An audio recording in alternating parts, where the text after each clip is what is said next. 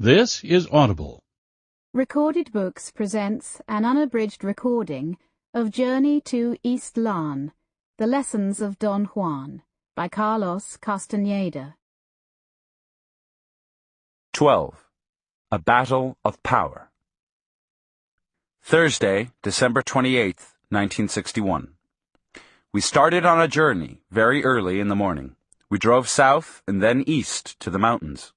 Don Juan had brought gourds with food and water. We ate in my car before we started walking. "Stick close to me," he said. "This is an unknown region to you, and there's no need to take chances. You're going in search of power, and everything you do counts. Watch the wind, especially towards the end of the day. Watch when it changes direction, and shift your position, so that I always shield you from it." "What are we going to do in these mountains, Don Juan?" "You're hunting power." "I mean, what are we going to do in particular?" "There's no plan when it comes to hunting power. Hunting power or hunting game is the same. A hunter hunts whatever presents itself to him. Thus he must always be in a state of readiness. You know about the wind, and now you may hunt power in the wind by yourself. But there are other things you don't know about, which are, like the wind, the center of power at certain times and at certain places. Power is a very peculiar affair," he said. "It's impossible to pin it down and say what it really is.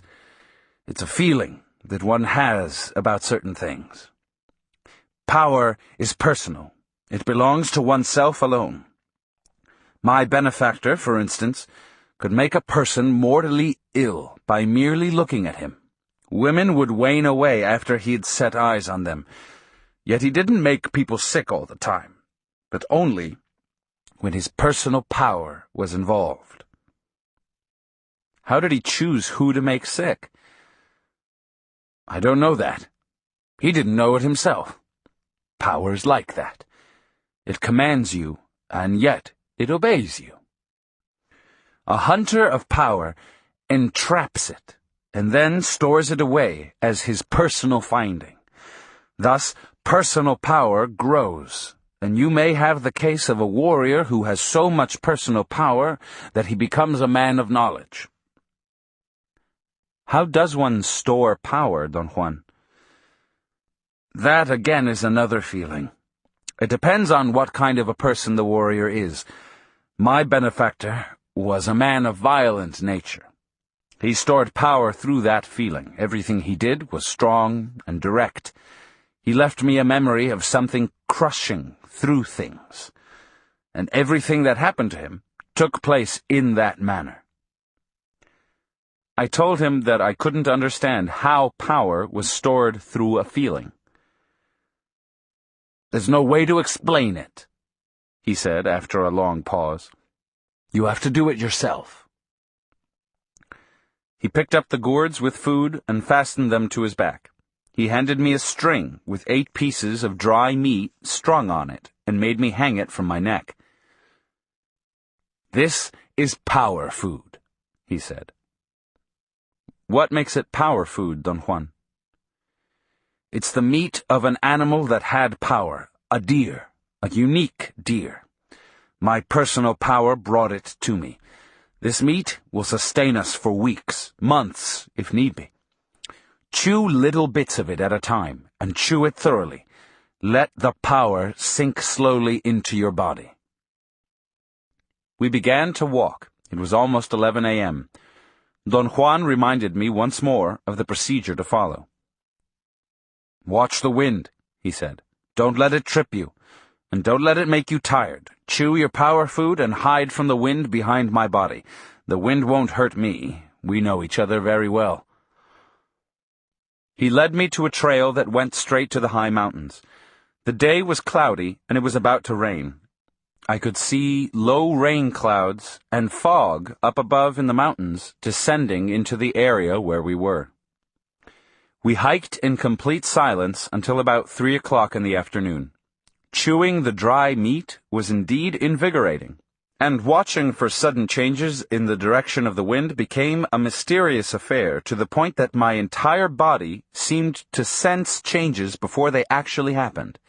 I had the feeling that I could detect waves of wind as a sort of pressure on my upper chest, on my bronchial tubes. Every time I was about to feel a gust of wind, my chest and throat would itch. Don Juan stopped for a moment and looked around. He appeared to be orienting himself, and then he turned to the right. I noticed that he was also chewing dry meat. I felt very fresh and wasn't tired at all. The task of being aware of shifts in the wind had been so consuming that I hadn't been aware of time. We walked into a deep ravine, and then up one side to a small plateau on the sheer side of an enormous mountain. We were quite high, almost to the top of the mountain. Don Juan climbed a huge rock at the end of the plateau and helped me up to it. The rock was placed in such a way as to look like a dome on top of precipitous walls. We slowly walked around it. Finally, I had to move around the rock on my seat, holding on to the surface with my heels and hands. I was soaked in perspiration and had to dry my hands repeatedly. From the other side, I could see a very large, shallow cave near the top of the mountain. It looked like a hall that had been carved out of the rock. It was sandstone, which had been weathered into a sort of balcony with 2 pillars. Don Juan said that we were going to camp there, that it was a very safe place because it was too shallow to be a den for lions or any other predators, too open to be a nest for rats, and too windy for insects. He laughed and said that it was an ideal place for men, since no other living creatures could stand it. He climbed up to it like a mountain goat. I marveled at his stupendous agility. I slowly dragged myself down the rock on my seat and then tried to run up the side of the mountain in order to reach the ledge. The last few yards completely exhausted me. I kiddingly asked Don Juan how old he really was. I thought that in order to reach the ledge the way he had done it, one had to be extremely fit and young. "I'm as young as I want to be," he said. "This again is a matter of personal power. If you store power, your body can perform unbelievable feats. On the other hand, if you dissipate power, you'll be a fat old man in no time at all." The length of the ledge was oriented along an east-west line. The open side of the balcony-like formation was to the south. I walked to the west end. The view was superb. The rain had circumvented us. It looked like a sheet of transparent material hung over the low land. Don Juan said that we had enough time to build a shelter. He told me to make a pile of as many rocks as I could carry onto the ledge, while he gathered some branches for a roof. In an hour, he had built a wall about a foot thick on the east end of the ledge. It was about 2 feet long and 3 feet high. He wove and tied some bundles of branches he had collected and made a roof, securing it onto 2 long poles that ended in forks. There was another pole of the same length that was affixed to the roof itself and which supported it on the opposite side of the wall. The structure looked like a high table with 3 legs. Don Juan sat cross-legged under it, on the very edge of the balcony. He told me to sit next to him, to his right. We remained quiet for a while. Don Juan broke the silence. He said in a whisper that we had to act as if nothing was out of the ordinary.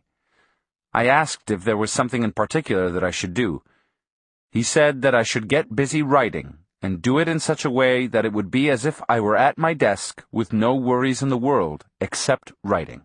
At a given moment, he was going to nudge me, and then I should look where he was pointing with his eyes. He warned me that no matter what I saw, I shouldn't utter a single word. Only he could talk with impunity, because he was known to all the powers in those mountains. I followed his instructions and wrote for over an hour. I became immersed in my task. Suddenly, I felt a soft tap on my arm, and saw Don Juan's eyes and head move to point out a bank of fog about 200 yards away, which was descending from the top of the mountain. Don Juan whispered in my ear with a tone barely audible even at that close range. "Move your eyes back and forth along the bank of fog," he said. but don't look at it directly. Blink your eyes, and don't focus them on the fog. When you see a green spot on the bank of fog, point it out to me with your eyes." I moved my eyes from left to right along the bank of fog that was slowly coming down to us. Perhaps half an hour went by. It was getting dark. The fog moved extremely slowly. At one moment, I had the sudden feeling that I detected a faint glow to my right. At first, I thought that I had seen a patch of green shrubbery through the fog. When I looked at it directly, I didn't notice anything, but when I looked without focusing, I could detect a vague greenish area. I pointed it out to Don Juan. He squinted his eyes and stared at it. "Focus your eyes on that spot," he whispered in my ear. "Look without blinking until you see." I wanted to ask what I was supposed to see, but he glared at me as if to remind me that I shouldn't talk. I stared again. The bit of fog that had come down from above hung as if it were a piece of solid matter. It was lined up right at the spot where I'd noticed the green tint. As my eyes became tired again, and I squinted, I saw, at first, the bit of fog superimposed on the fog bank, and then I saw a thin strip of fog in between that looked like a thin, unsupported structure, a bridge joining the mountain above me and the bank of fog in front of me. For a moment, I thought I could see the transparent fog, which was being blown down from the top of the mountain, going by the bridge without disturbing it.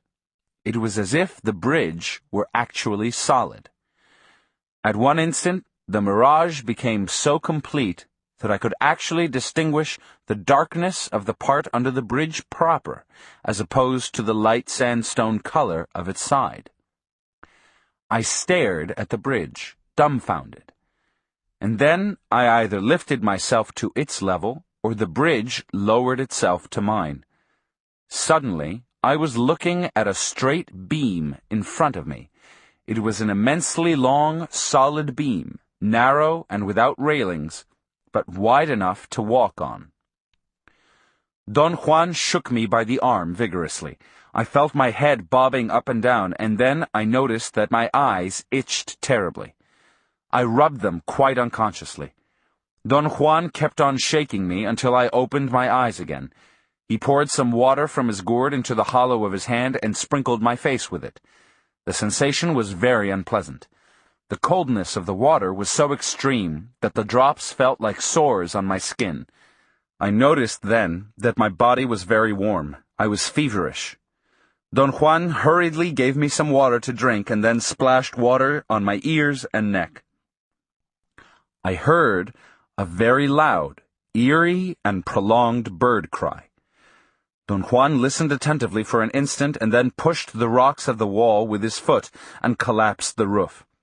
He threw the roof into the shrubs and tossed all the rocks one by one over the side. He whispered in my ear, "Drink some water and chew your dry meat. We can't stay here. That cry was not a bird." We climbed down the ledge and began to walk in an easterly direction. In no time at all, it was so dark that it was as if there were a curtain in front of my eyes. The fog was like an impenetrable barrier. I'd never realized how crippling the fog was at night. I couldn't conceive how Don Juan walked. I held on to his arm as if I were blind. Somehow, I had the feeling I was walking on the edge of a precipice. My legs refused to move on. My reason trusted Don Juan, and I was rationally willing to go on, but my body was not, and Don Juan had to drag me in total darkness. He must have known the terrain to ultimate perfection. He stopped at a certain point and made me sit down. I didn't dare let go of his arm. My body felt, beyond the shadow of a doubt, that I was sitting on a barren, dome-like mountain, and if I moved an inch to my right, I would fall beyond the tolerance point into an abysm. I was absolutely sure I was sitting on a curved mountainside because my body moved unconsciously to the right. I thought it did so in order to keep its verticality, so I tried to compensate by leaning to the left against Don Juan as far as I could. Don Juan suddenly moved away from me, and without the support of his body, I fell on the ground. Touching the ground restored my sense of equilibrium. I was lying on a flat area. I began to reconnoiter my immediate surroundings by touch. I recognized dry leaves and twigs. There was a sudden flash of lightning that illuminated the whole area and tremendous thunder. I saw Don Juan standing to my left. I saw huge trees and a cave a few feet behind him. Don Juan told me to get into the hole. I crawled into it and sat down with my back against the rock. I felt Don Juan leaning over to whisper that I had to be totally silent. There were 3 flashes of lightning, one after the other. In a glance, I saw Don Juan sitting cross-legged to my left. The cave was a concave formation, big enough for 2 or 3 persons to sit in. The hole seemed to have been carved at the bottom of a boulder. I felt that it had indeed been wise of me to have crawled into it, because if I had been walking, I would have knocked my head against the rock. The brilliancy of the lightning gave me an idea of how thick the bank of fog was. I noticed the trunks of enormous trees as dark silhouettes against the opaque, light gray mass of the fog. Don Juan whispered that the fog and the lightning were in cahoots with each other, and I had to keep an exhausting vigil because I was engaged in a battle of power. At that moment, a stupendous flash of lightning rendered the whole scenery phantasmagorical. The fog was like a white filter that frosted the light of the electrical discharge and diffused it uniformly. The fog was like a dense, whitish substance hanging between the tall trees, but right in front of me at the ground level, the fog was thinning out. I plainly distinguished the features of the terrain. We were in a pine forest. Very tall trees surrounded us. They were so extremely big that I could have sworn we were in the redwoods, if I hadn't previously known our whereabouts. There was a barrage of lightning that lasted several minutes. Each flash made the features I'd already observed more discernible. Right in front of me, I saw a definite trail. There was no vegetation on it. It seemed to end in an area clear of trees. There were so many flashes of lightning that I couldn't keep track of where they were coming from. The scenery, however, had been so profusely illuminated that I felt much more at ease. My fears and uncertainties had vanished as soon as there had been enough light to lift the heavy curtain of darkness. So when there was a long pause between the flashes of lightning, I was no longer disoriented by the blackness around me. Don Juan whispered that I had probably done enough watching, and that I had to focus my attention on the sound of thunder. I realized, to my amazement, that I hadn't paid any attention to thunder at all, in spite of the fact that it had really been tremendous. Don Juan added that I should follow the sound and look in the direction where I thought it came from. There were no longer barrages of lightning and thunder, but only sporadic flashes of intense light and sound. The thunder seemed to always come from my right. The fog was lifting, and I, already being accustomed to the pitch black, could distinguish masses of vegetation. The lightning and thunder continued, and suddenly the whole right side opened up, and I could see the sky. The electrical storm seemed to be moving towards my right. There was another flash of lightning, and I saw a distant mountain to my extreme right. The light illuminated the background, silhouetting the bulky mass of the mountain. I saw trees on top of it. They looked like neat black cutouts, superimposed on the brilliantly white sky. I even saw cumulus clouds over the mountains. The fog had cleared completely around us. There was a steady wind, and I could hear the rustling of leaves in the big trees to my left. The electrical storm was too distant to illuminate the trees, but their dark masses remained discernible. The light of the storm allowed me to establish, however, that there was a range of distant mountains to my right, and that the forest was limited to the left side. It seemed that I was looking down into a dark valley, which I couldn't see at all. The range over which the electrical storm was taking place was on the opposite side of the valley. Then it began to rain. I pressed back against the rock as far as I could. My hat served as a good protection. I was sitting with my knees to my chest, and only my calves and shoes got wet. It rained for a long time. The rain was lukewarm. I felt it on my feet. And then I fell asleep. The noises of birds woke me up. I looked around for Don Juan. He wasn't there. Ordinarily, I would have wondered whether he had left me there alone, but the shock of seeing my surroundings nearly paralyzed me. I stood up. My legs were soaking wet. The brim of my hat was soggy, and there was still some water in it that spilled over me. I wasn't in a cave at all, but under some thick bushes. I experienced a moment of unparalleled confusion. I was standing on a flat piece of land between two small dirt hills covered with bushes. There were no trees to my left and no valley to my right. Right in front of me, where I'd seen the path in the forest, there was a gigantic bush. I refused to believe what I was witnessing. The incongruency of my two versions of reality made me grapple for any kind of explanation. It occurred to me that it was perfectly possible that I had slept so soundly that Don Juan might have carried me on his back to another place without waking me. I examined the spot where I'd been sleeping. The ground there was dry, and so was the ground on the spot next to it, where Don Juan had been. I called him a couple of times, and then had an attack of anxiety and bellowed his name as loud as I could. He came out from behind some bushes. I immediately became aware that he knew what was going on. His smile was so mischievous that I ended up smiling myself.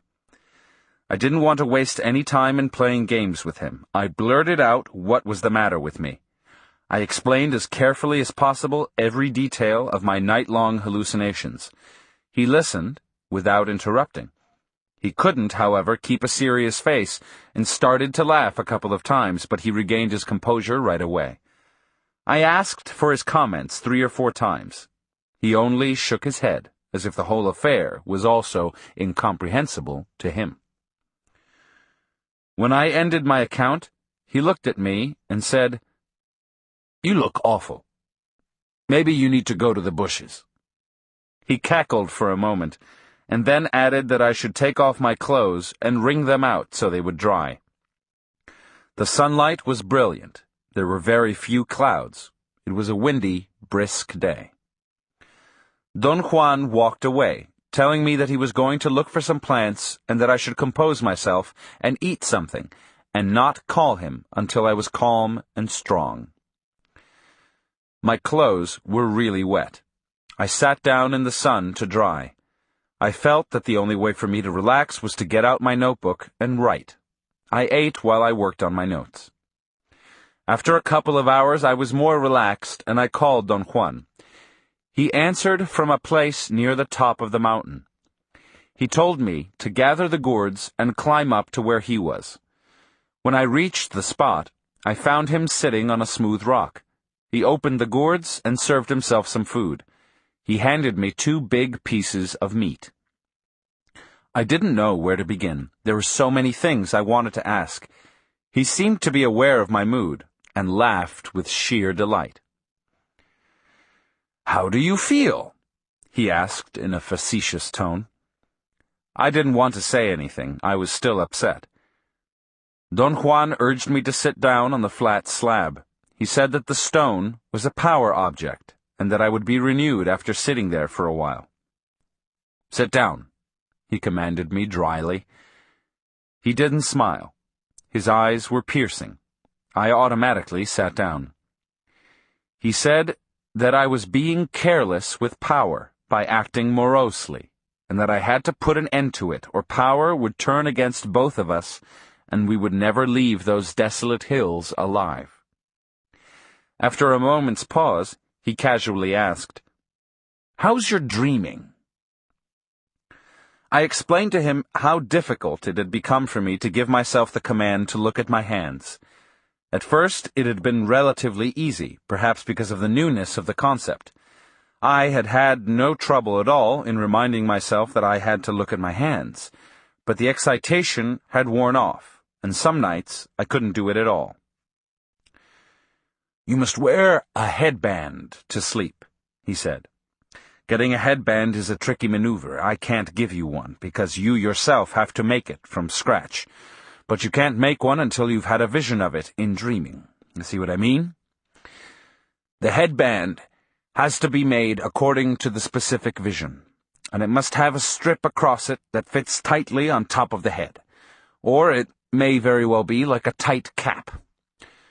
Dreaming is easier when one wears a power object on top of the head. You could wear your hat or put on a cowl like a friar and go to sleep. But those items would only cause intense dreams, not dreaming." He was silent for a moment and then proceeded to tell me in a fast barrage of words that the vision of the headband didn't have to occur only in dreaming, but could happen in states of wakefulness and as a result of any far-fetched and totally unrelated event, such as watching the flight of birds, the movement of water, the clouds, and so on. "A hunter of power watches everything," he went on, "and everything tells him some secret." "But how can one be sure that things are telling secrets?" I asked. I thought he may have had a specific formula that allowed him to make correct interpretations. "The only way to be sure is by following all the instructions I've been giving you, starting from the first day you came to see me," he said. "In order to have power, one must live with power." He smiled benevolently. He seemed to have lost his fierceness. He even nudged me lightly on the arm. "Eat your power food," he urged me. I began to chew some dry meat, and at that moment I had the sudden realization that perhaps the dry meat contained a psychotropic substance, hence the hallucinations. For a moment, I felt almost relieved. If he had put something in the meat, my mirages were perfectly understandable. I asked him to tell me if there was anything at all in the power meat. He laughed, but didn't answer me directly. I insisted, assuring him that I wasn't angry or even annoyed, but that I had to know so that I could explain the events of the previous night to my own satisfaction. I urged him, coaxed him, and finally begged him to tell me the truth. "You're quite cracked," he said, shaking his head in a gesture of disbelief. "You have an insidious tendency. You persist in trying to explain everything to your satisfaction. There's nothing in the meat except power. The power wasn't put there by me or by any other man, but by power itself. It's the dry meat of a deer, and that deer was a gift to me, in the same way a certain rabbit was a gift to you not too long ago. Neither you nor I put anything in the rabbit. I didn't ask you to dry the rabbit's meat because that act required more power than you had. However, I did tell you to eat the meat. You didn't eat much of it because of your own stupidity. What happened to you last night was neither a joke nor a prank. You had an encounter with power. The fog, the darkness, the lightning, the thunder, and the rain were all part of a great battle of power. You had the luck of a fool. A warrior would give anything to have such a battle. My argument was that the whole event couldn't be a battle of power because it hadn't been real. "And what is real?" Don Juan asked me very calmly. "This, what we're looking at, is real," I said, pointing to the surroundings. But so was the bridge you saw last night, and so was the forest and everything else. But if they were real, where are they now? They're here. If you had enough power, you could call them back. Right now, you can't do that, because you think it's very helpful to keep on doubting and nagging. It isn't, my friend. It isn't. There are worlds upon worlds, right here in front of us, and they're nothing to laugh at. Last night, if I hadn't grabbed your arm, you would have walked on that bridge whether you wanted to or not, and earlier I had to protect you from the wind that was seeking you out. What would have happened if you hadn't protected me? Since you don't have enough power, the wind would have made you lose your way, and perhaps even killed you by pushing you into a ravine. But the fog was the real thing last night. Two things could have happened to you in the fog. You could have walked across the bridge to the other side, or you could have fallen to your death. Either would have depended on power. One thing, however, would have been for sure. If I hadn't protected you, you would have had to walk on that bridge regardless of anything. That is the nature of power. As I told you before, it commands you, and yet it is at your command. Last night, for instance, the power would have forced you to walk across the bridge, and then it would have been at your command to sustain you while you were walking. I stopped you because I know you don't have the means to use power, and without power the bridge would have collapsed. Did you see the bridge yourself, Don Juan? No, I just saw power. It may have been anything. Power, for you, this time, was a bridge. I don't know why a bridge. We are most mysterious creatures. Have you ever seen a bridge in the fog, Don Juan? Never. But that's because I'm not like you. I saw other things. My battles of power are very different from yours. What did you see, Don Juan? Can you tell me? I saw my enemies during my first battle of power in the fog. You have no enemies. You don't hate people. I did at that time. I indulged in hating people. I don't do that anymore. I vanquished my hate. But at that time, my hate nearly destroyed me. Your battle of power, on the other hand, was neat. It didn't consume you. You are consuming yourself now with your own crappy thoughts and doubts. That's your way of indulging yourself. The fog was impeccable with you. You have an affinity with it. It gave you a stupendous bridge, and that bridge will be there in the fog from now on. It will reveal itself to you over and over, until someday you'll have to cross it. I strongly recommend that from this day on you don't walk into foggy areas by yourself until you know what you're doing. Power is a very weird affair. In order to have it and command it, one must have power to begin with. It's possible, however, to store it, little by little, until one has enough to sustain oneself in a battle of power. What is a battle of power? What happened to you last night was the beginning of a battle of power. The scenes that you beheld were the seat of power. Someday they'll make sense to you. Those scenes are most meaningful. Can you tell me their meaning yourself, Don Juan? No. Those scenes are your own personal conquests, which you can't share with anyone. But what happened last night was only the beginning. A skirmish. The real battle will take place when you cross that bridge. What's on the other side? Only you will know that. And only you will know what's at the end of that trail through the forest. But all that is something that may or may not happen to you. In order to journey through those unknown trails and bridges, one must have enough power of one's own. What happens if one doesn't have enough power? Death is always waiting, and when the warrior's power wanes, death simply taps him. Thus, to venture into the unknown without any power is stupid. One will only find death. I wasn't really listening. I kept on playing with the idea that the dry meat may have been the agent that had caused the hallucinations. It appeased me to indulge in that thought. "Don't tax yourself trying to figure it out," he said, as if he were reading my thoughts. "The world is a mystery. This, what you're looking at, is not all there is to it. There's much more to the world, so much more, in fact, that it's endless. So when you're trying to figure it out, all you're really doing is trying to make the world familiar. You and I are right here, in the world that you call real, simply because we both know it. You don't know the world of power, therefore you can't make it into a familiar scene. You know that I really can't argue your point," I said, "but my mind can't accept it either."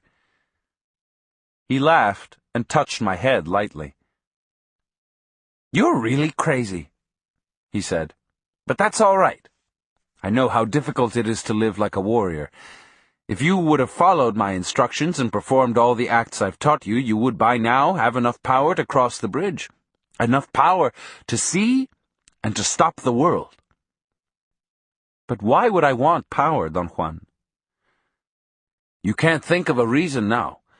However, if you would store enough power, the power itself will find you a good reason. Sounds crazy, doesn't it?" "Why did you want power yourself, Don Juan?" "I'm like you. I didn't want it. I couldn't find a reason to have it. I had all the doubts that you have, and never followed the instructions I was given, or I never thought I did. Yet, in spite of my stupidity, I stored enough power, and one day, my personal power made the world collapse." "But why would anyone wish to stop the world?" "Nobody does, that's the point. It just happens. And once you know what it's like to stop the world, you realize there is a reason for it. You see, one of the arts of the warrior is to collapse the world for a specific reason and then restore it again in order to keep on living." I told him that perhaps the surest way to help me would be to give me an example of a specific reason for collapsing the world. He remained silent for some time. He seemed to be thinking what to say.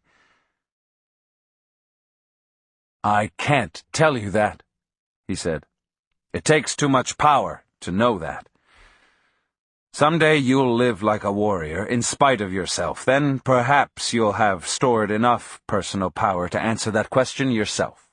I've taught you nearly everything a warrior needs to know in order to start off in the world storing power by himself.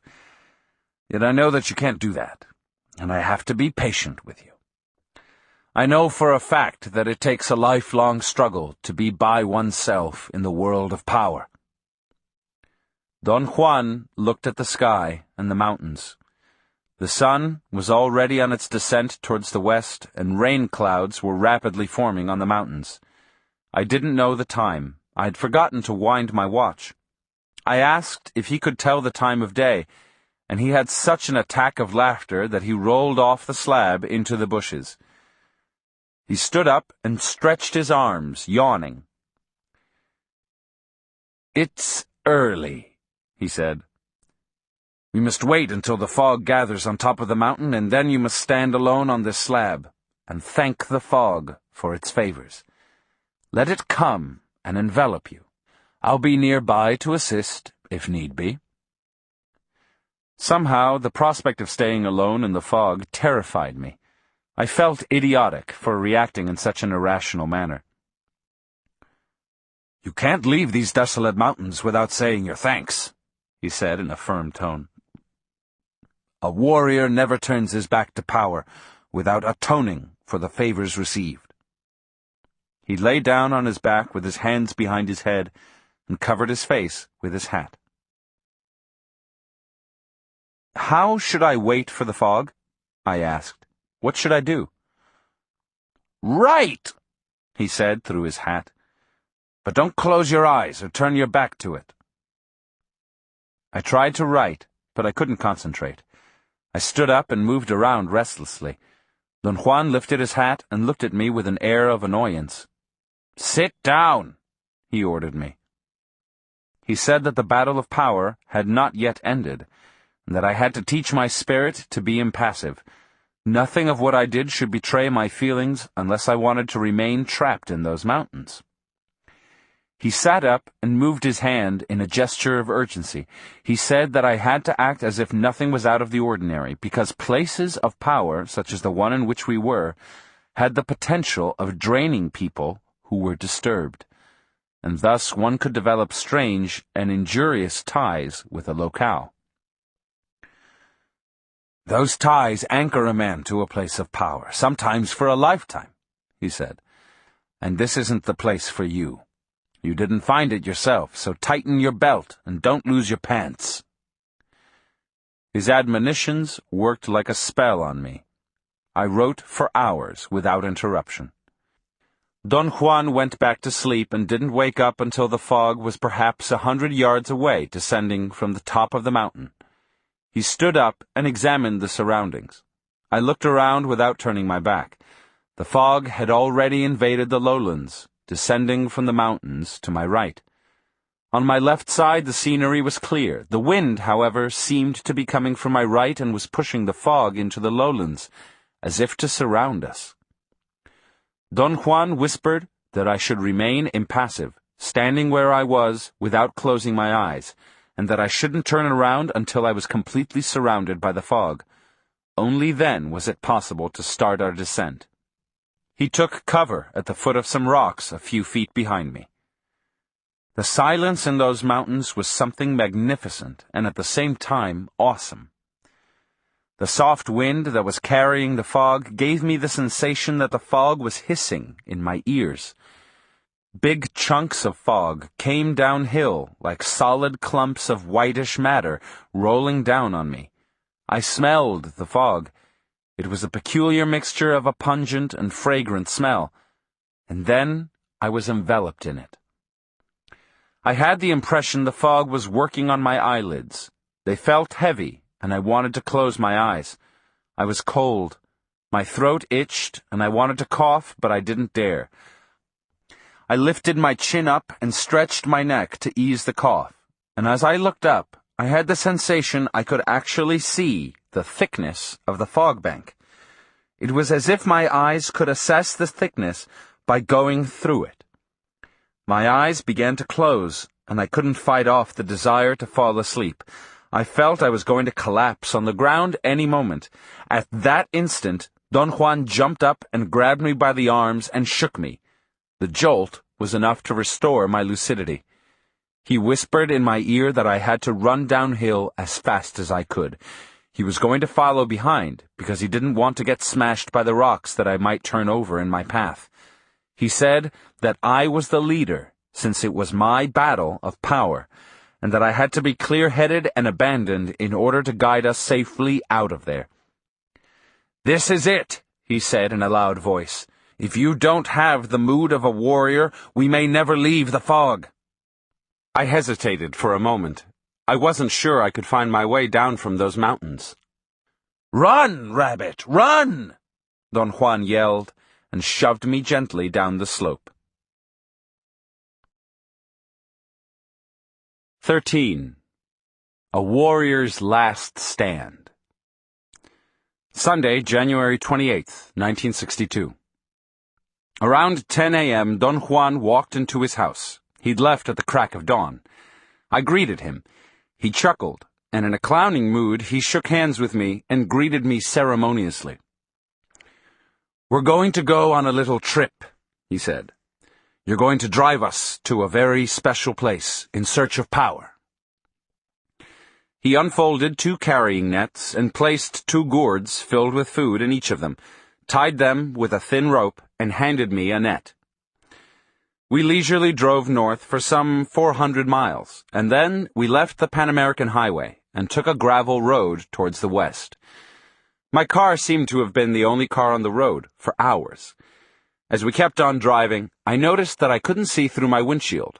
I strained desperately to look at the surroundings, but it was too dark, and my windshield was overlaid with crushed insects and dust.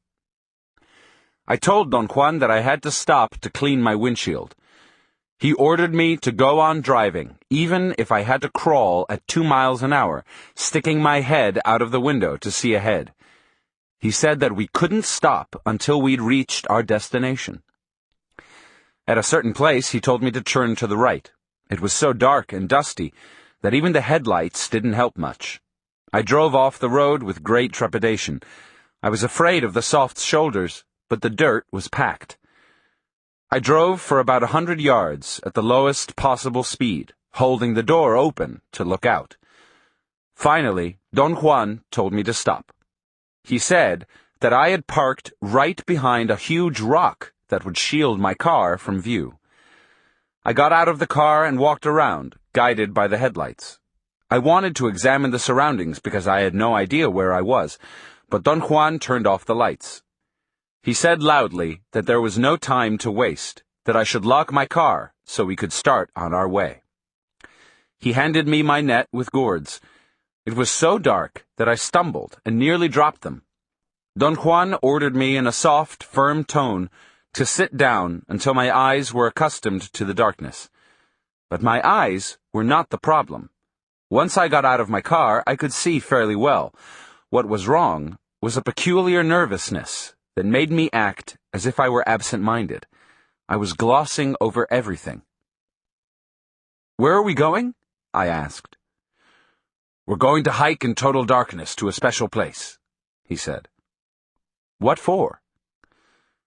"To find out for sure whether or not you're capable of continuing to hunt power." I asked him if what he was proposing was a test, and if I failed the test, would he still talk to me and tell me about his knowledge? He listened without interrupting. He said that what we were doing was not a test, that we were waiting for an omen, and if the omen didn't come, the conclusion would be that I hadn't succeeded in hunting power, in which case I would be free from any further imposition, free to be as stupid as I wanted. He said that no matter what happened, he was my friend, and he would always talk to me. Somehow, I knew I was going to fail. "The omen won't come," I said jokingly. "I know it. I have a little power." He laughed and patted me on the back gently. "Don't you worry," he retorted. "The omen will come, I know it. I have more power than you." He found his statement hilarious. He slapped his thighs and clapped his hands and roared with laughter. Don Juan tied my carrying net to my back and said that I should walk one step behind him and step in his tracks as much as possible. In a very dramatic tone, he whispered, "This is a walk for power, so everything counts." He said that if I would walk in his footsteps, the power that he was dissipating as he walked would be transmitted to me. I looked at my watch. It was 11 p.m. He made me line up like a soldier at attention. Then he pushed my right leg to the front and made me stand as if I'd just taken a step forward. He lined up in front of me in the same position and then began to walk after repeating the instructions that I should try to match his footsteps to perfection. He said in a clear whisper that I shouldn't concern myself with anything else except stepping in his tracks. I shouldn't look ahead or to the side, but at the ground where he was walking. He started off at a very relaxed pace. I'd no trouble at all following him. We were walking on relatively hard ground. For about 30 yards I maintained his pace and I matched his steps perfectly. Then I glanced to the side for an instant, and the next thing I knew, I had bumped into him. He giggled and assured me that I hadn't injured his ankle at all when I'd stepped on it with my big shoes, but if I were going to keep on blundering, one of us would be a cripple by morning. He said, laughing in a very low but firm voice, that he didn't intend to get hurt by my stupidity and lack of concentration, and that if I stepped on him again, I would have to walk barefoot. "I can't walk without shoes," I said in a loud, raspy voice. Don Juan doubled up with laughter, and we had to wait until he'd stopped. He assured me again that he had meant what he said. We were journeying to tap power, and things had to be perfect. The prospect of walking in the desert without shoes scared me beyond belief. Don Juan joked that my family were probably the type of farmers that didn't take off their shoes even to go to bed. He was right, of course. I'd never walked barefoot, and to walk in the desert without shoes would have been suicidal for me. "This desert is oozing power," Don Juan whispered in my ear. "There's no time for being timid." We started walking again. Don Juan kept an easy pace. After a while, I noticed that we had left the hard ground, and we were walking on soft sand. Don Juan's feet sank into it and left deep tracks. We walked for hours before Don Juan came to a halt. He didn't stop suddenly, but warned me ahead of time that he was going to stop so I wouldn't bump into him. The terrain had become hard again, and it seemed that we were going up an incline. Don Juan said that if I needed to go to the bushes, I should do it, because from then on we had a solid stretch without a single pause. I looked at my watch. It was 1 a.m. After a 10 or 15-minute rest, Don Juan made me line up, and we began to walk again. He was right. It was a dreadful stretch. I'd never done anything that demanded so much concentration. Don Juan's pace was so fast, and the tension of watching every step mounted to such heights that at a given moment I couldn't feel that I was walking anymore. I couldn't feel my feet or my legs. It was as if I were walking on air, and some force were carrying me on and on. My concentration had been so total that I didn't notice the gradual change in light. Suddenly I became aware that I could see Don Juan in front of me. I could see his feet and his tracks, instead of half-guessing as I'd done most of the night. At a given moment he unexpectedly jumped to the side, and my momentum carried me for about 20 yards further. As I slowed down, my legs became weak and started to shake until finally I collapsed on the ground. I looked up at Don Juan, who was calmly examining me. He didn't seem to be tired. I was panting for breath and soaked in cold perspiration. Don Juan twirled me around in my lying position by pulling me by the arm. He said that if I wanted to regain my strength, I had to lie with my head towards the east. Little by little, I relaxed and rested my aching body. Finally, I had enough energy to stand up. I wanted to look at my watch, but he prevented me by putting his hand over my wrist. He very gently turned me around to face the east and said that there was no need for my confounded timepiece, that we were on magical time, and that we were going to find out for sure whether or not I was capable of pursuing power. I looked around. We were on top of a very large, high hill. I wanted to walk towards something that looked like an edge or a crevice in the rock, but Don Juan jumped and held me down. He ordered me imperatively to stay on the place I had fallen until the sun had come out from behind some black mountain peaks a short distance away. He pointed to the east and called my attention to a heavy bank of clouds over the horizon. He said that it would be a proper omen if the winds blew the clouds away in time for the first rays of sun to hit my body on the hilltop. He told me to stand still with my right leg in front, as if I were walking, and not to look directly at the horizon, but to look without focusing. My legs became very stiff, and my calves hurt. It was an agonizing position, and my leg muscles were too sore to support me. I held on as long as I could. I was about to collapse. My legs were shivering uncontrollably when Don Juan called the whole thing off. He helped me to sit down.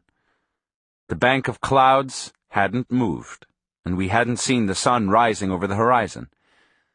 Don Juan's only comment was, "Too bad." I didn't want to ask right off what the real implications of my failure were, but knowing Don Juan, I was sure he had to follow the dictum of his omens, and there had been no omen that morning. The pain in my calves vanished, and I felt a wave of well-being. I began to trot in order to loosen up my muscles. Don Juan told me very softly to run up an adjacent hill and gather some leaves from a specific bush and rub my legs in order to alleviate the muscular pain. From where I stood, I could very plainly see a large, lush green bush. The leaves seemed to be very moist. I had used them before. I never felt that they had helped me, but Don Juan had always maintained that the effect of really friendly plants was so subtle that one could hardly notice it, yet they always produced the results they were supposed to. I ran down the hill and up the other. When I got to the top, I realized that the exertion had almost been too much for me. I had a hard time catching my breath and my stomach was upset. I squatted and then crouched over for a moment until I felt relaxed. Then I stood up and reached over to pick the leaves he'd asked me to. But I couldn't find the bush. I looked around. I was sure I was on the right spot. But there was nothing in that area of the hilltop that even vaguely resembled that particular plant. Yet that had to be the spot where I'd seen it. Any other place would have been out of range for anyone looking from where Don Juan was standing. I gave up the search and walked to the other hill. Don Juan smiled benevolently as I explained my mistake. "Why do you call it a mistake?" he asked. "Obviously the bush isn't there," I said. "But you saw it, didn't you?" "I thought I did." "What do you see in its place now?" "Nothing." There was absolutely no vegetation on the spot where I thought I had seen the plant. I attempted to explain what I'd seen as a visual distortion, a sort of mirage. I'd really been exhausted, and because of my exhaustion I may have easily believed I was seeing something that I expected to be there, but which wasn't there at all. Don Juan chuckled softly and stared at me for a brief moment. "I see no mistake," he said. "The plant is there, on that hilltop." It was my turn to laugh. I scanned the whole area carefully. There were no such plants in view, and what I had experienced was, to the best of my knowledge, a hallucination. Don Juan very calmly began to descend the hill and signaled me to follow. We climbed together to the other hilltop and stood right where I thought I had seen the bush. I chuckled with the absolute certainty I was right. Don Juan also chuckled. "Walk to the other side of the hill," Don Juan said. "You'll find the plant there." I brought up the point that the other side of the hill had been outside my field of vision, that a plant may be there, but that didn't mean anything. Don Juan signaled me with a movement of his head to follow him. He walked around the top of the hill instead of going directly across, and dramatically stood by a green bush without looking at it. He turned and looked at me. It was a peculiarly piercing glance. "There must be hundreds of such plants around here," I said. Don Juan very patiently descended the other side of the hill with me trailing along. We looked everywhere for a similar bush, but there was none in sight. We covered about a quarter of a mile before we came upon another plant. Without saying a word, Don Juan led me back to the first hilltop. We stood there for a moment, and then he guided me on another excursion to look for the plant, but in the opposite direction. We combed the area and found 2 more bushes, perhaps a mile away. They'd grown together and stuck out as a patch of intense, rich green, more lush than all the other surrounding bushes. Don Juan looked at me with a serious expression. I didn't know what to think of it. "This is a very strange omen," he said. We returned to the first hilltop, making a wide detour in order to approach it from a new direction. He seemed to be going out of his way to prove to me that there were very few such plants around there. We didn't find any of them on our way. When we reached the hilltop, we sat down in complete silence. Don Juan untied his gourds. "You'll feel better after eating," he said. He couldn't hide his delight. He had a beaming grin as he patted me on the head. I felt disoriented. The new developments were disturbing, but I was too hungry and tired to really ponder upon them. After eating, I felt very sleepy. Don Juan urged me to use the technique of looking without focusing in order to find a suitable spot to sleep on the hilltop where I'd seen the bush. I selected one. He picked up the debris from the spot and made a circle with it, the size of my body. Very gently, he pulled some fresh branches from the bushes and swept the area inside the circle. He only went through the motions of sweeping. He didn't really touch the ground with the branches. He then removed all the surface rocks from the area inside the circle and placed them in the center, after meticulously sorting them by size into 2 piles of equal number. "What are you doing with those rocks?" I asked. "They aren't rocks," he said. "They are strings. They will hold your spot suspended." He took the smaller rocks and marked the circumference of the circle with them. He spaced them evenly, and with the aid of a stick, he secured each rock firmly in the ground, as if he were a mason. He didn't let me come inside the circle, but told me to walk around and watch what he did. He counted 18 rocks, following a counterclockwise direction. "Now, run down to the bottom of the hill and wait," he said, "and I'll come to the edge and see if you're standing in the appropriate spot." "What are you going to do?" "I'm going to toss each of these strings to you," he said, pointing to the pile of bigger rocks. "And you have to place them in the ground at the spot I'll indicate in the same manner I've placed the other ones. You must be infinitely careful. When one's dealing with power, one has to be perfect. Mistakes are deadly here. Each of these is a string that could kill us if we leave it around loose. So you simply can't make any mistakes. You must fix your gaze on the spot where I'll throw the string. If you get distracted by anything at all, the string will become an ordinary rock, and you won't be able to tell it apart from the other rocks lying around." I suggested that it would be easier if I carried the strings downhill one at a time. Don Juan laughed and shook his head negatively. "These are strings," he insisted, "and they have to be tossed by me and have to be picked up by you." It took hours to fulfill the task. The degree of concentration needed was excruciating. Don Juan reminded me every time to be attentive and focus my gaze. He was right in doing so. To pick out a specific rock that came hurtling downhill, displacing other rocks in its way, was indeed a maddening affair. When I had completely closed the circle and walked to the top, I thought I was about to drop dead. Don Juan had picked some small branches and had matted the circle.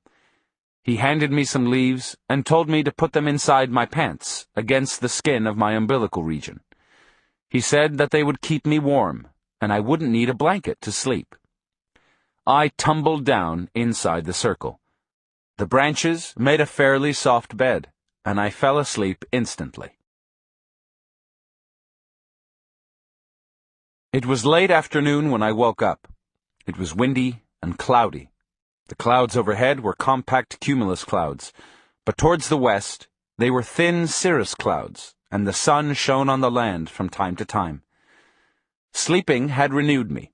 I felt invigorated and happy. The wind didn't bother me. I wasn't cold. I propped my head up with my arms and looked around. I hadn't noticed before, but the hilltop was quite high. The view towards the west was impressive. I could see a vast area of low hills and then the desert.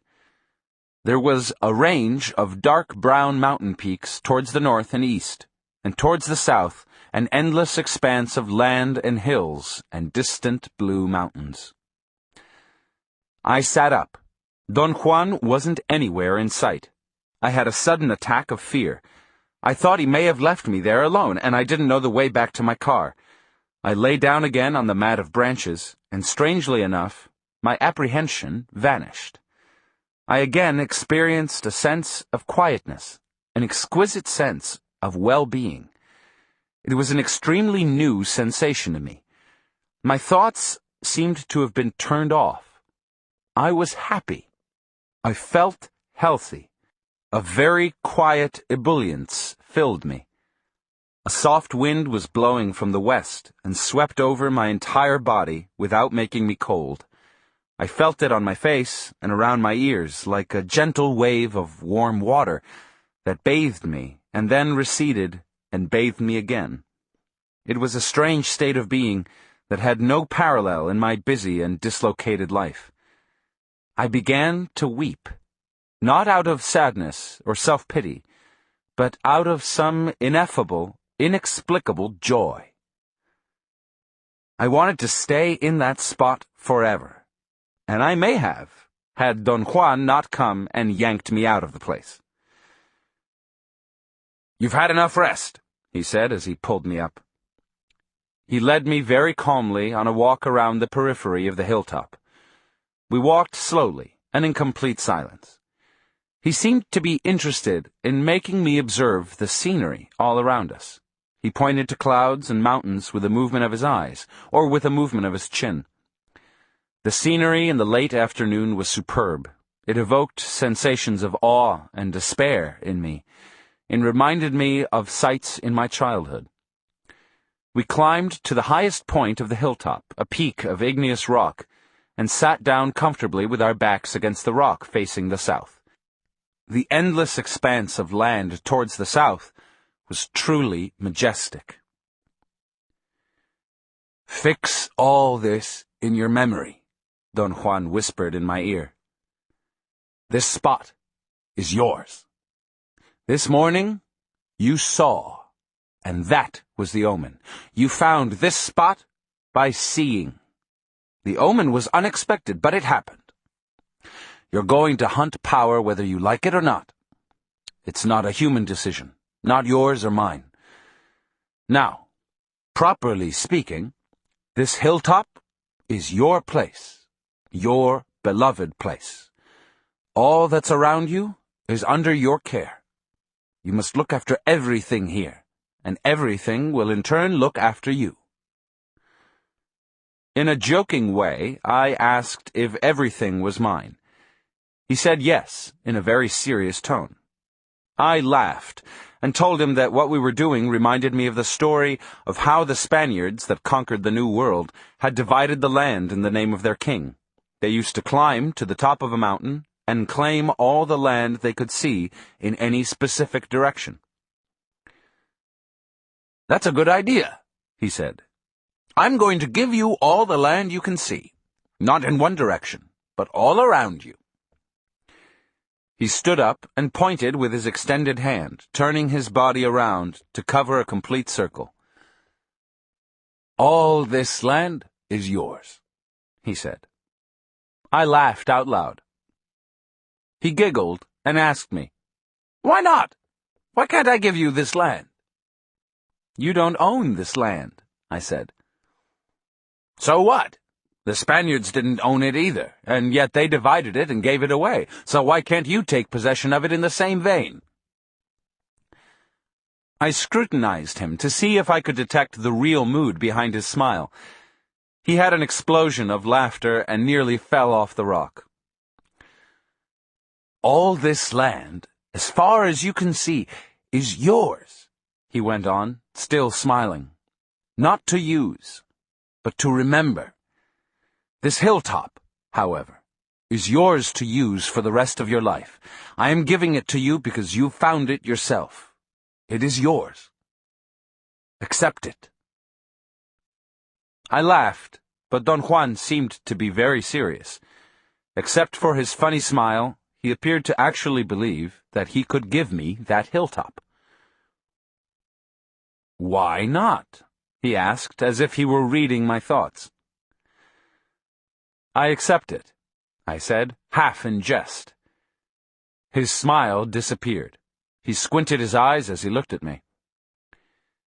"Every rock and pebble and bush on this hill, especially on the top, is under your care," he said. "Every worm that lives here is your friend. You can use them, and they can use you. We remained silent for a few minutes. My thoughts were unusually scarce.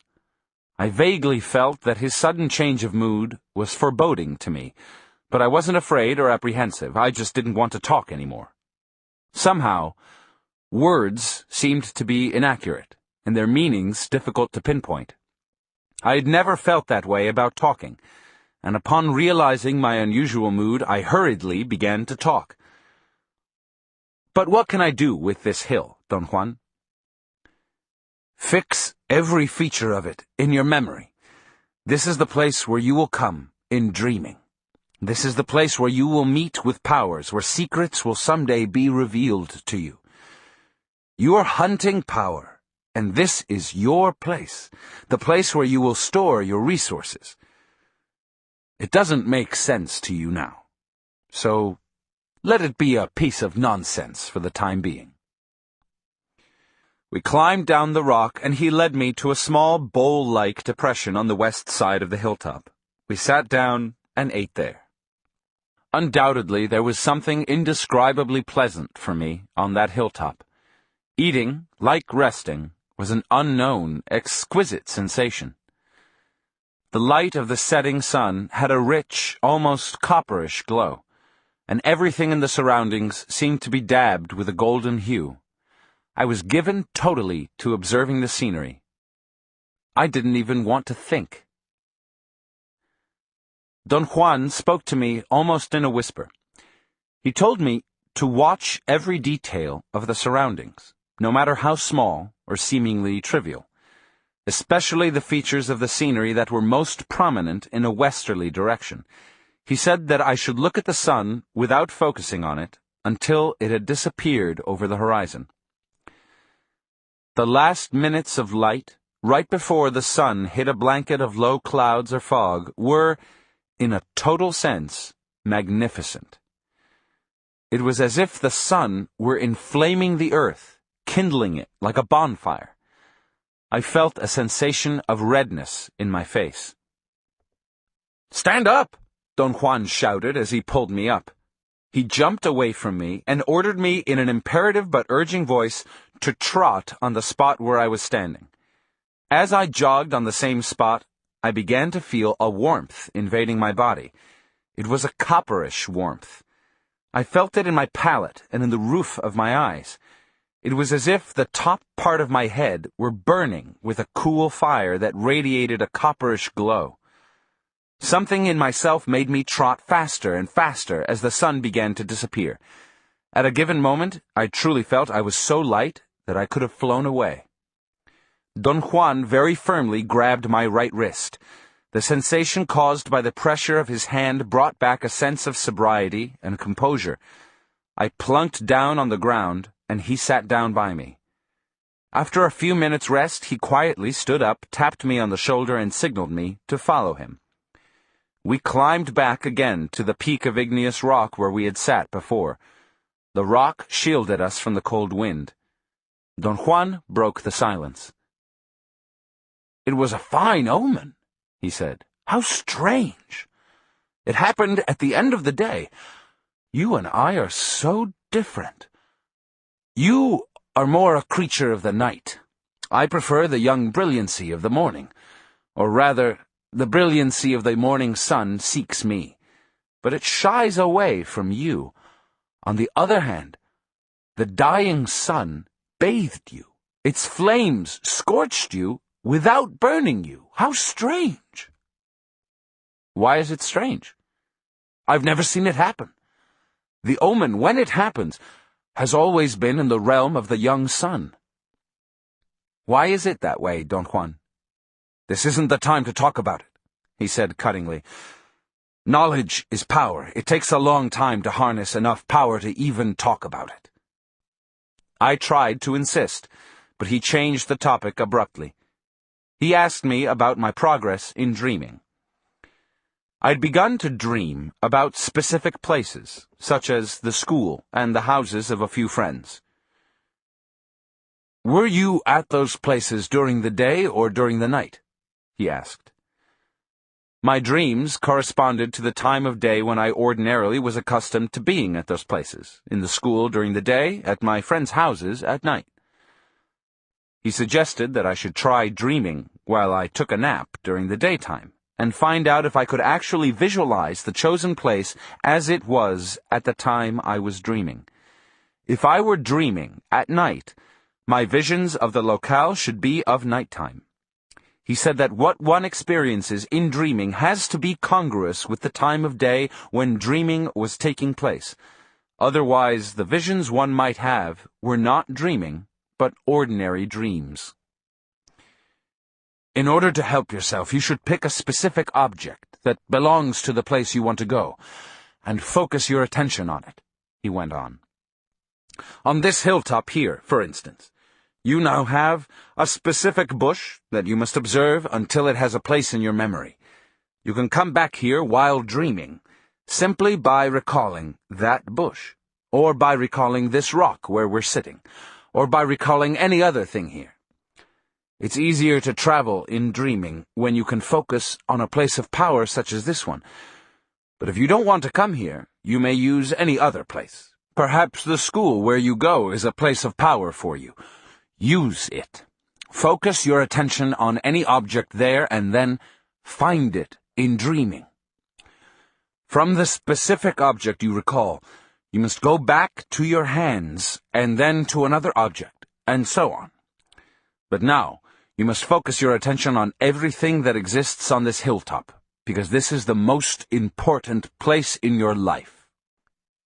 He looked at me as if judging the effect of his words. "This is the place where you will die," he said in a soft voice.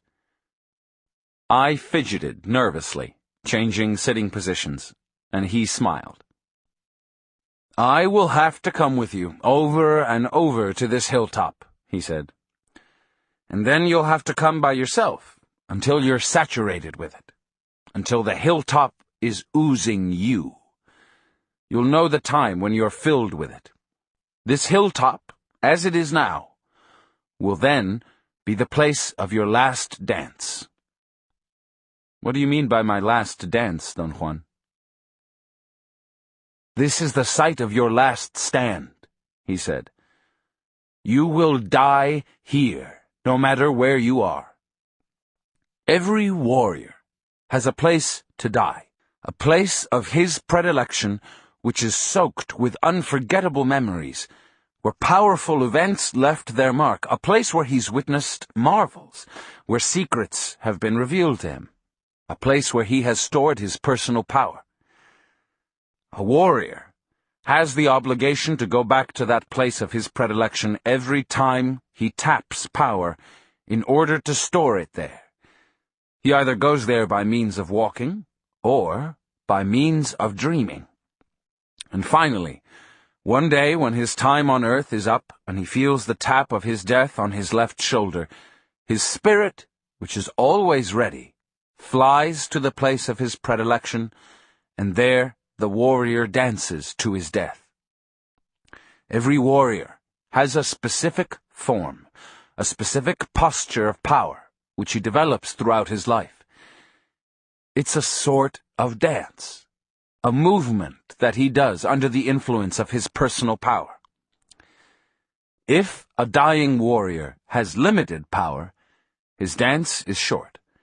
If his power is grandiose, his dance is magnificent.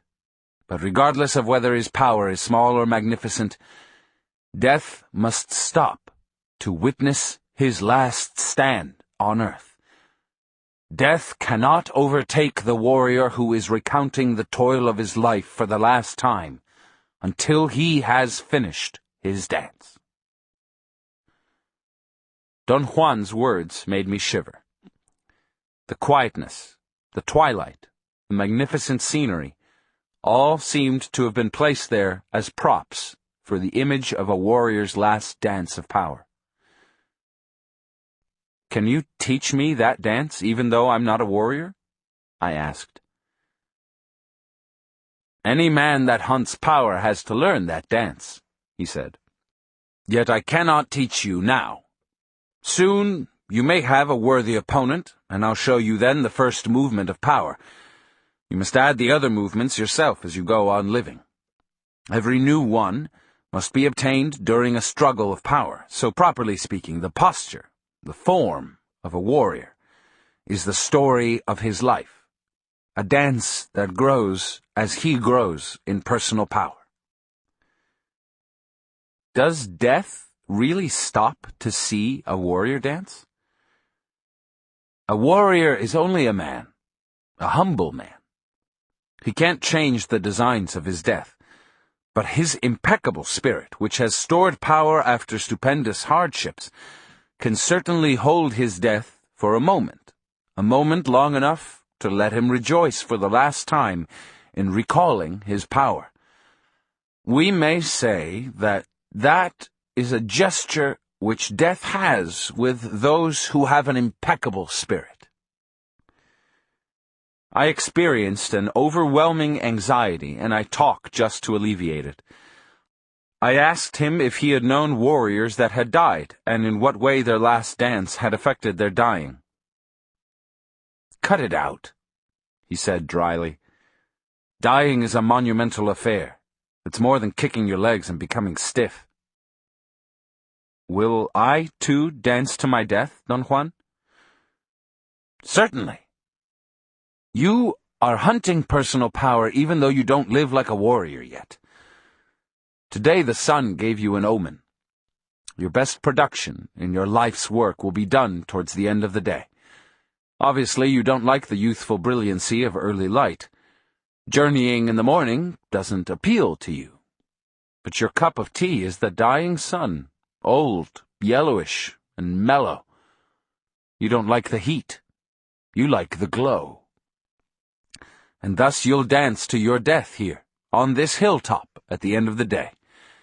And in your last dance, you will tell of your struggle, of the battles you have won, and of those you have lost.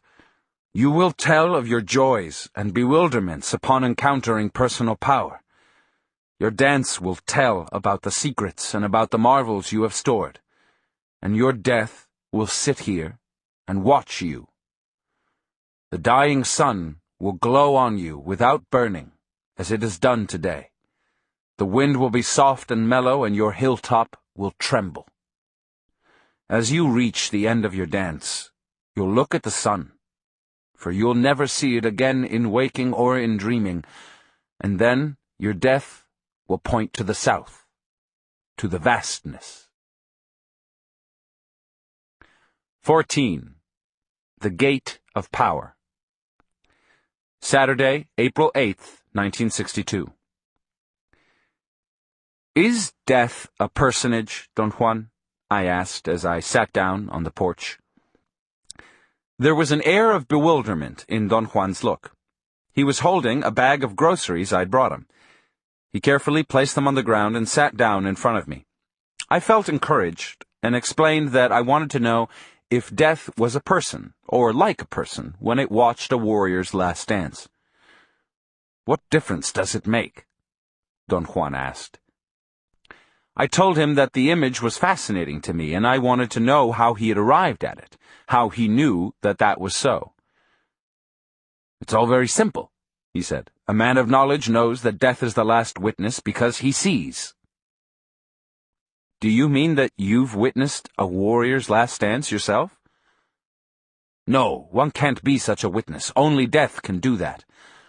But I have seen my own death watching me, and I've danced to it as though I were dying. At the end of my dance, death didn't point in any direction, and my place of predilection didn't shiver, saying goodbye to me. So my time on earth wasn't up yet, and I didn't die. When all that took place, I had limited power, and I didn't understand the designs of my own death. Thus, I believed I was dying." "Was your death like a person?" "You're a funny bird. You think you're going to understand by asking questions. I don't think you will, but who am I to say? Death is not like a person. It is rather a presence. But one may also choose to say that it is nothing, and yet it is everything. One will be right on every count. Death is whatever one wishes. I am at ease with people, so death is a person for me. I am also given to mysteries, so death has hollow eyes for me. I can look through them. They are like two windows, and yet they move like eyes move. And so I can say that death, with its hollow eyes, looks at a warrior while he dances for the last time on earth. But is that so only for you, Don Juan, or is it the same for other warriors? It is the same for every warrior that has a dance of power, and yet it is not. Death witnesses a warrior's last dance, but the manner in which a warrior sees his death is a personal matter. It could be anything: a bird, a light, a person, a bush, a pebble, a piece of fog, or an unknown presence. Don Juan's images of death disturbed me. I couldn't find adequate words to voice my questions, and I stammered. He stared at me, smiling, and coaxed me to speak up. I asked him if the manner in which a warrior saw his death depended on the way he'd been brought up. I used the Yuma and Yaqui Indians as examples. My own idea was that culture determined the way in which one would envision death. It doesn't matter how one was brought up, he said. What determines the way one does anything is personal power. A man is only the sum of his personal power, and that sum determines how he lives and how he dies. What is personal power? Personal power is a feeling, he said. Something like being lucky. Or one may call it a mood. Personal power is something that one acquires regardless of one's origin. I've already told you that a warrior is a hunter of power and that I'm teaching you how to hunt and store it.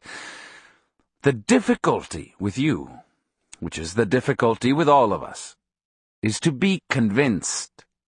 You need to believe that personal power can be used and that it is possible to store it.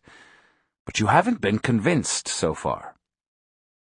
I told him that he had made his point and that I was as convinced as I would ever be. He laughed. That's not the type of conviction I'm talking about, he said.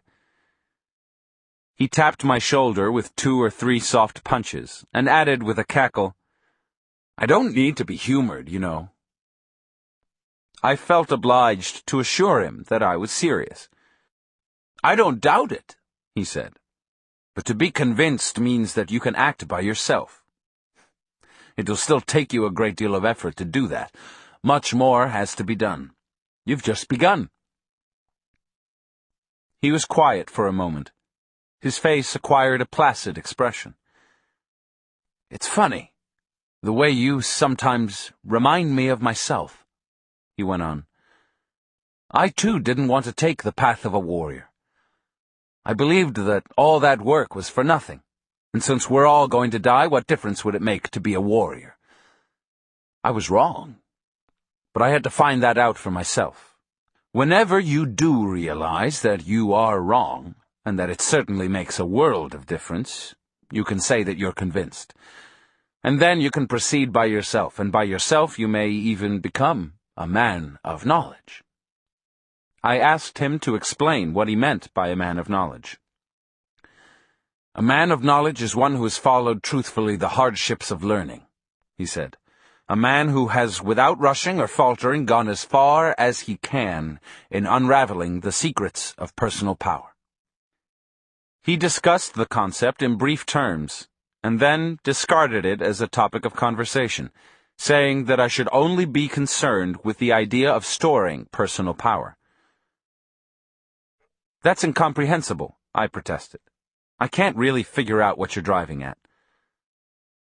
Hunting power is a peculiar event, he said. It first has to be an idea, then it has to be set up, step by step, and then, bingo, it happens. How does it happen? Don Juan stood up. He began stretching his arms and arching his back like a cat. His bones, as usual, made a series of cracking sounds. Let's go, he said. We have a long journey ahead of us. But there's so many things I want to ask you, I said. We're going to a place of power, he said as he stepped inside his house. Why don't you save your questions for the time we're there? We may have an opportunity to talk. I thought we were going to drive, so I stood up and walked to my car, but Don Juan called me from the house and told me to pick up my net with gourds. He was waiting for me at the edge of the desert chaparral, behind his house. We have to hurry up, he said. We reached the lower slopes of the western Sierra Madre Mountains around 3 p.m. It had been a warm day, but towards the late afternoon the wind became cold. Don Juan sat down on a rock and signaled me to do likewise.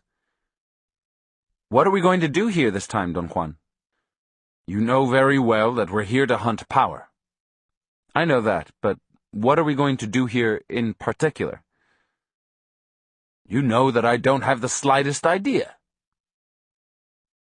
Do you mean that you never follow a plan?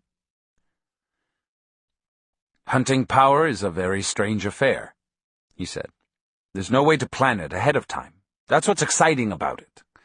A warrior proceeds as if he had a plan, though, because he trusts his personal power. He knows for a fact that it'll make him act in the most appropriate fashion. I pointed out that his statements were somehow contradictory. If a warrior already had personal power, why was he hunting for it? Don Juan raised his brows and made a gesture of feigned disgust. You're the one who's hunting personal power, he said, and I am the warrior who already has it. You asked me if I had a plan, and I said that I trust my personal power to guide me, and that I don't need to have a plan. We remained quiet for a moment, and then began walking again.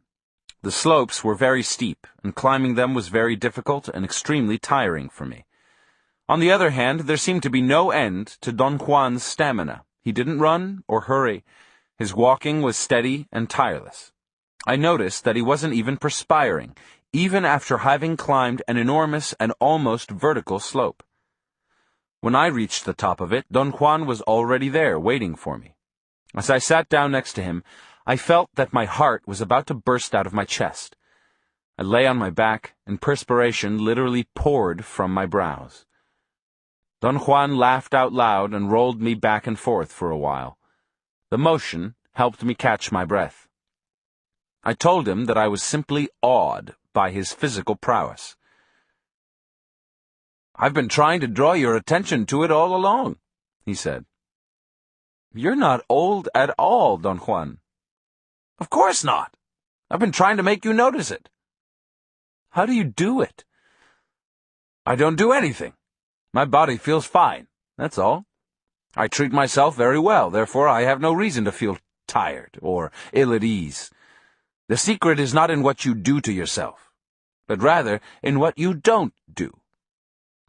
I waited for an explanation. He seemed to be aware of my incapacity to understand. He smiled knowingly and stood up. This is a place of power, he said. Find a place for us to camp here on the hilltop. I began to protest. I wanted him to explain what I shouldn't do to my body. He made an imperative gesture. Cut the guff, he said softly. This time, just act for a change. It doesn't matter how long it takes you to find a suitable place to rest. It might take you all night. It's not important that you find the spot either. The important issue is that you try to find it. I put away my writing pad and stood up.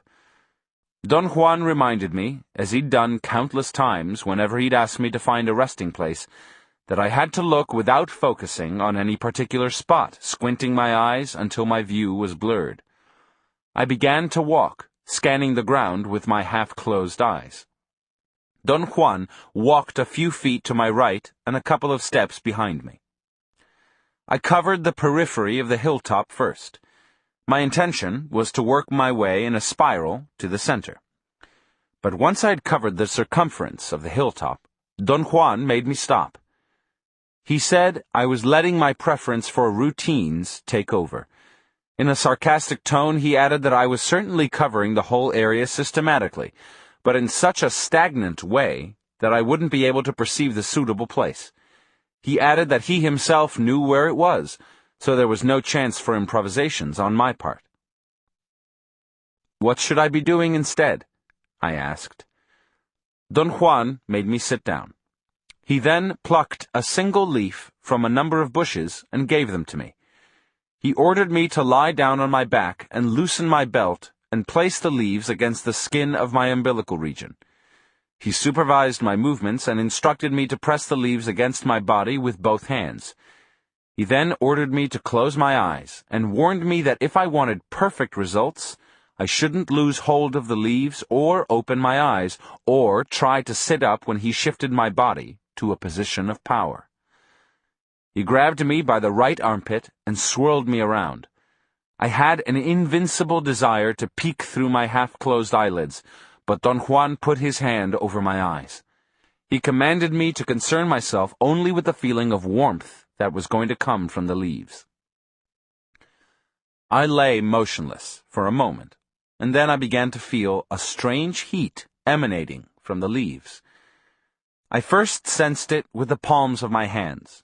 Then the warmth extended to my abdomen, and finally it literally invaded my entire body. In a matter of minutes, my feet were burning up with a heat that reminded me of times when I had had a high temperature. I told Don Juan about the unpleasant sensation and my desire to take off my shoes. He said that he was going to help me stand up, that I shouldn't open my eyes until he told me to, and that I should keep pressing the leaves to my stomach until I'd found the suitable spot to rest. When I was on my feet, he whispered in my ear that I should open my eyes, and that I should walk without a plan, letting the power of the leaves pull me and guide me. I began to walk aimlessly. The heat of my body was uncomfortable. I believed I was running a high temperature, and I became absorbed in trying to conceive by what means Don Juan had produced it. Don Juan walked behind me. He suddenly let out a scream that nearly paralyzed me. He explained, laughing, that abrupt noises scare away unpleasant spirits.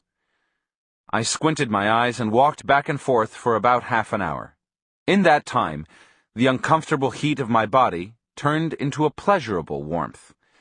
I experienced a sensation of lightness as I paced up and down the hilltop. I felt disappointed, however. I had somehow expected to detect some kind of visual phenomenon, but there were no changes whatsoever in the periphery of my field of vision, no unusual colors or glare or dark masses. I finally became tired of squinting my eyes and opened them. I was standing in front of a small ledge of sandstone, which was one of the few barren, rocky places on the hilltop. The rest was dirt with widely spaced small bushes. It seemed that the vegetation had burned some time before, and the new growth was not fully mature yet. For some unknown reason, I thought that the sandstone ledge was beautiful. I stood in front of it for a long time, and then I simply sat down on it. "Good, good," Don Juan said, and patted me on the back. He then told me to carefully pull the leaves from under my clothes and place them on the rock. As soon as I'd taken the leaves away from my skin, I began to cool off. I took my pulse. It seemed to be normal. Don Juan laughed and called me Dr. Carlos, and asked me if I could also take his pulse. He said that what I'd felt was the power of the leaves, and that power had cleared me and had enabled me to fulfill my task. I asserted in all sincerity that I'd done nothing in particular, and that I sat down on that place because I was tired, and because I found the color of the sandstone very appealing. Don Juan didn't say anything. He was standing a few feet away from me. Suddenly, he jumped back and with incredible agility ran and leaped over some bushes to a high crest of rocks some distance away. "What's the matter?" I asked, alarmed. "Watch the direction in which the wind will blow your leaves," he said. "Count them quickly. The wind is coming. Keep half of them and put them back against your belly."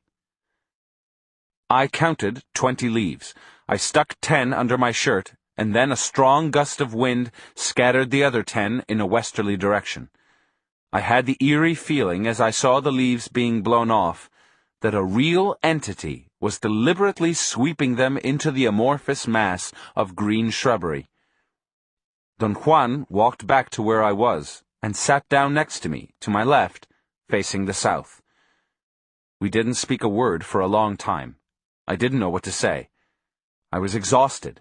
I wanted to close my eyes, but I didn't dare. Don Juan must have noticed my state, and said that it was all right to fall asleep. He told me to place my hands on my abdomen, over the leaves, and try to feel that I was lying suspended on the bed of strings that he'd made for me, on the place of my predilection. I closed my eyes, and a memory of the peace and plenitude I'd experienced while sleeping on that other hilltop invaded me. I wanted to find out if I could actually feel I was suspended, but I fell asleep. I woke up just before the sunset. Sleeping had refreshed and invigorated me. Don Juan had also fallen asleep. He opened his eyes at the same time I did. It was windy, but I didn't feel cold. The leaves on my stomach seemed to have acted as a furnace, a heater of some sort. I examined the surroundings. The place I'd selected to rest was like a small basin. One could actually sit on it, as on a long couch. There was enough of a rock wall to serve as a backrest. I also found out that Don Juan had brought my writing pads and placed them underneath my head. "You found the right place," he said, smiling. "And the whole operation took place as I told you it would. Power guided you here, without any plan on your part." "What kind of leaves did you give me?" I asked.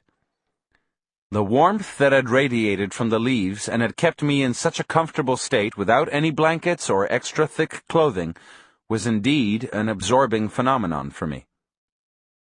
"They were just leaves," Don Juan said. "Do you mean that I could grab leaves from any bush and they would produce the same effect on me?"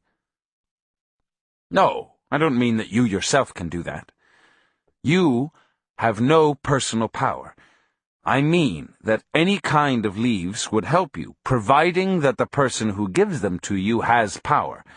What helped you today was not the leaves, but power." "Your power, Don Juan." "I suppose you could say that it was my power, although that's not really accurate. Power doesn't belong to anyone. Some of us may gather it, and then it could be given directly to someone else. You see, the key to stored power is that it can be used only to help someone else store power." I asked him if that meant that his power was limited only to helping others. Don Juan patiently explained that he could use his personal power however he pleased, in anything he himself wanted. But when it came to giving it directly to another person, it was useless unless that person utilized it for his own search of personal power. "Everything a man does hinges on his personal power," Don Juan went on. "Therefore, for one who doesn't have any, the deeds of a powerful man are incredible. It takes power to even conceive what power is. This is what I've been trying to tell you all along. But I know you don't understand, not because you don't want to, but because you have very little personal power." "What should I do, Don Juan?" "Nothing. Just proceed as you are now. Power will find a way." He stood up and turned around in a complete circle, staring at everything in the surroundings. His body moved at the same time his eyes moved. The total effect was that of a hieratic mechanical toy that turned in a complete circle in a precise and unaltered movement. I looked at him with my mouth open. He hid a smile, cognizant of my surprise. "Today you're going to hunt power in the darkness of the day," he said, and sat down. "I beg your pardon?" "Tonight, You'll venture into those unknown hills. In the darkness, they are not hills. What are they? They're something else. Something unthinkable for you, since you've never witnessed their existence. What do you mean, Don Juan? You always scare me with that spooky talk. He laughed and kicked my calf softly. The world is a mystery, he said, and it's not at all as you picture it. He seemed to reflect for a moment. His head bobbed up and down with a rhythmical shake. Then he smiled and added, Well, it is also as you picture it, but that's not all there is to the world. There's much more to it. You have been finding that out all along, and perhaps tonight you'll add one more piece. His tone sent a chill through my body. What are you planning to do? I don't plan anything. All is decided by the same power that allowed you to find this spot. Don Juan got up and pointed to something in the distance. I assumed that he wanted me to stand up and look. I tried to jump to my feet, but before I'd fully stood up, Don Juan pushed me down with great force. I didn't ask you to follow me, he said in a severe voice. Then he softened his tone and added, You're going to have a difficult time tonight, and you'll need all the personal power you can muster. Stay where you are and save yourself for later. He explained that he wasn't pointing at anything, but just making sure that certain things were out there. He assured me that everything was all right, and said that I should sit quietly and get busy because I had a lot of time to write before total darkness had set in the land. His smile was contagious and very comforting. But what are we going to do, Don Juan? He shook his head from side to side in an exaggerated gesture of disbelief. Write! He commanded me, and turned his back to me. There was nothing else for me to do. I worked on my notes until it was too dark to write. Don Juan maintained the same position all the time I was working. He seemed to be absorbed in staring into the distance towards the west. But as soon as I stopped, he turned to me and said in a joking tone that the only ways to shut me up were to give me something to eat, or make me write, or put me to sleep. He took a small bundle from his knapsack and ceremoniously opened it. It contained pieces of dry meat. He handed me a piece and took another for himself and began to chew on it. He casually informed me that it was power food, which both of us needed on that occasion. I was too hungry to think about the possibility that the dry meat may have contained a psychotropic substance. We ate in complete silence until there was no more meat, and by that time it was quite dark. Don Juan stood up and stretched his arms and back. He suggested I should do the same. He said it was a good practice to stretch the entire body after sleeping, sitting, or walking. I followed his advice, and some of the leaves I had kept under my shirt slid through the legs of my pants. I wondered if I should try to pick them up, but he said to forget about it, that there was no longer any need for them and that I should let them fall as they might. Then Don Juan came very close to me and whispered in my right ear that I was supposed to follow him at very close range and imitate everything he did. He said that we were safe on the spot where we stood, because we were, so to speak, at the edge of the night. "This is not the night," he whispered, stomping on the rock where we were standing. "The night is out there." He pointed to the darkness all around us. He then checked my carrying net to see if the food gourds and my writing pads were secured, and in a soft voice said that a warrior always made sure that everything was in proper order, not because he believed that he was going to survive the ordeal he was about to undertake, but because that was part of his impeccable behavior.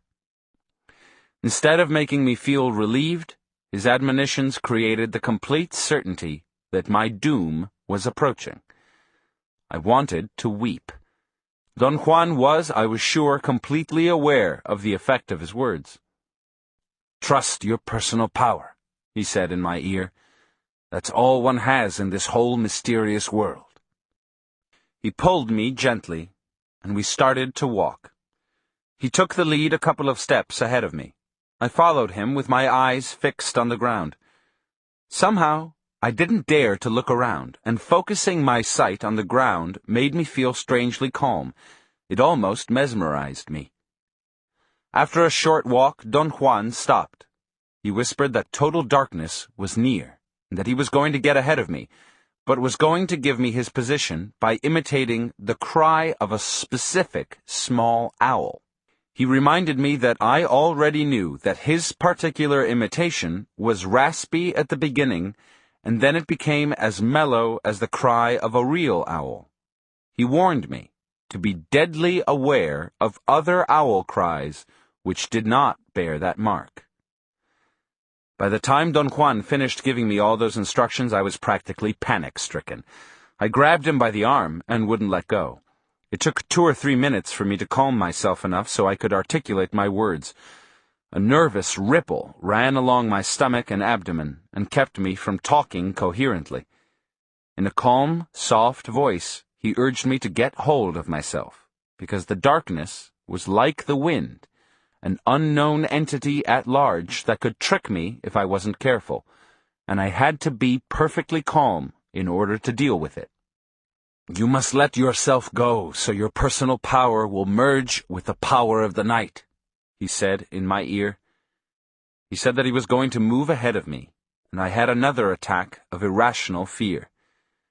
"This is insane," I protested. Don Juan didn't get angry or impatient. He laughed quietly and said something in my ear which I didn't quite understand. "What did you say?" I said loudly through chattering teeth. Don Juan put his hand over my mouth and whispered that a warrior acted as if he knew what he was doing, when in effect he knew nothing. He repeated one statement 3 or 4 times, as if he wanted me to memorize it. He said, "A warrior is impeccable when he trusts his personal power, regardless of whether it is small or enormous." After a short wait, he asked me if I was all right. I nodded, and he went swiftly out of sight with hardly a sound. I tried to look around. I seemed to be standing in an area of thick vegetation. All I could distinguish was the dark mass of shrubs, or perhaps small trees. I concentrated my attention on sounds, but nothing was outstanding. The whizzing of the wind muffled every other sound except the sporadic piercing cries of large owls and the whistling of other birds. I waited for a while in a state of utmost attention, and then came the raspy, prolonged cry of a small owl. I had no doubt it was Don Juan. It came from a place behind me. I turned around and began to walk in that direction. I moved slowly because I felt inextricably encumbered by the darkness. I walked for perhaps 10 minutes. Suddenly, some dark mass jumped in front of me. I screamed and fell backward on my seat. My ears began buzzing.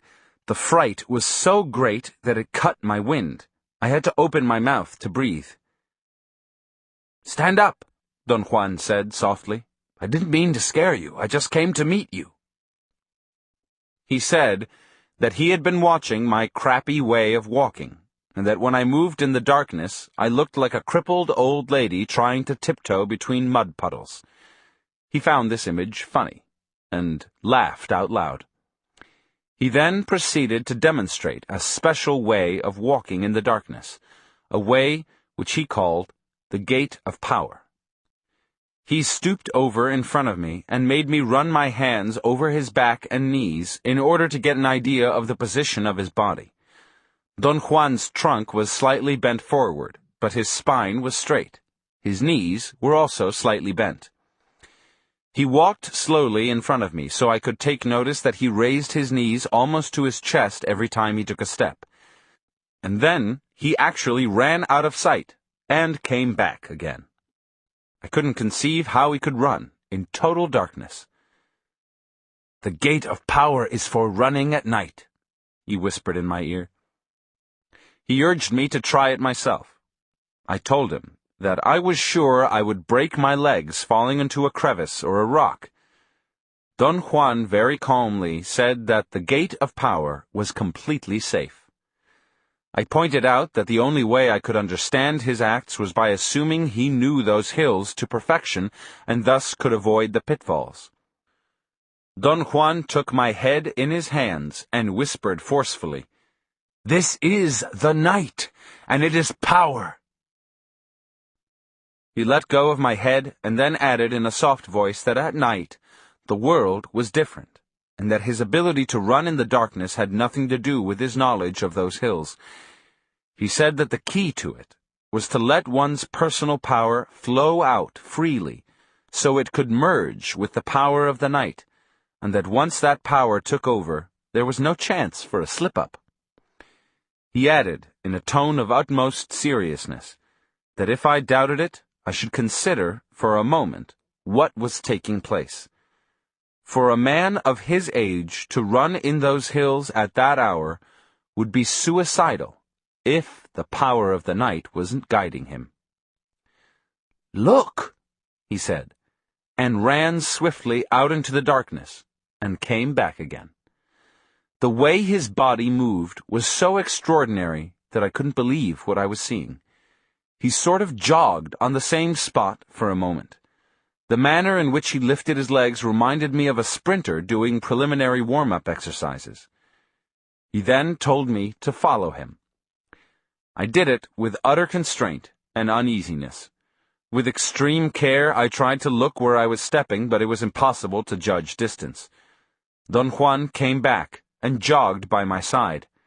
He whispered that I had to abandon myself to the power of the night and trust the little bit of personal power that I had, or I would never be able to move with freedom, and that the darkness was encumbering only because I relied on my sight for everything I did, not knowing that another way to move was to let power be the guide. I tried various times without any success. I simply couldn't let go. The fear of injuring my legs was overpowering. Don Juan ordered me to keep on moving in the same spot and to try to feel as if I were actually using the gate of power.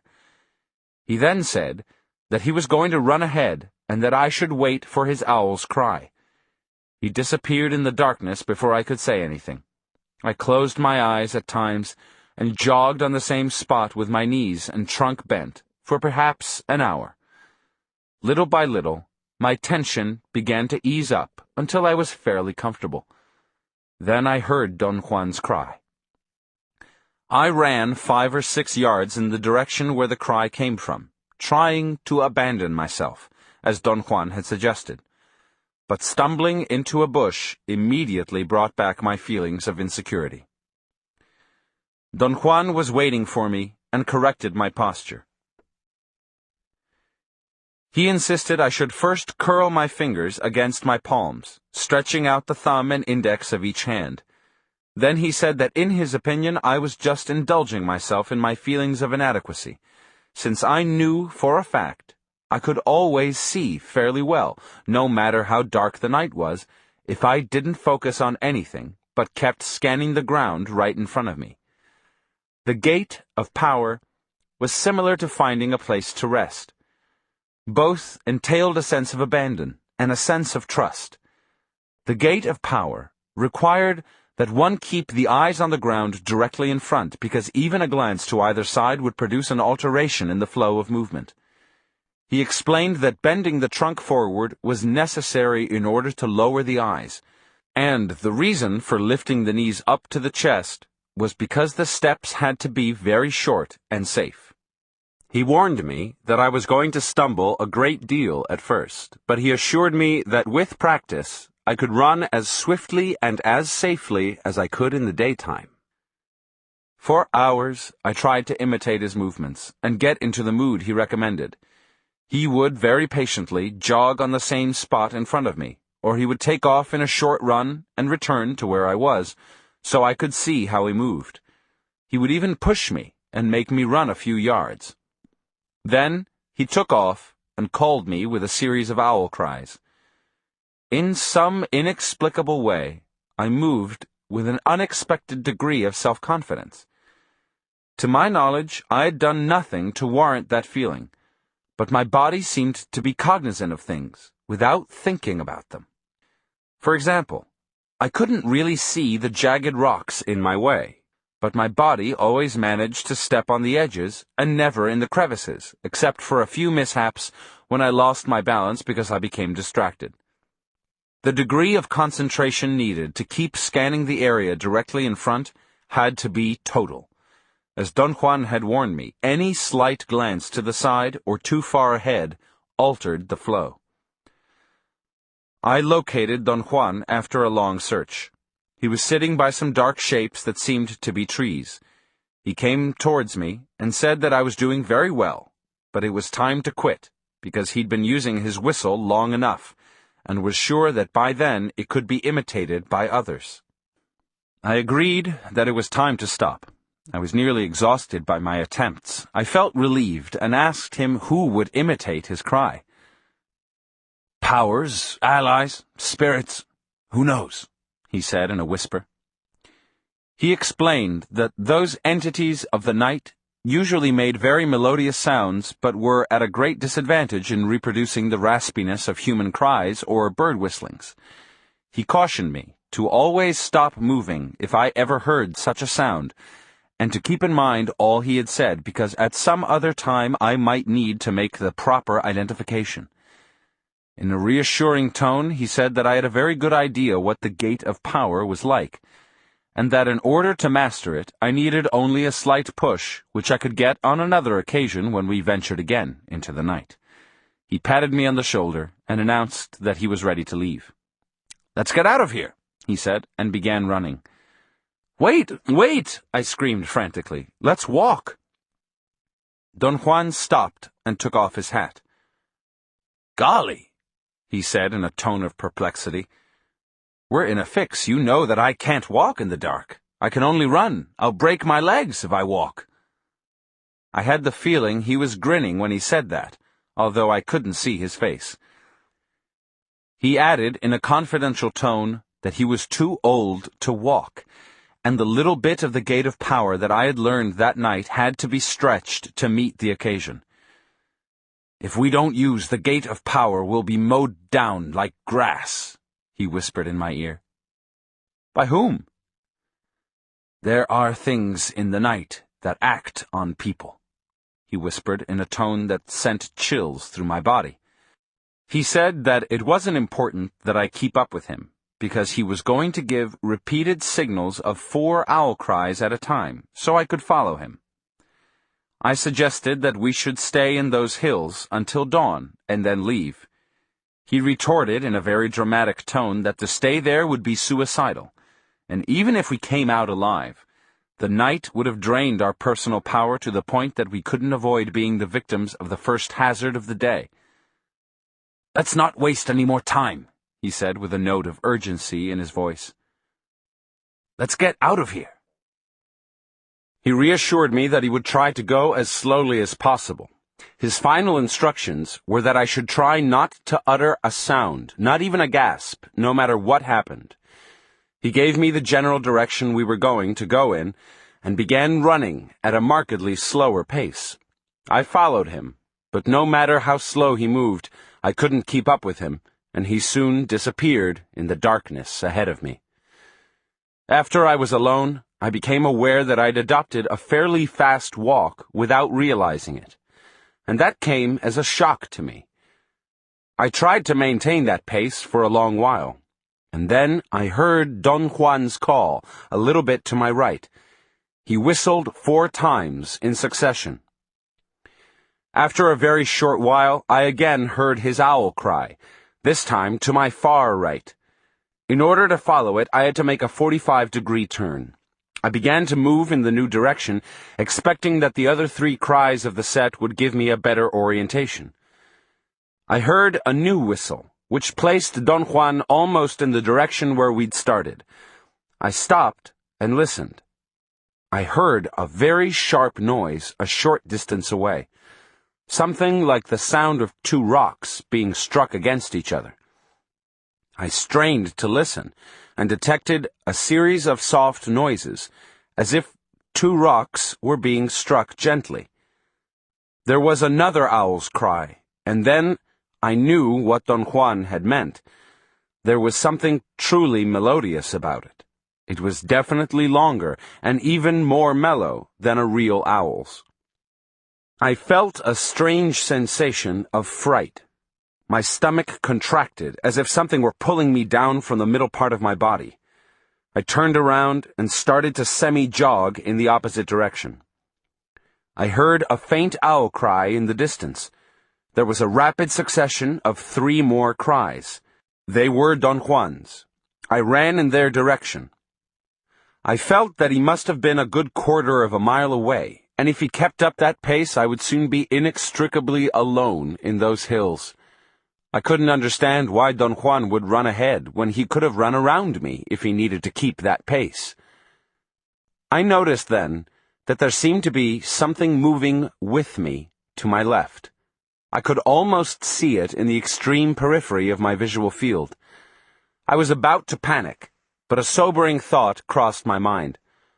I couldn't possibly see anything in the dark.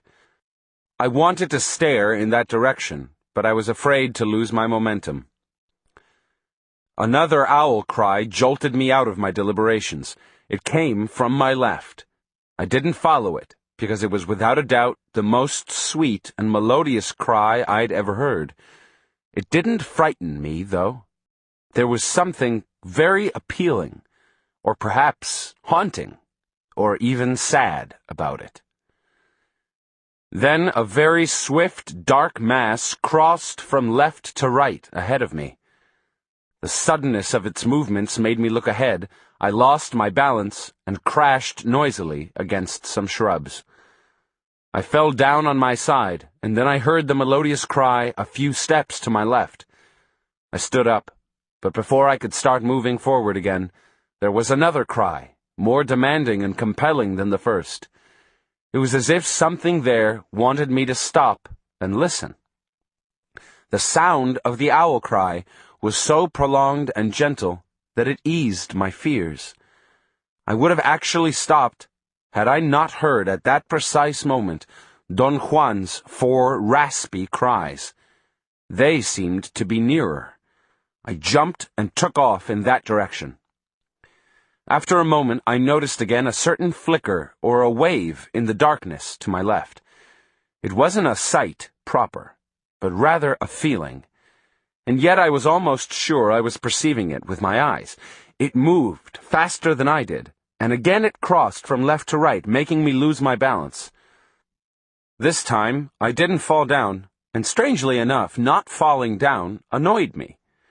I suddenly became angry, and the incongruency of my feelings threw me into true panic. I tried to accelerate my pace. I wanted to give out an owl cry myself to let Don Juan know where I was, but I didn't dare to disobey his instructions. At that moment, some gruesome thing came to my attention. There was actually something like an animal to my left, almost touching me. I jumped involuntarily and veered to my right. The fright almost suffocated me. I was so intensely gripped by fear that there were no thoughts in my mind as I moved in the darkness as fast as I could. My fear seemed to be a bodily sensation that had nothing to do with my thoughts. I found that condition very unusual. In the course of my life, my fears had always been mounted on an intellectual matrix, and had been engendered by threatening social situations, or by people behaving towards me in dangerous ways. This time, however, my fear was a true novelty. It came from an unknown part of the world and hit me in an unknown part of myself. I heard an owl cry very close and slightly to my left. I couldn't catch the details of its pitch, but it seemed to be Don Juan's. It wasn't melodious. I slowed down. Another cry followed. The raspiness of Don Juan's whistles was there, so I moved faster. A third whistle came from a very short distance away. I could distinguish a dark mass of rocks or perhaps trees. I heard another owl's cry, and I thought that Don Juan was waiting for me because we were out of the field of danger. I was almost at the edge of the darker area when a fifth cry froze me on the spot. I strained to see ahead into the dark area, but a sudden rustling sound to my left made me turn around in time to notice a black object, blacker than the surroundings, rolling or sliding by my side. I gasped and jumped away.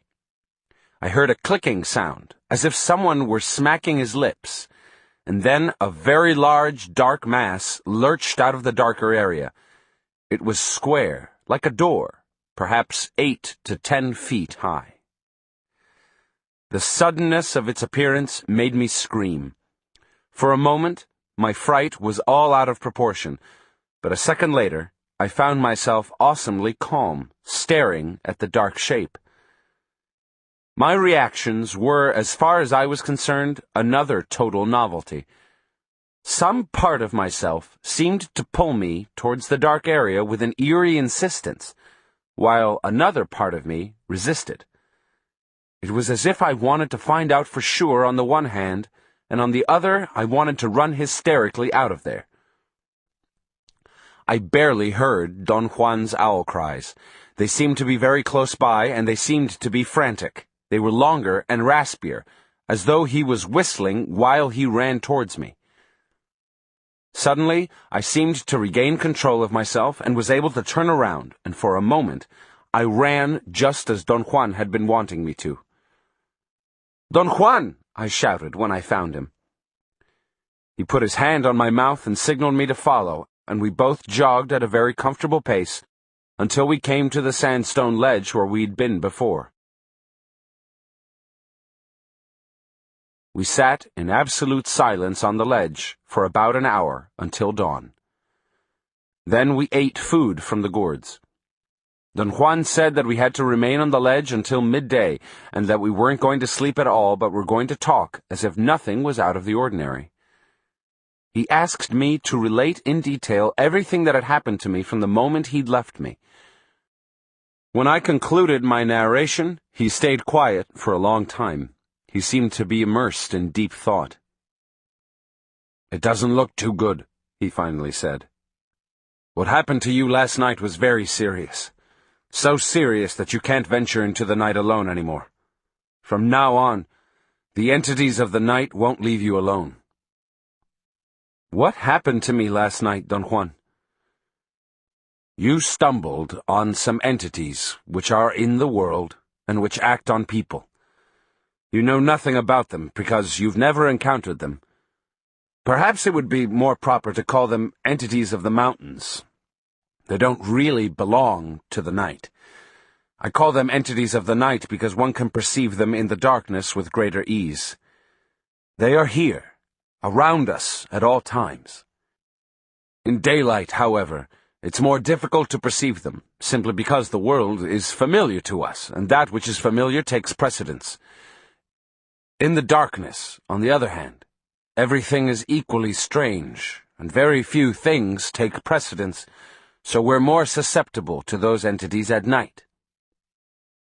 "But are they real, Don Juan?" "Of course. They're so real that ordinarily they kill people, especially those who stray into the wilderness and have no personal power." "If you knew they were so dangerous, why did you leave me alone there?" "There's only one way to learn, and that way is to get down to business. To only talk about power is useless. If you want to know what power is, if you want to stress it, you must tackle everything yourself. The road to knowledge and power is very difficult and very long. You may have noticed that I haven't let you venture into the darkness by yourself until last night. You didn't have enough power to do that. Now you do have enough to wage a good battle, but not enough to stay in the dark by yourself." "What would happen if I did?" "You'll die. The entities of the night will crush you like a bug." "Does that mean I can't spend a night by myself?" "You can spend the night by yourself in your bed, but not in the mountains." "What about the flatlands?" "It applies only to the wilderness. where there are no people around, especially the wilderness and high mountains. Since the natural abodes of the entities of the night are rocks and crevices, you can't go into the mountains from now on unless you've stored enough personal power. But how can I store personal power? You're doing it, by living the way I've recommended. Little by little, you're plugging up all your points of drainage. You don't have to be deliberate about it, because power always finds a way. Take me as an example. I didn't know I was storing power when I first began to learn the ways of a warrior. Just like you, I thought I wasn't doing anything in particular. But that wasn't so. Power has the peculiarity of being unnoticeable when it's being stored. I asked him to explain how he'd arrived at the conclusion that it was dangerous for me to stay by myself in the darkness. The entities of the night moved along your left, he said. They were trying to merge with your death, especially the door that you saw. It was an opening, you know, and it would have pulled you until you'd been forced to cross it, and that would have been your end. I mentioned in the best way I could that I thought it was very strange that things always happened when he was around, and that it was as if he'd been concocting all the events himself. The times I'd been alone in the wilderness at night had always been perfectly normal and uneventful. I'd never experienced shadows or strange noises. In fact, I'd never been frightened by anything. Don Juan chuckled softly and said that everything was proof he had enough personal power to call a myriad of things to his aid. I had the feeling he perhaps was hinting that he actually had called on some people as his confederates. Don Juan seemed to have read my thoughts and laughed out loud. "Don't tax yourself with explanations," he said. "What I said makes no sense to you, simply because you still don't have enough personal power. Yet, you have more than when you started, so things have begun to happen to you. You already had a powerful encounter with the fog and lightning. It's not important that you understand what happened to you that night. What's important is that you have acquired the memory of it. The bridge and everything else you saw that night will be repeated someday when you have enough personal power." "For what purpose would all that be repeated, Don Juan?" "I don't know. I'm not you. Only you can answer that. We're all different. That's why I had to leave you by yourself last night, although I knew it was mortally dangerous. You had to test yourself against those entities. The reason I chose the owl's cry was because owls are the entity's messengers. To imitate the cry of an owl brings them out. They became dangerous to you, not because they're naturally malevolent, but because you were not impeccable. There's something in you that's very chintzy, and I know what it is. You're just humoring me. You've been humoring everybody all along, and of course that places you automatically above everyone and everything. But you know yourself that that cannot be so. You're only a man, and your life is too brief to encompass all the wonders and all the horrors of this marvelous world. Therefore, your humoring is chintzy. It cuts you down to a crappy size." I wanted to protest. Don Juan had nailed me, as he had done dozens of times before. For a moment, I became angry, but, as it had happened before, writing detached me enough so I could remain impassive. "I think I have a cure for it," Don Juan went on after a long interval. "Even you would agree with me if you could remember what you did last night. You ran as fast as any sorcerer, only when your opponent became unbearable. We both know that, and I believe I've already found a worthy opponent for you." "What are you going to do, Don Juan?" He didn't answer. He stood up and stretched his body. He seemed to contract every muscle. He ordered me to do the same. "You must stretch your body many times during the day," he said. "The more times, the better, but only after a long period of work or a long period of rest." "What kind of opponent are you going to find for me?" I asked. "Unfortunately, only our fellow men are our worthy opponents," he said. "Other entities have no volition of their own, and one must go to meet them and lure them out. Our fellow men, on the contrary, are relentless." "We've talked long enough," Don Juan said in an abrupt tone, and turned to me. "Before we leave, you must do one thing, the most important of all. I'm going to tell you something right now, to set your mind at ease about why you're here. The reason you keep on coming to see me is very simple. Every time you've seen me, your body has learned certain things, even against your desire. And finally, your body now needs to come back to me to learn more. Let's say that your body knows that it's going to die, even though you never think about it. So I've been telling your body that I too am going to die, and before I do, I'd like to show your body certain things which you can't give to your body yourself. For example, your body needs fright. It likes it. Your body needs the darkness and the wind. Your body now knows the gate of power and can't wait to try it. So let's say then that your body returns to see me because I am its friend." Don Juan remained silent for a long while. He seemed to be struggling with his thoughts. "I've told you that the secret of a strong body is not in what you do to it, but what you don't do," he finally said. "Now it's time for you not to do what you always do. Sit here until we leave, and not do." "I don't follow you, Don Juan." He put his hands over my notes and took them away from me. He carefully closed the pages of my notebook, secured it with a rubber band, and then threw it like a disc far into the chaparral. I was shocked and began to protest, but he put his hand over my mouth. He pointed to a large bush and told me to fix my attention, not on the leaves, but on the shadows of the leaves. He said that running in the darkness didn't have to be spurred by fear, but could be a very natural reaction of a jubilant body that knew how to not do. He repeated over and over in a whisper in my right ear that to not do what I knew how to do was the key to power.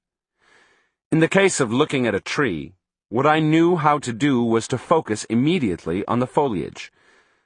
The shadows of the leaves or the spaces in between the leaves were never my concern.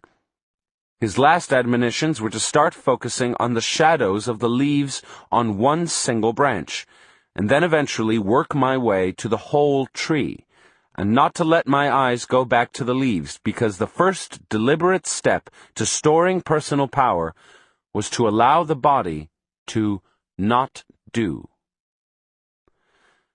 Perhaps it was because of my fatigue or my nervous excitation, but I became so immersed in the shadows of the leaves that by the time Don Juan stood up, I could almost group the dark masses of shadows as effectively as I normally grouped the foliage. The total effect was startling.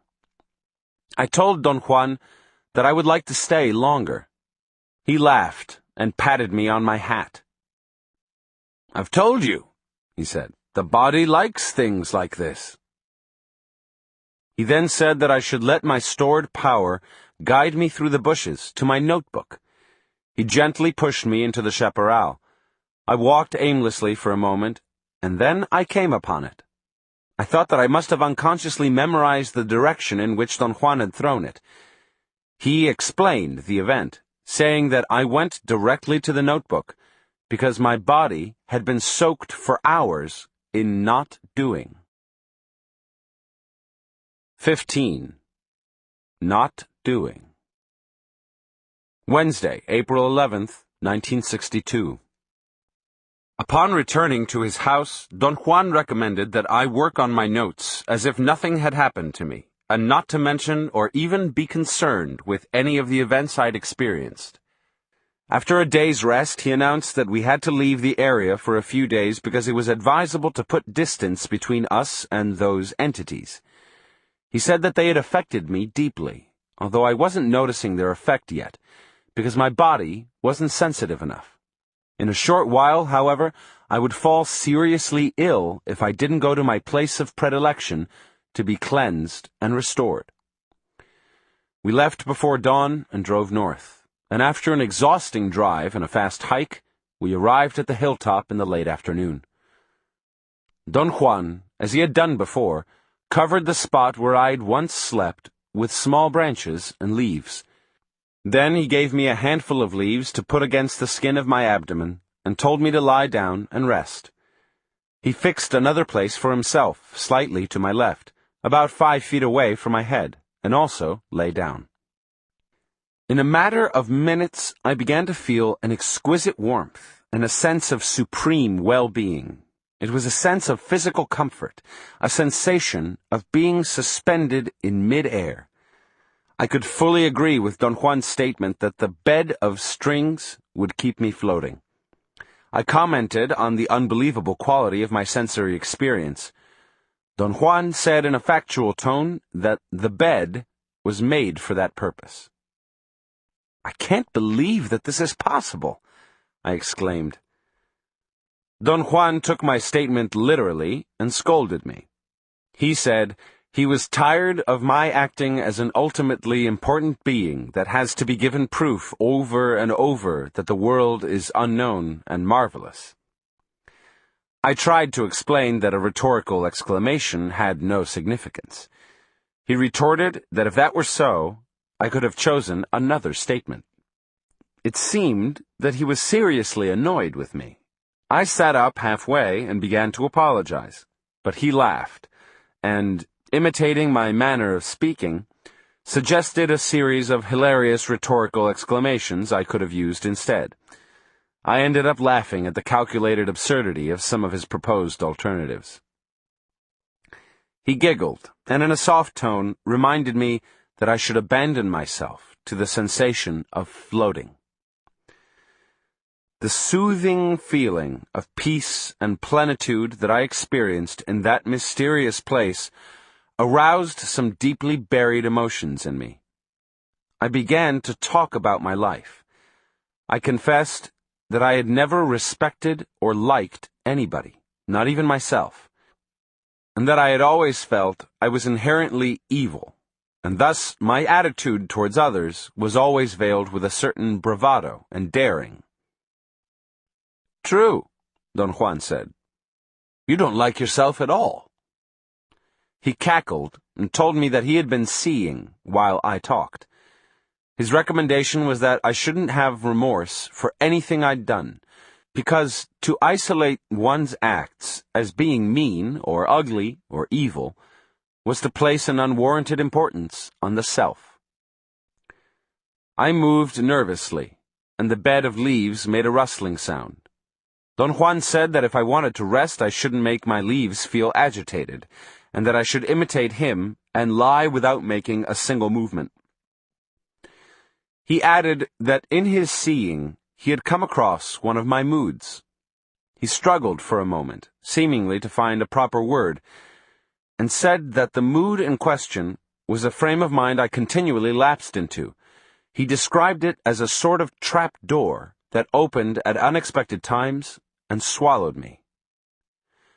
I asked him to be more specific. He replied that it was impossible to be specific about seeing.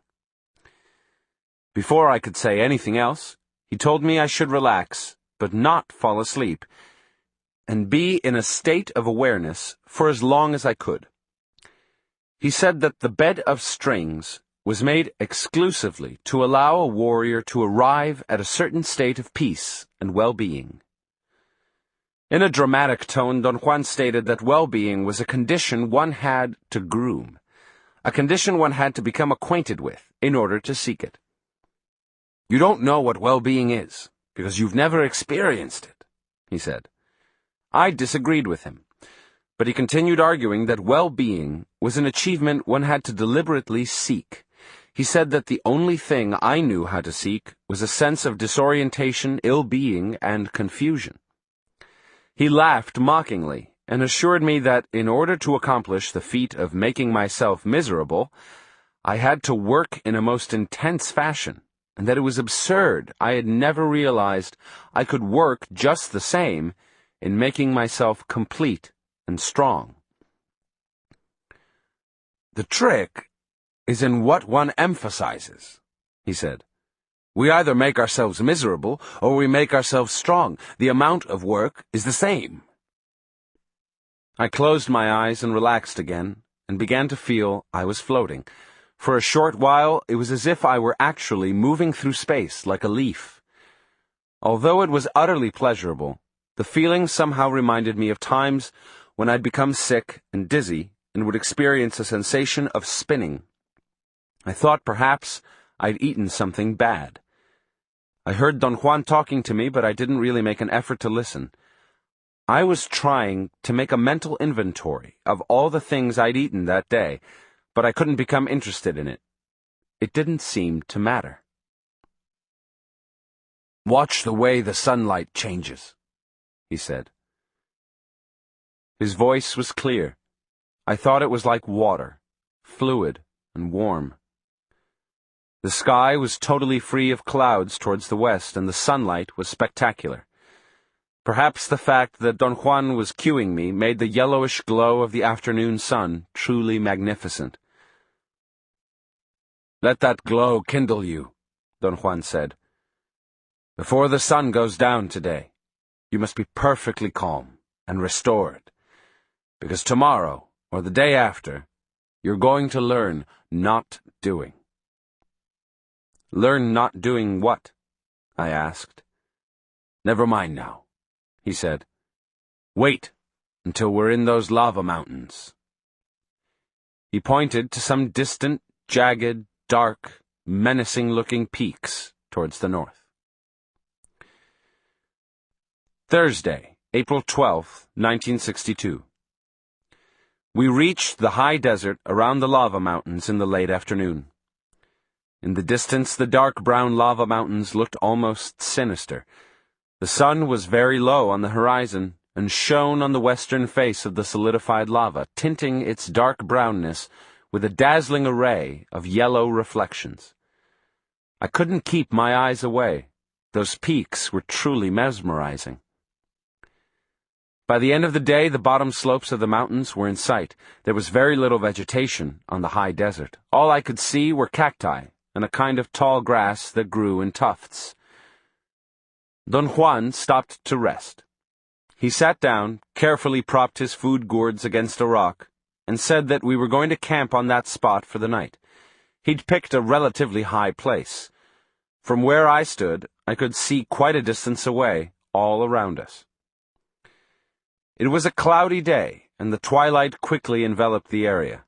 I became involved in watching the speed with which the crimson clouds on the west faded into a uniform, thick, dark gray. Don Juan got up and went to the bushes. By the time he came back, the silhouette of the lava mountains was a dark mass.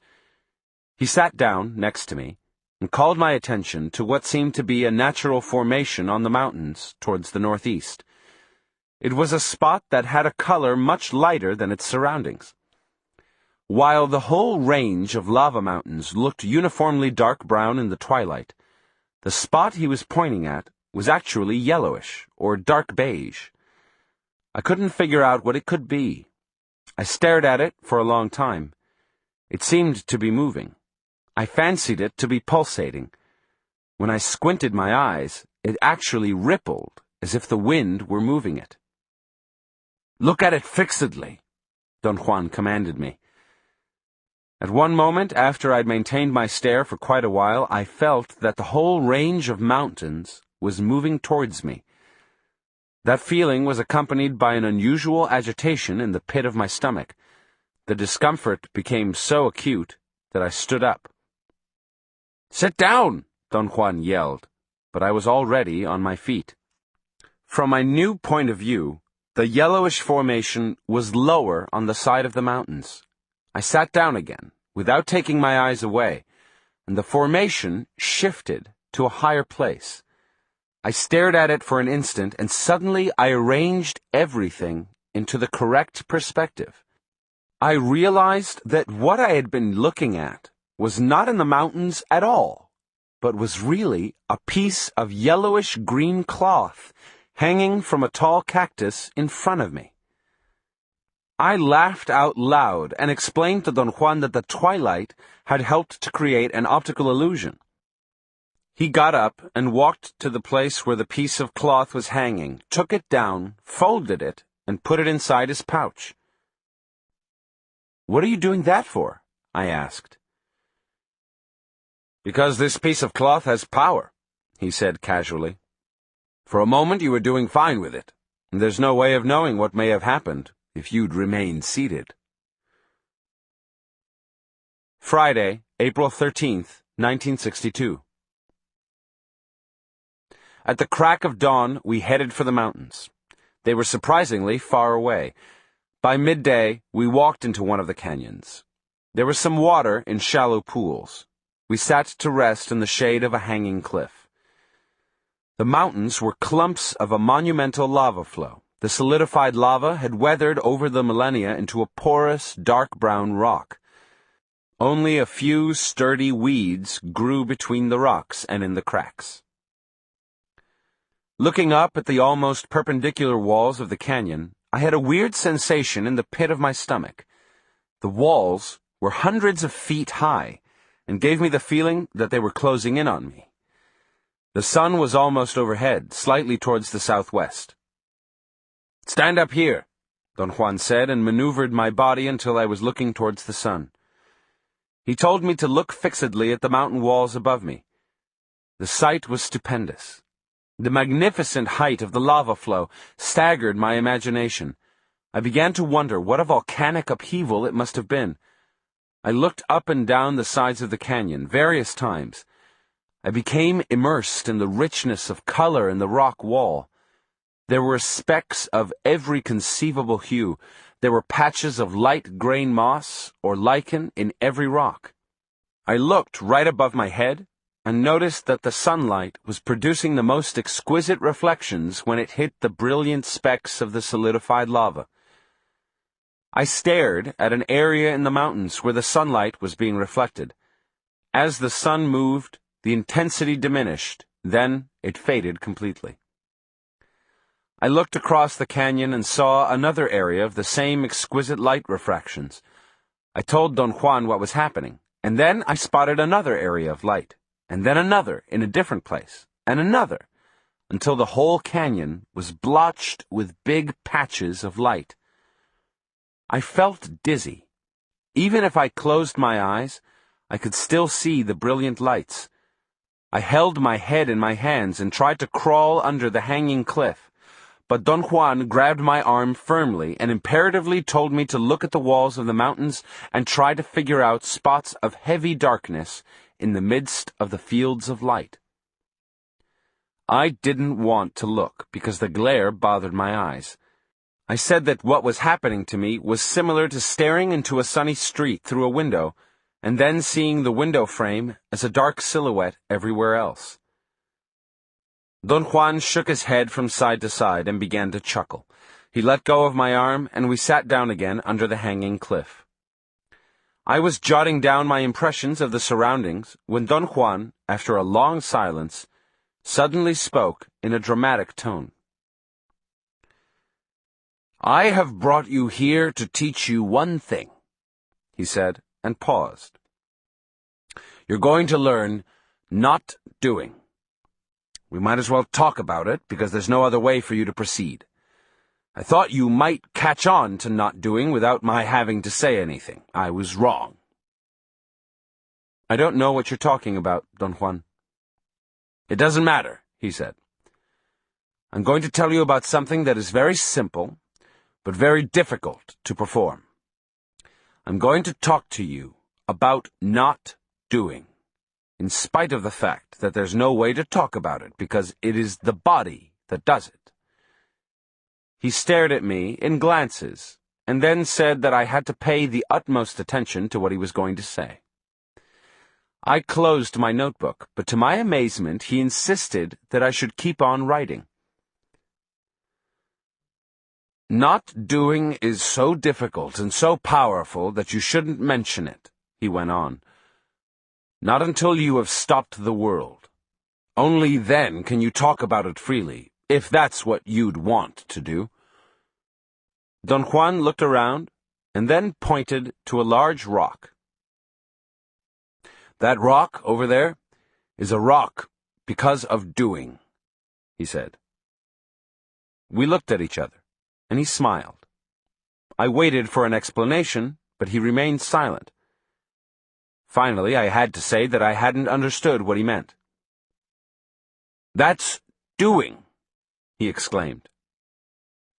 "Pardon me? That's also doing." "What are you talking about, Don Juan?" "Doing is what makes that rock a rock and that bush a bush. Doing is what makes you yourself and me myself." I told him that his explanation didn't explain anything. He laughed and scratched his temples. "That's the problem with talking," he said. "It always makes one confuse the issues. If one starts talking about doing, one always ends up talking about something else. It's better to just act. Take that rock, for instance. To look at it is doing, but to see it is not doing." I had to confess that his words weren't making sense to me.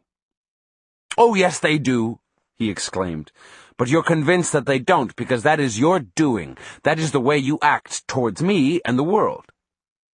He again pointed to the rock. "That rock is a rock because of all the things you know how to do to it," he said. "I call that doing.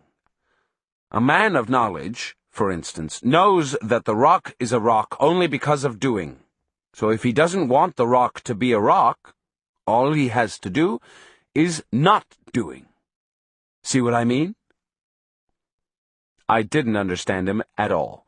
He laughed and made another attempt at explaining. "The world is the world because you know the doing involved in making it so," he said. "If you didn't know it's doing, the world would be different."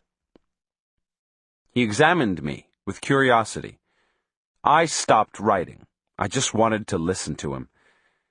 He went on explaining that without that certain doing, there would be nothing familiar in the surroundings. He leaned over and picked up a small rock between the thumb and index of his left hand and held it in front of my eyes. "This is a pebble because you know the doing involved in making it into a pebble," he said. "What are you saying?" I asked with a feeling of bona fide confusion. Don Juan smiled. He seemed to be trying to hide a mischievous delight. "I don't know why you're so confused," he said. "Words are your predilection. You should be in heaven." He gave me a mysterious look and raised his brows 2 or 3 times. Then he pointed again to the small rock he was holding in front of my eyes. "I say that you are making this into a pebble because you know the doing involved in it," he said. "Now, in order to stop the world, you must stop doing." He seemed to know that I still hadn't understood and smiled, shaking his head. He then took a twig and pointed to the uneven edge of the pebble. "In the case of this little rock," he went on, "the first thing which doing does to it is to shrink it to this size. So the proper thing to do, which a warrior does if he wants to stop the world, is to enlarge a little rock or any other thing by not doing." He stood up and placed the pebble on the boulder, and then asked me to come closer and examine it. He told me to look at the holes and depressions in the pebble and try to pick out the minute detail in them. He said that if I could pick out the detail, the holes and the depressions would disappear, and I would understand what not doing meant. "This damn pebble is going to drive you crazy today," he said. I must have had a look of bewilderment on my face. He looked at me and laughed uproariously. Then he pretended to get angry with the pebble and hit it 2 or 3 times with his hat. I urged him to clarify his point. I argued that it was possible for him to explain anything he wanted to if he made an effort. He gave me a sly glance and shook his head as if the situation were hopeless. "Sure, I can explain anything," he said, laughing. "But could you understand it?" I was taken aback by his insinuation. "Doing makes you separate the pebble from the larger boulder," he continued. "If you want to learn not doing, let's say that you have to join them." He pointed to the small shadow that the pebble cast on the boulder, and said that it wasn't a shadow, but a glue which bound them together. He then turned around and walked away, saying that he was coming back to check on me later. I stared at the pebble for a long time. I couldn't focus my attention on the minute detail in the holes and depressions, but the tiny shadow that the pebble cast on the boulder became a most interesting point. Don Juan was right. It was like a glue. It moved and shifted. I had the impression it was being squeezed from underneath the pebble. When Don Juan returned, I related to him what I'd observed about the shadow. "That's a good beginning," he said. "A warrior can tell all kinds of things from the shadows." He then suggested that I should take the pebble and bury it somewhere. "Why?" I asked. "You've been watching it for a long time," he said. "It has something of you now. A warrior always tries to affect the force of doing by changing it into not doing. Doing would be to leave the pebble lying around because it's merely a small rock. Not doing would be to proceed with that pebble as if it were something far beyond a mere rock. In this case, that pebble has soaked in you for a long time, and now it is you, and as such, you can't leave it lying around, but must bury it. If you would have personal power, however, not doing would be to change that pebble into a power object. Can I do that now?"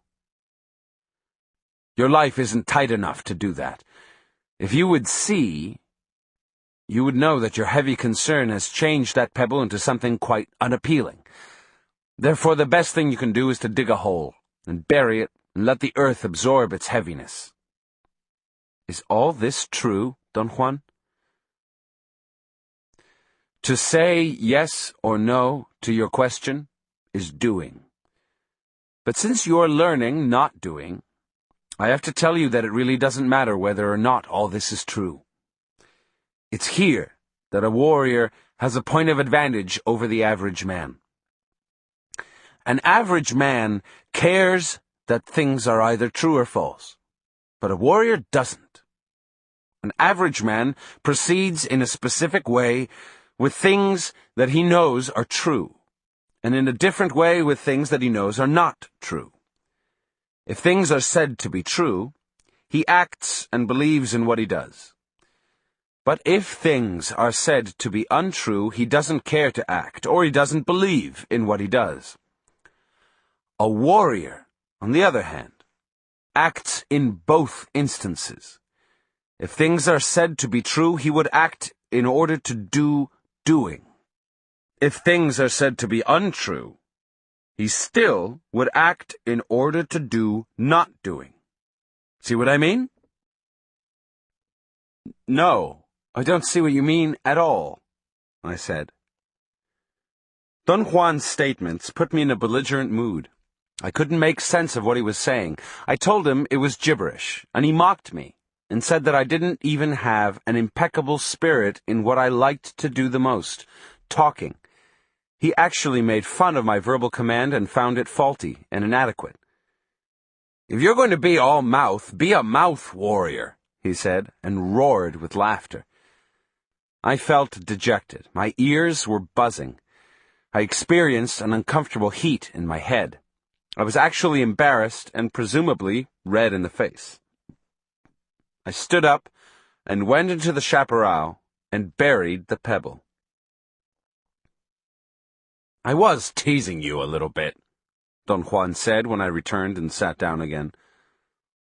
"And yet I know that if you don't talk, you don't understand. Talking is doing for you, but talking's not appropriate. And if you want to know what I mean by not doing, you have to do a simple exercise. Since we're concerned with not doing, it doesn't matter whether you do the exercise now or 10 years from now." He made me lie down and took my right arm and bent it at my elbow. Then he turned my hand until the palm was facing the front. He curved my fingers so my hand looked as if I were holding a doorknob, and then he began to move my arm back and forth with a circular motion that resembled the act of pushing and pulling a lever attached to a wheel. Don Juan said that a warrior executed that movement every time he wanted to push something out of his body, something like a disease or an unwelcoming feeling. The idea was to push and pull an imaginary opposing force until one felt a heavy object, a solid body, stopping the free movements of the hand. In the case of the exercise, not doing consisted in repeating it until one felt the heavy body with the hand, in spite of the fact that one could never believe it was possible to feel it. I began moving my arm, and in a short while, my hand became ice cold. I had begun to feel a sort of mushiness around my hand. It was as if I were paddling through some heavy, viscous liquid matter. Don Juan made a sudden movement and grabbed my arm to stop the motion. My whole body shivered, as though stirred by some unseen force. He scrutinized me as I sat up, and then walked around me before he sat back down on the place where he'd been. "You've done enough," he said. "You may do this exercise some other time, when you have more personal power." Did I do something wrong? No. Not doing is only for very strong warriors, and you don't have the power to deal with it yet.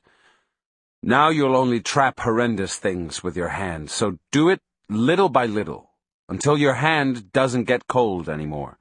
Whenever your hand remains warm, you can actually feel the lines of the world with it. He paused, as if to give me time to ask about the lines. But before I had a chance to, he started explaining that there were infinite numbers of lines that joined us to things.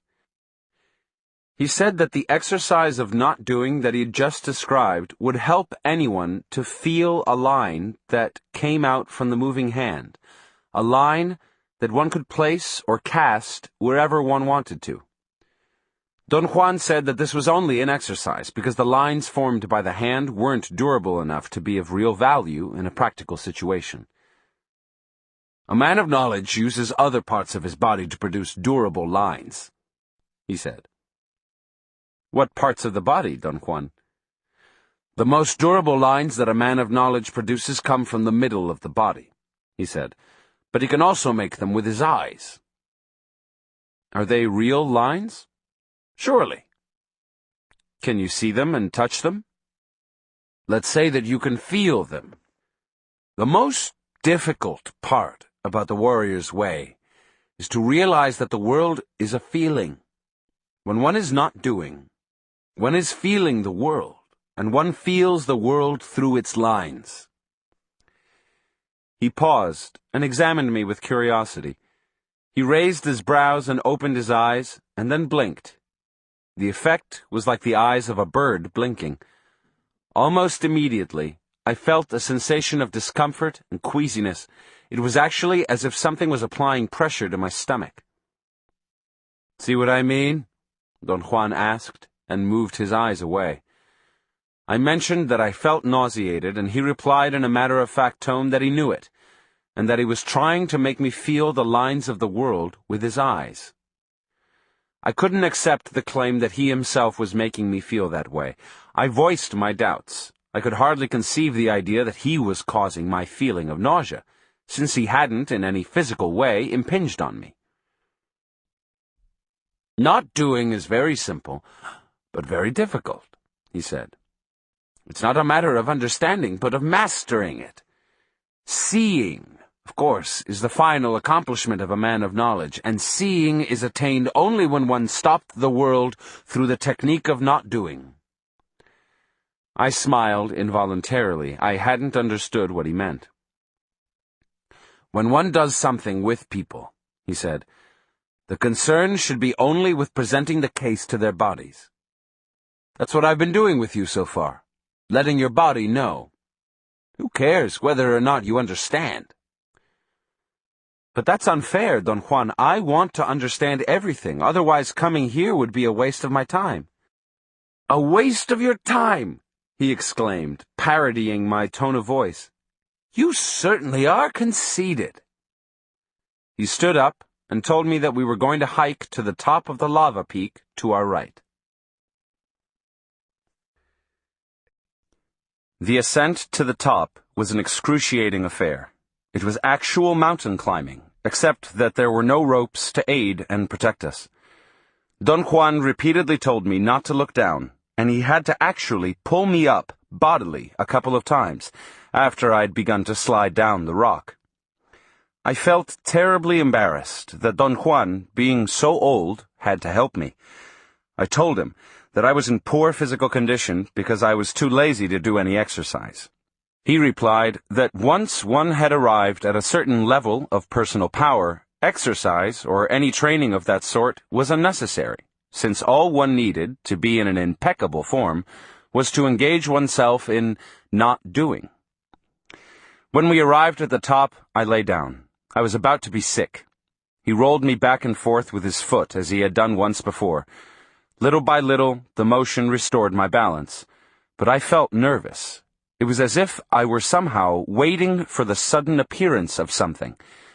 I involuntarily looked 2 or 3 times to each side. Don Juan didn't say a word, but he also looked in the direction I was looking. "Shadows are peculiar affairs," he said all of a sudden. "You must have noticed that there's one following us." "I haven't noticed anything of the sort," I protested in a loud voice. Don Juan said that my body had noticed our pursuer, in spite of my stubborn opposition, and assured me in a confident tone that there was nothing unusual about being followed by a shadow. "It's just a power," he said. "These mountains are filled with them. It's just like one of those entities that scared you the other night." I wanted to know if I could actually perceive it myself. He asserted that in the daytime I could only feel its presence. I wanted an explanation of why he called it a shadow, when obviously it wasn't like the shadow of a boulder. He replied that both had the same lines, therefore both were shadows. He pointed to a long boulder standing directly in front of us. "Look at the shadow of that boulder," he said. "The shadow is the boulder, and yet it isn't. To observe the boulder in order to know what the boulder is doing, but to observe its shadow is not doing. Shadows are like doors, the doors of not doing. A man of knowledge, for example, can tell the innermost feelings of men by watching their shadows." "Is there movement in them?" I asked. "You may say that there's movement in them, or you may say that the lines of the world are shown in them, or you may say that feelings come from them. But how could feelings come out of shadows, Don Juan?" "To believe that shadows are just shadows is doing," he explained. "That belief is somehow stupid. Think about it this way. There's so much more to everything in the world that obviously there must be more to shadows, too. After all, what makes them shadows is merely our doing." There was a long silence. I didn't know what else to say. "The end of the day is approaching," Don Juan said, looking at the sky. "You have to use this brilliant sunlight to perform one last exercise." He led me to a place where there were two peaks the size of a man standing parallel to each other, about 4 or 5 feet apart. Don Juan stopped 10 yards away from them, facing the west. He marked a spot for me to stand on and told me to look at the shadows of the peaks. He said that I should watch them and cross my eyes in the same manner I ordinarily cross them when scanning the ground for a place to rest. He clarified his directions by saying that when searching for a resting place, one had to look without focusing, but in observing shadows, one had to cross the eyes and yet keep a sharp image in focus. The idea was to let one shadow be superimposed on the other by crossing the eyes. He explained that through that process, one could ascertain a certain feeling which emanated from shadows. I commented on his vagueness, but he maintained that there was really no way of describing what he meant. My attempt to carry out the exercise was futile. I struggled until I got a headache. Don Juan was not at all concerned with my failure. He climbed to a dome-like peak and yelled from the top, telling me to look for 2 small, long, and narrow pieces of rock. He showed with his hands the size rock he wanted. I found 2 pieces and handed them to him. Don Juan placed each rock about a foot apart in 2 crevices, made me stand above them facing the west, and told me to do the same exercise with their shadows. This time, it was an altogether different affair. Almost immediately, I was capable of crossing my eyes and perceiving their individual shadows as if they had merged into one. I noticed that the act of looking without converging the images gave the single shadow I had formed an unbelievable depth and a sort of transparency. I stared at it, bewildered. Every hole in the rock on the area where my eyes were focused was neatly discernible, and the composite shadow, which was superimposed on them, was like a film of indescribable transparency. I didn't want to blink, for fear of losing the image I was so precariously holding. Finally, my sore eyes forced me to blink, but I didn't lose the view of the detail at all. In fact, by remoistening my cornea, the image became even clearer. I noticed at that point that it was as if I were looking from an immeasurable height at a world I had never seen before.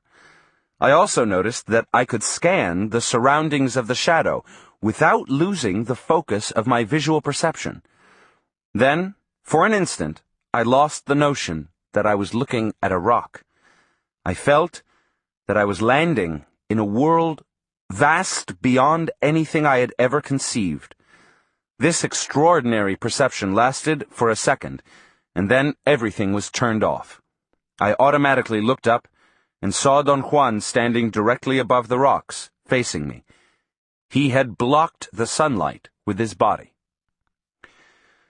I described the unusual sensation I had had, and he explained that he had been forced to interrupt it because he saw that I was about to get lost in it.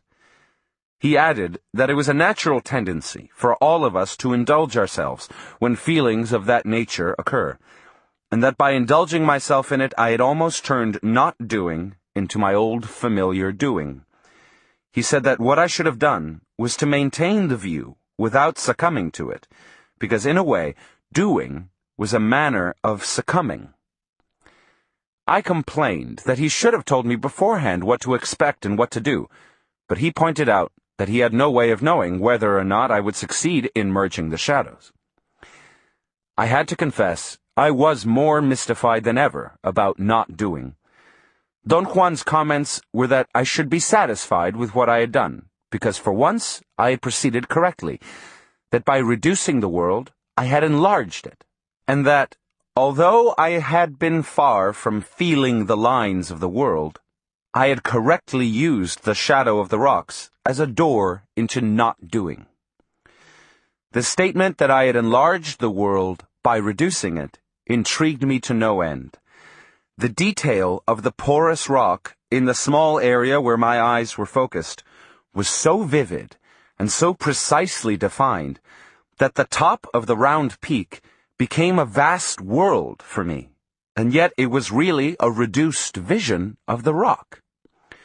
When Don Juan blocked the light and I found myself looking as I normally would do, the precise detail became dull. The tiny holes in the porous rock became bigger. The brown color of the dried lava became opaque, and everything lost the shiny transparency that made the rock into a real world. Don Juan then took the two rocks, laid them gently into a deep crevice, and sat down cross-legged, facing the west, on the spot where the rocks had been. He patted a spot next to him to his left and told me to sit down. We didn't speak for a long time. Then we ate, also in silence. It was only after the sun had set that he suddenly turned and asked me about my progress in dreaming. I told him that it had been easy in the beginning, but that at the moment I had ceased altogether to find my hands in my dreams.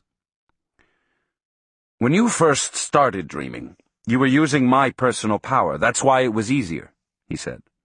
Now you're empty. But you must keep on trying until you have enough power of your own. You see, dreaming is the not doing of dreams. And as you progress in your not doing, you will also progress in dreaming. The trick is not to stop looking for your hands, even if you don't believe that what you're doing has any meaning. In fact, as I've told you before, a warrior doesn't need to believe, because as long as he keeps on acting without believing, he is not doing. We looked at each other for a moment. There's nothing else I can tell you about dreaming, he continued. Everything I may say would only be not doing. But if you tackle not doing directly, you yourself would know what to do in dreaming. To find your hands is essential, though, at this time, and I'm sure you will. I don't know, Don Juan. I don't trust myself. This isn't a matter of trusting anybody. This whole affair is a matter of a warrior's struggle. And you'll keep on struggling, if not under your own power, then perhaps under the impact of a worthy opponent, or with the help of some allies, like the one which is already following you. I made a jerky, involuntary movement with my right arm. Don Juan said that my body knew much more than I suspected, because the force that had been pursuing us was to my right. He confided in a low voice that twice that day the ally had come so close to me that he had had to step in and stop it. During the day, shadows are the doors of not doing, he said. But at night, since very little doing prevails in the dark, everything is a shadow, including the allies. I've already told you about this when I taught you the gate of power. I laughed out loud, and my own laughter scared me. Everything I've taught you so far has been an aspect of not doing, he went on. A warrior applies not doing to everything in the world, and yet I can't tell you more about it than what I've said today. You must let your own body discover the power and the feeling of not doing. I had another fit of nervous cackling.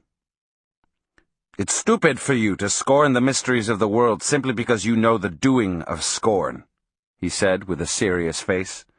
I assured him that I wasn't scorning anything or anyone, but that I was more nervous and incompetent than he thought. I've always been that way, he said. And yet I want to change, but I don't know how. I'm so inadequate. I already know that you think you're rotten, he said. That's your doing. Now, in order to affect that doing, I'm going to recommend that you learn another doing. From now on, and for a period of 8 days, I want you to lie to yourself. Instead of telling yourself the truth that you're ugly and rotten and inadequate, you'll tell yourself that you are the complete opposite, knowing that you're lying and that you're absolutely beyond hope. But what would be the point of lying like that, Don Juan? It may hook you to another doing, and then you may realize that both doings are lies, unreal, and that to hinge yourself to either one is a waste of time, because the only thing that is real is the being in you that is going to die. To arrive at that being is the not doing of the self. 16. The Ring of Power. Saturday, April 14th, 1962. Don Juan felt the weight of our gourds and concluded that we'd exhausted our food supply and that it was time to return home. I casually mentioned that it was going to take us at least a couple of days to get to his house. He said he wasn't going back to Sonora, but to a border town where he had some business to take care of. I thought we were going to start our descent through a water canyon, but Don Juan headed towards the northwest on the high plateaus of the lava mountains. After about an hour of walking, he led me into a deep ravine, which ended at a point where two peaks almost joined. There was a slope there, going almost to the top of the range, a strange slope which looked like a slanted, concave bridge between the two peaks. Don Juan pointed to an area on the face of the slope. "Look there, fixedly," he said. "The sun's almost right." He explained that at midday the light of the sun could help me with not doing. He then gave me a series of commands: to loosen all the tight garments I had on, to sit in a cross-legged position, and to look intently at the spot he had specified. There were very few clouds in the sky, and none towards the west. It was a hot day, and the sunlight beamed on the solidified lava. I kept a very close watch over the area in question. After a long vigil, I asked what, specifically, I was supposed to look for. He made me be quiet with an impatient gesture of his hand. I was tired. I wanted to go to sleep. I half closed my eyes. They were itching, and I rubbed them. But my hands were clammy, and the sweat made my eyes sting. I looked at the lava peaks through half-closed eyelids, and suddenly, the whole mountain was lit up.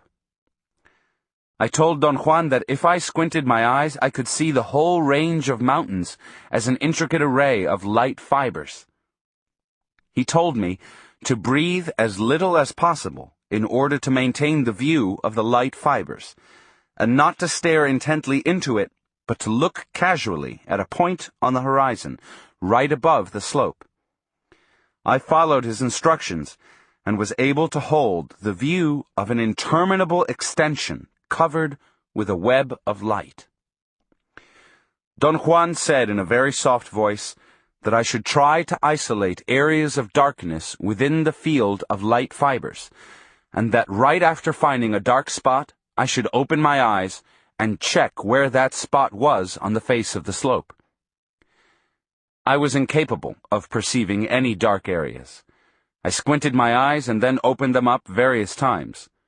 Don Juan drew closer to me and pointed to an area to my right, and then to another one right in front of me.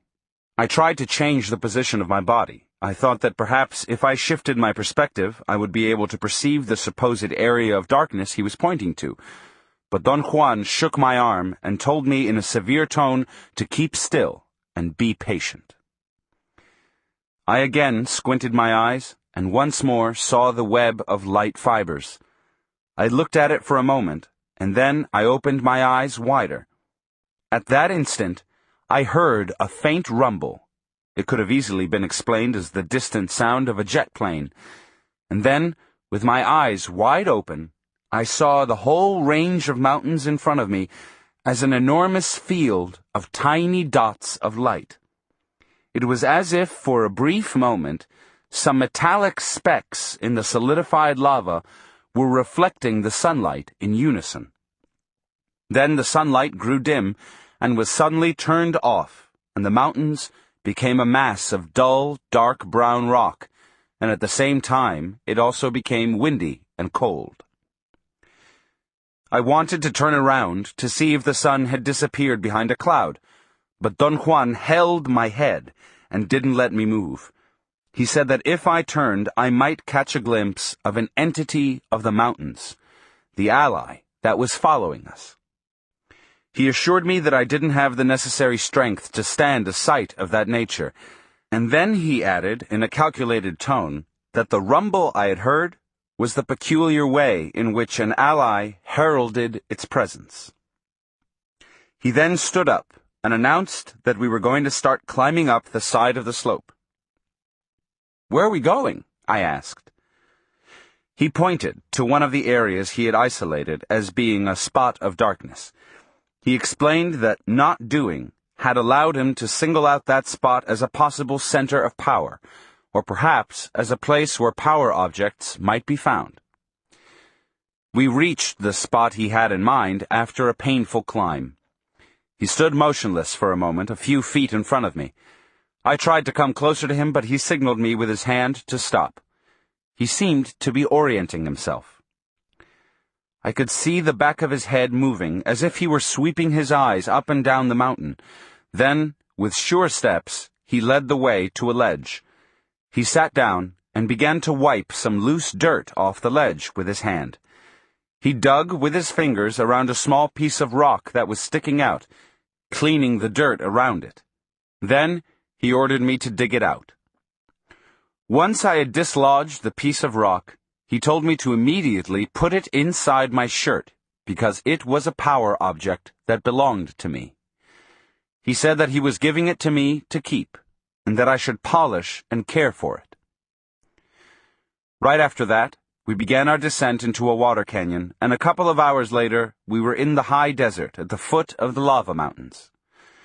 Don Juan walked about 10 feet ahead of me and kept up a very good pace.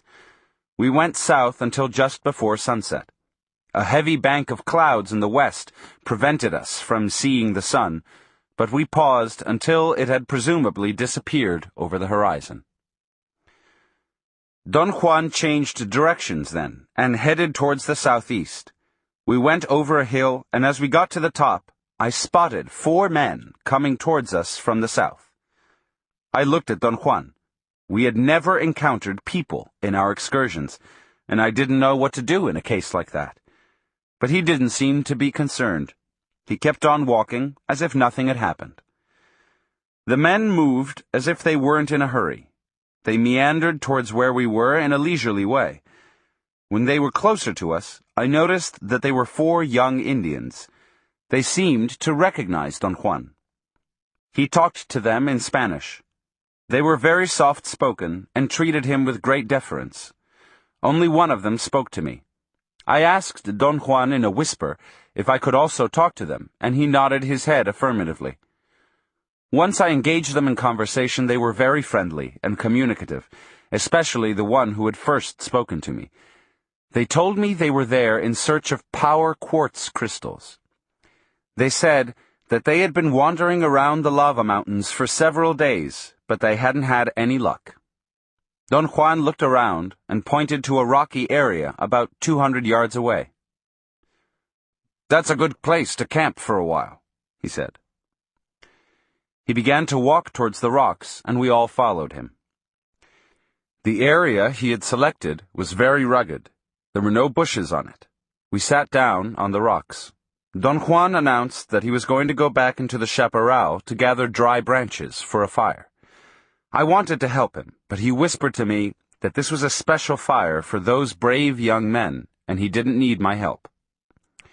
The young men sat down around me in a close cluster. One of them sat with his back against mine. I felt a bit embarrassed. When Don Juan returned with a pile of sticks, he commended them for their carefulness and told me that the young men were a sorcerer's apprentices, and that it was the rule to make a circle and have 2 people back to back in the center when going on hunting parties for power objects. One of the young men asked me if I had ever found any crystals myself. I told him that Don Juan had never taken me to look for them. Don Juan selected a place close to a big boulder and started to make a fire. None of the young men moved to help him, but watched him attentively. When all the sticks were burning, Don Juan sat with his back against the boulder. The fire was to his right. The young men apparently knew what was going on, but I didn't have the faintest idea about the procedure to follow when one was dealing with sorcerers' apprentices. I watched the young men. They sat facing Don Juan, making a perfect half-circle. I noticed then that Don Juan was directly facing me, and two of the young men had sat to my left, and the other two to my right. Don Juan began telling them that I was in the lava mountains to learn not doing, and that an ally had been following us. I thought that was a very dramatic beginning, and I was right. The young men changed positions, and sat with their left legs tucked under their seats. I hadn't observed how they were sitting before. I'd assumed that they were sitting the same way I was, cross-legged. A casual glance at Don Juan revealed to me that he was also sitting with his left leg tucked in. He made a barely perceptible gesture with his chin to point at my sitting position. I casually tucked in my left leg. Don Juan had once told me that was the posture that a sorcerer used when things were uncertain. It had always proved, however, to be a very tiring position for me. I felt it was going to be a terrible imposition on me to remain seated in that fashion for the duration of his talk. Don Juan seemed to be thoroughly aware of my handicap, and in a succinct manner explained to the young men that quartz crystals could be found in certain specific spots in that area, that once they were found, they had to be coaxed to leave their abode by means of special techniques. The crystals then became the man himself, and their power went beyond our understanding. He said that ordinarily quartz crystals were found in clusters, and that it was up to the man who had found them to choose 5 of the longest and best-looking blades of quartz and sever them from their matrix. The finder was responsible for carving and polishing them in order to make them pointed and to make them fit perfectly to the size and shape of the fingers of his right hand. Then he told us that the quartz crystals were weapons used for sorcery, that they were usually hurled to kill, and that they penetrated the enemy's body and then returned to their owner's hand as though they had never left it. Next, he talked about the search for the spirit that would turn the ordinary crystals into weapons, and said that the first thing one had to do was to find a propitious place to lure out the spirit. That place had to be on a hilltop, and was found by sweeping the hand, with the palm turned towards the earth, until a certain heat was detected with the palm of the hand. A fire had to be made on that spot. Don Juan explained that the ally was attracted by the flames and manifested itself through a series of consistent noises. The person searching for an ally had to follow the direction of the noises until the ally revealed itself, and then wrestle it to the ground in order to overpower it. It was at that point that one could make the ally touch the crystals to imbue them with power. He warned us that there were other forces at large in those lava mountains, forces which didn't resemble the allies. They didn't make any noise, but appeared only as fleeting shadows, and didn't have any power at all.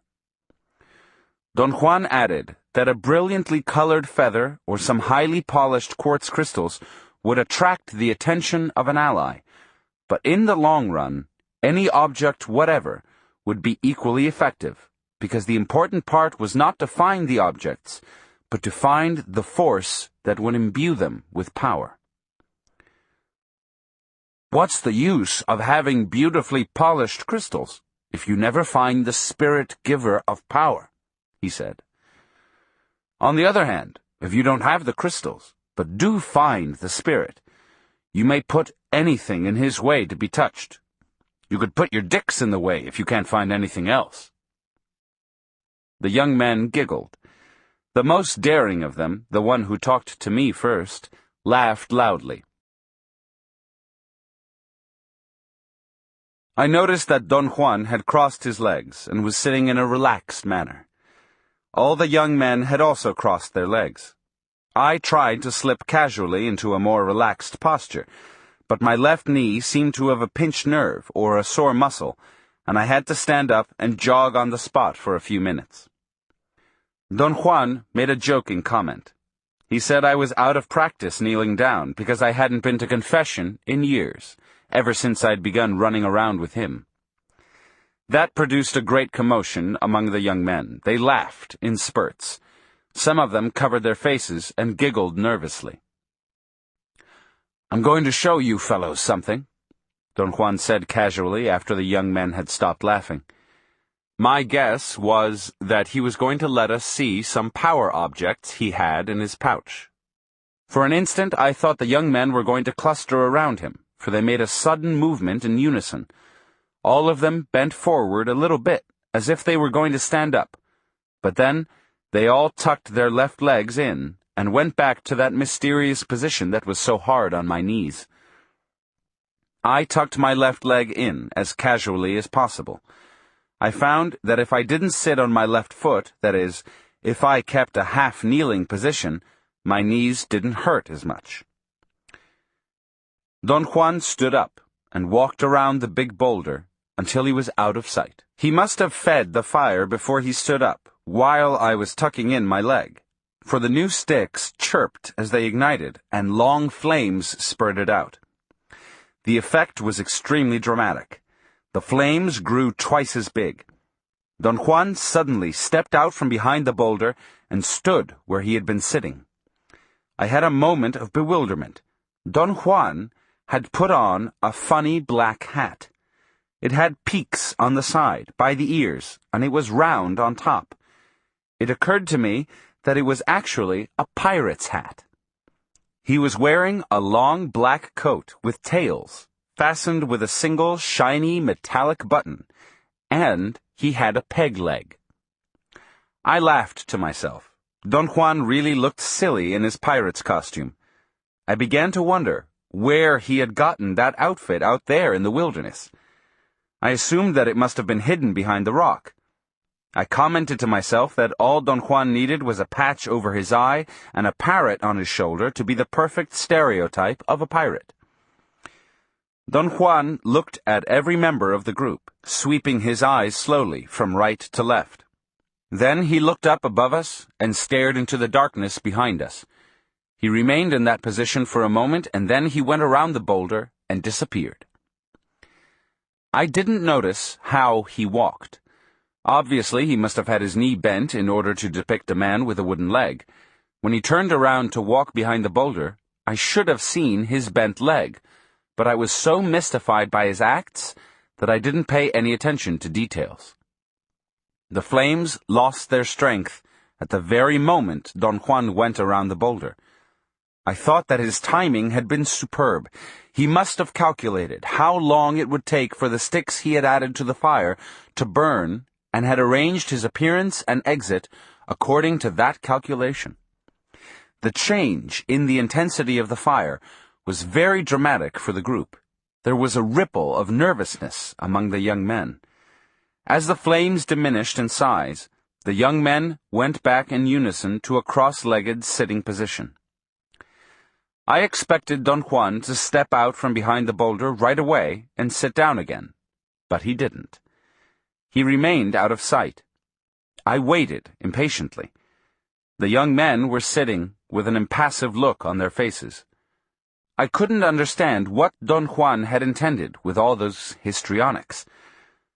After a long wait, I turned to the young man on my right and asked him in a low voice if any of the items Don Juan had put on, the funny hat and the long tail coat and the fact he was standing on a peg leg, had any meaning to him. The young man looked at me with a funny, blank expression. He seemed confused. I repeated my question, and the other young man next to him looked at me attentively in order to listen. They looked at each other, seemingly in utter confusion. I said that, to me, the hat and the stump and the coat made him into a pirate. By then, all 4 men had come closer together around me. They giggled softly and fretted nervously. They seemed to be at a loss for words. The most daring of them finally spoke to me. He said that Don Juan didn't have a hat on, wasn't wearing a long coat, and was certainly not standing on a stump, but that he had a black cowl or shawl over his head and a jet-black tunic, like a friar's, that went all the way to the ground. "No!" another young man exclaimed softly. "He didn't have a cowl." "That's right," the others said. The young man who had spoken first looked at me with an expression of total disbelief. I told them that we had to review what had happened very carefully and very quietly, and that I was sure Don Juan had wanted us to do so, and thus he had left us alone. The young man who was to my extreme right said that Don Juan was in rags. He had on a tattered poncho, or some sort of Indian coat, and a most beat-up sombrero. He was holding a basket with things in it, but he wasn't sure what those things were. He added that Don Juan wasn't really dressed as a beggar, but rather as a man who was coming back from an interminable journey loaded with strange things. The young man who had seen Don Juan with a black cowl said that he had nothing in his hands, but that his hair was long and wild, as if he were a wild man that had just killed a friar and had put on his clothes, but couldn't hide his wildness. The young man to my left chuckled softly and commented on the weirdness of it all. He said that Don Juan was dressed as an important man who had just gotten off his horse. He had leather leggings for horseback riding, big spurs, a whip that he kept beating on his left palm, a Chihuahua hat with a conical crown, and 2 .45 caliber automatic pistols. He said that Don Juan was the picture of a well-to-do ranchero.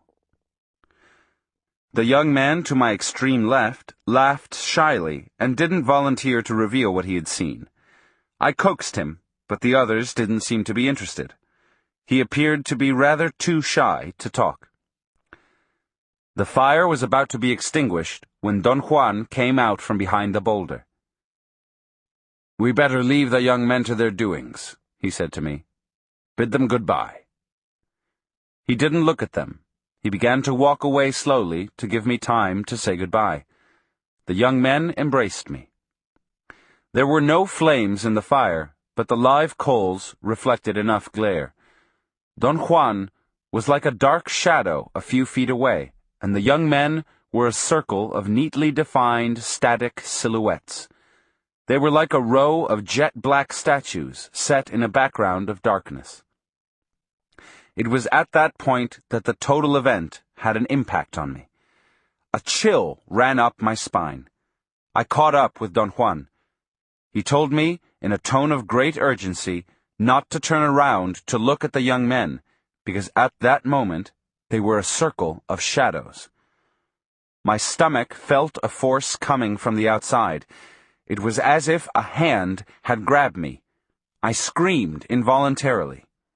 Don Juan whispered that there was so much power in that area that it would be very easy for me to use the gate of power. We jogged for hours. I fell down 5 times. Don Juan counted out loud every time I lost my balance. Then he came to a halt. "Sit down, huddle against the rocks, and cover your belly with your hands," he whispered in my ear. Sunday, April 15th, 1962. As soon as there was enough light in the morning, we started walking. Don Juan guided me to the place where I'd left my car. I was hungry, but I felt otherwise invigorated and well-rested. We ate some crackers and drank some bottled mineral water that I had in my car. I wanted to ask him some questions that were overwhelming me, but he put his finger to his lips. By mid-afternoon, we were in the border town where he wanted me to leave him. We went to a restaurant to eat lunch. The place was empty. We sat at a table by a window looking out at the busy main street and ordered our food. Don Juan seemed relaxed. His eyes shone with a mischievous glint. I felt encouraged and began a barrage of questions. I mainly wanted to know about his disguise. I showed you a little bit of my not doing, he said, and his eyes seemed to glow. But none of us saw the same disguise, I said. How did you do that? It's all very simple, he replied. They were only disguises, because everything we do is in some way merely a disguise. Everything we do, as I've told you, is a matter of doing. A man of knowledge could hook himself to everyone's doing and come up with weird things. But they're not weird, not really. They're weird only to those who are trapped in doing. Those 4 young men and yourself aren't aware yet of not doing, so it was easy to fool all of you. But how did you fool us? It won't make sense to you. There's no way for you to understand it. Try me, Don Juan, please. Let's say that when every one of us is born, we bring with us a little ring of power. That little ring is almost immediately put to use. So every one of us is already hooked from birth, and our rings of power are joined to everyone else's. In other words, our rings of power are hooked to the doing of the world in order to make the world. Give me an example so I could understand it, I said. For instance, our rings of power, yours and mine, are hooked right now to the doing in this room. We are making this room. Our rings of power are spinning this room into being at this very moment. Wait, I said. This room is here by itself. I'm not creating it. I have nothing to do with it. Don Juan didn't seem to be concerned with my argumentative protests. He very calmly maintained that the room we were in was brought to being and was kept in place because of the force of everybody's ring of power. You see, he continued, every one of us knows the doing of rooms because, in one way or another, we've spent much of our lives in rooms. A man of knowledge, on the other hand, develops another ring of power. I would call it the ring of not doing because it is hooked to not doing. With that ring, therefore, he can spin another world. A young waitress brought our food and seemed to be suspicious of us. Don Juan whispered that I should pay her to show her that I had enough money. I don't blame her for distrusting you, he said, and roared with laughter. You look like hell. I paid the woman and tipped her, and when she left us alone, I stared at Don Juan, trying to find a way to recapture the thread of our conversation. He came to my rescue. Your difficulty is that you haven't yet developed your extra ring of power, and your body doesn't know not doing, he said. I didn't understand what he'd said. My mind was locked in quite a prosaic concern. All I wanted to know was whether or not he had put on a pirate's outfit. Don Juan didn't answer, but laughed uproariously. I begged him to explain. But I've just explained it to you, he retorted. You mean that you didn't put on any disguise? I asked. All I did was to hook my ring of power to your own doing, he said. You yourself did the rest, and so did the others. That's incredible, I exclaimed. We all have been taught to agree about doing, he said softly. You don't have any idea of the power that agreement brings with it. But fortunately, not doing is equally miraculous and powerful. I felt an uncontrollable ripple in my stomach. There was an unbridgeable abysm between my first-hand experience and his explanation. As an ultimate defense, I ended up, as I had always done, with a tinge of doubt and distrust, and with the question, what if Don Juan was really in cahoots with the young men, and he himself had set it all up? I changed the subject and asked him about the 4 apprentices. Did you tell me that they were shadows? I asked. That's right. Were they allies? No, they were apprentices of a man I know. Why did you call them shadows? Because at that moment they'd been touched by the power of not doing. And since they aren't as stupid as you are, they shifted into something quite different from what you know. I didn't want you to look at them for that reason. It would have only injured you. I didn't have any more questions. I wasn't hungry, either. Don Juan ate heartily and seemed to be in an excellent mood. But I felt dejected. Suddenly, a consuming fatigue possessed me. I realized that Don Juan's path was too arduous for me. I commented that I didn't have the qualifications to become a sorcerer. Perhaps another meeting with Mescalito will help you, he said. I assured him that that was the farthest thing from my mind, and that I wouldn't even consider the possibility. Very drastic things have to happen to you in order for you to allow your body to profit from all you've learned, he said. I ventured the opinion that since I wasn't an Indian, I wasn't really qualified to live the unusual life of a sorcerer. Perhaps, if I could disentangle myself from all my commitments, I could fare in your world a little better, I said. Or if I would go into the wilderness with you and live there. As it is now, the fact I have a foot in both worlds makes me useless in either. He stared at me for a long moment. This is your world, he said, pointing to the busy street outside the window. You are a man of that world. And out there, in that world, is your hunting ground. There's no way to escape the doing of our world. So what a warrior does is to turn his world into his hunting ground. As a hunter, a warrior knows that the world is made to be used, so he uses every bit of it. A warrior is like a pirate that has no qualms in taking and using anything he wants, except that the warrior doesn't mind or he doesn't feel insulted when he's used and taken himself.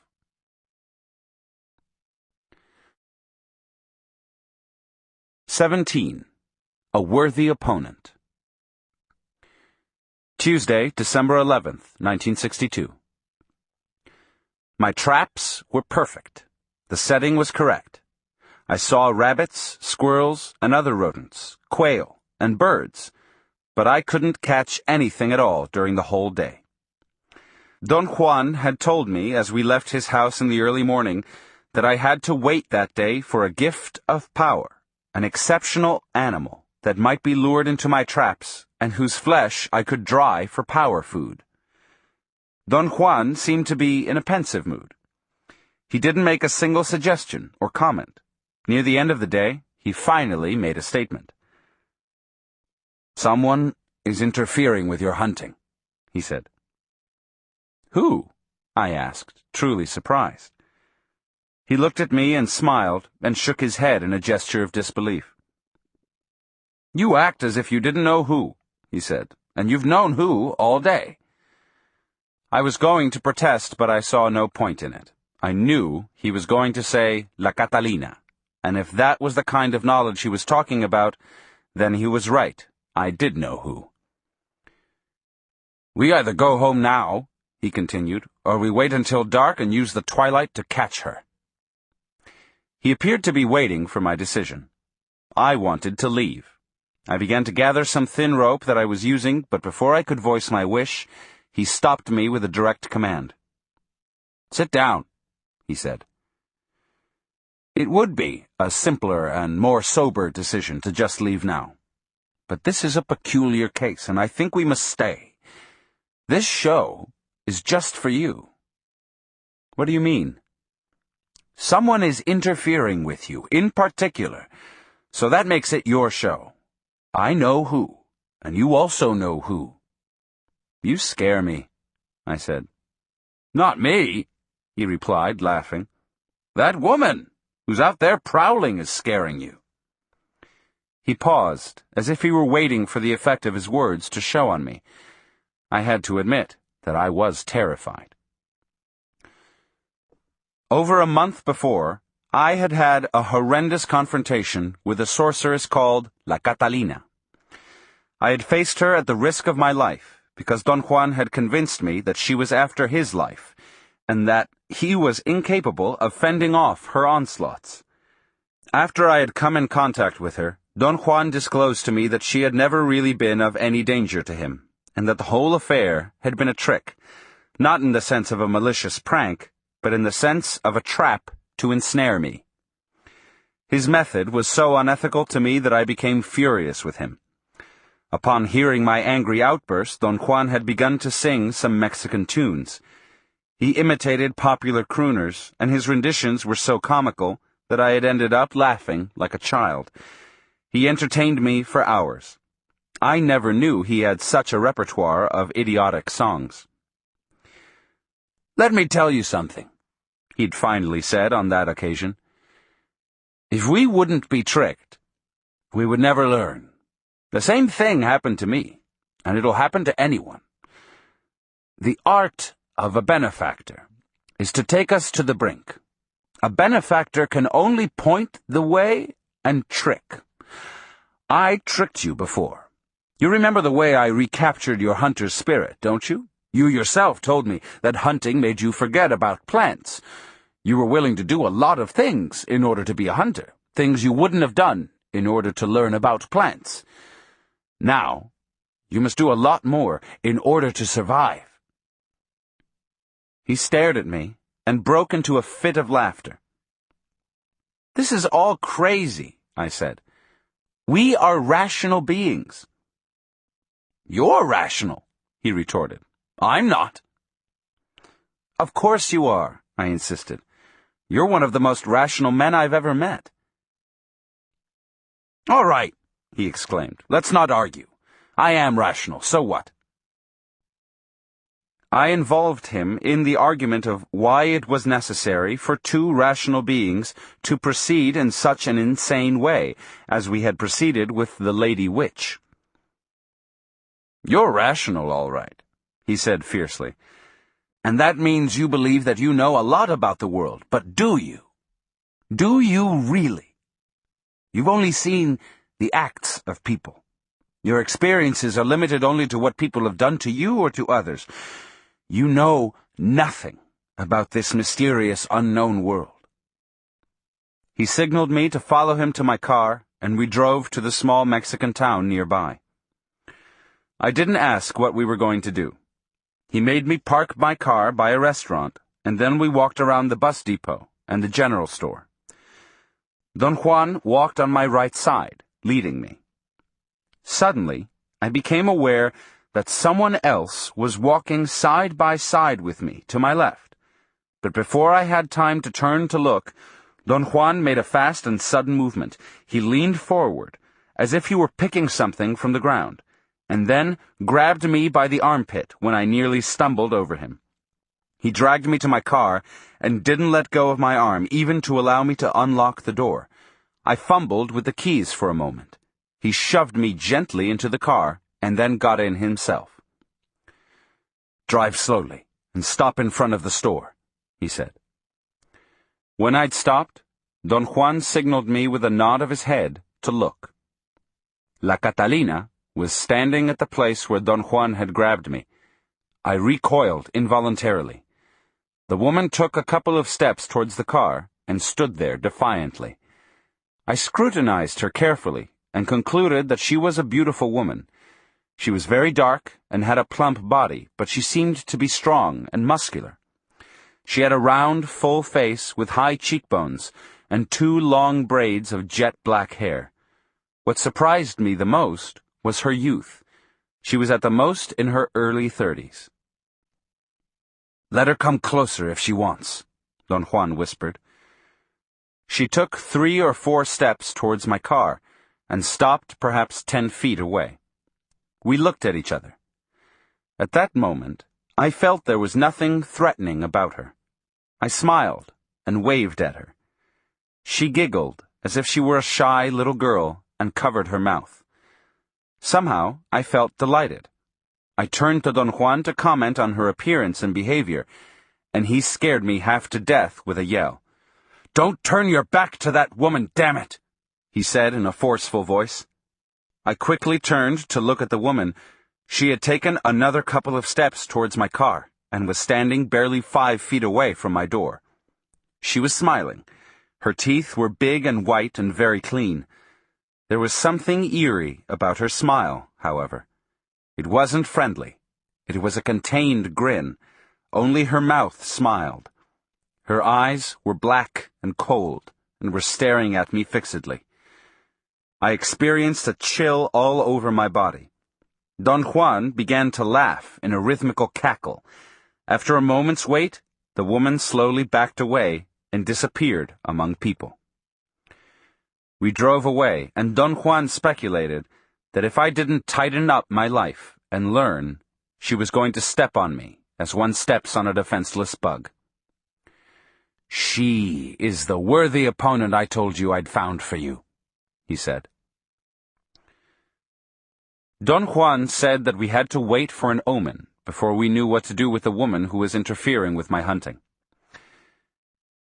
"If we see or hear a crow, we'll know for sure that we can wait, and we'll also know where to wait," he added. He slowly turned around in a complete circle, scanning all the surroundings. "This isn't the place to wait," he said in a whisper. We began to walk towards the east. It was already fairly dark. Suddenly, 2 crows flew out from behind some tall bushes and disappeared behind a hill. Don Juan said that the hill was our destination. Once we arrived there, he circled it and chose a place facing the southeast at the bottom of the hill. He cleaned the dry twigs and leaves and other debris from a circular spot 5 or 6 feet in diameter. I attempted to help him, but he refused me with a strong movement of his hand. He put his finger over his lips and made a gesture of silence. When he had finished, he pulled me to the center of the circle, made me face the south, away from the hill, and whispered in my ear that I had to imitate his movements. He began a sort of dance, making a rhythmical thump with his right foot. It consisted of 7 even beats, spaced by a cluster of 3 fast thumps. I tried to adapt myself to his rhythm, and after a few clumsy attempts I was more or less capable of reproducing the same thumping. "What's this for?" I whispered in his ear. He told me, also in a whisper, that I was thumping like a rabbit, and that sooner or later the prowler would be attracted by the noise and would show up to see what was going on. Once I'd copied the rhythm, Don Juan ceased to thump himself, but had me continue, marking the pace with a movement of his hand.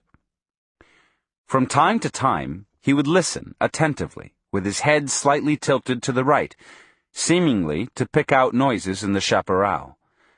At one point, he signaled me to stop, and he remained in a most alert position. It was as if he were ready to spring up and jump on an unknown and unseen assailant. Then he motioned me to continue the thumping, and after a while, he stopped me again. Every time I stopped, he listened with such a concentration that every fiber in his body seemed to be tense to the point of bursting. Suddenly he jumped to my side and whispered in my ear that the twilight was at its full power. I looked around. The chaparral was a dark mass, and so were the hills and the rocks. The sky was dark blue, and I couldn't see the clouds anymore. The whole world seemed to be a uniform mass of dark silhouettes which didn't have any visible boundaries. I heard the eerie, distant cry of an animal, a coyote, or perhaps a night bird. It happened so suddenly that I didn't pay attention to it, but Don Juan's body jerked a bit. I felt its vibration as he stood next to me. "Here we go," he whispered. "Thump again and be ready. She's here." I began to thump furiously, and Don Juan put his foot over mine and signaled me frantically to relax and thump rhythmically. "Don't scare her away," he whispered in my ear. "Calm down and don't lose your marbles." He again began to mark the pace of my thumping, and after the second time he made me stop, I heard the same cry again. This time it seemed to be the cry of a bird which was flying over the hill. Don Juan made me thump once more, and just when I stopped, I heard a peculiar rustling sound to my left. It was the sound a heavy animal would make while moving about in the dry underbrush. The thought of a bear crossed my mind, but then I realized there were no such bears in the desert. I grabbed on to Don Juan's arm, and he smiled at me and put his finger to his mouth in a gesture of silence. I stared into the darkness towards my left, but he signaled me not to. He repeatedly pointed directly above me, and then he made me turn around slowly and silently until I was facing the dark mass of the hill. Don Juan kept his finger leveled at a certain point on the hill. I kept my eyes glued to the spot, and suddenly, as if in a nightmare, a dark shadow leaped at me. I shrieked and fell down to the ground on my back. For a moment, the dark silhouette was superimposed against the dark blue sky, and then it sailed through the air and landed beyond us in the bushes. I heard the sound of a heavy body crashing into the shrubs, and then an eerie outcry. Don Juan helped me up and guided me in the darkness to the place where I'd left my traps. He made me gather and disassemble them, and then he scattered the pieces away in all directions. He performed all this without saying a single word.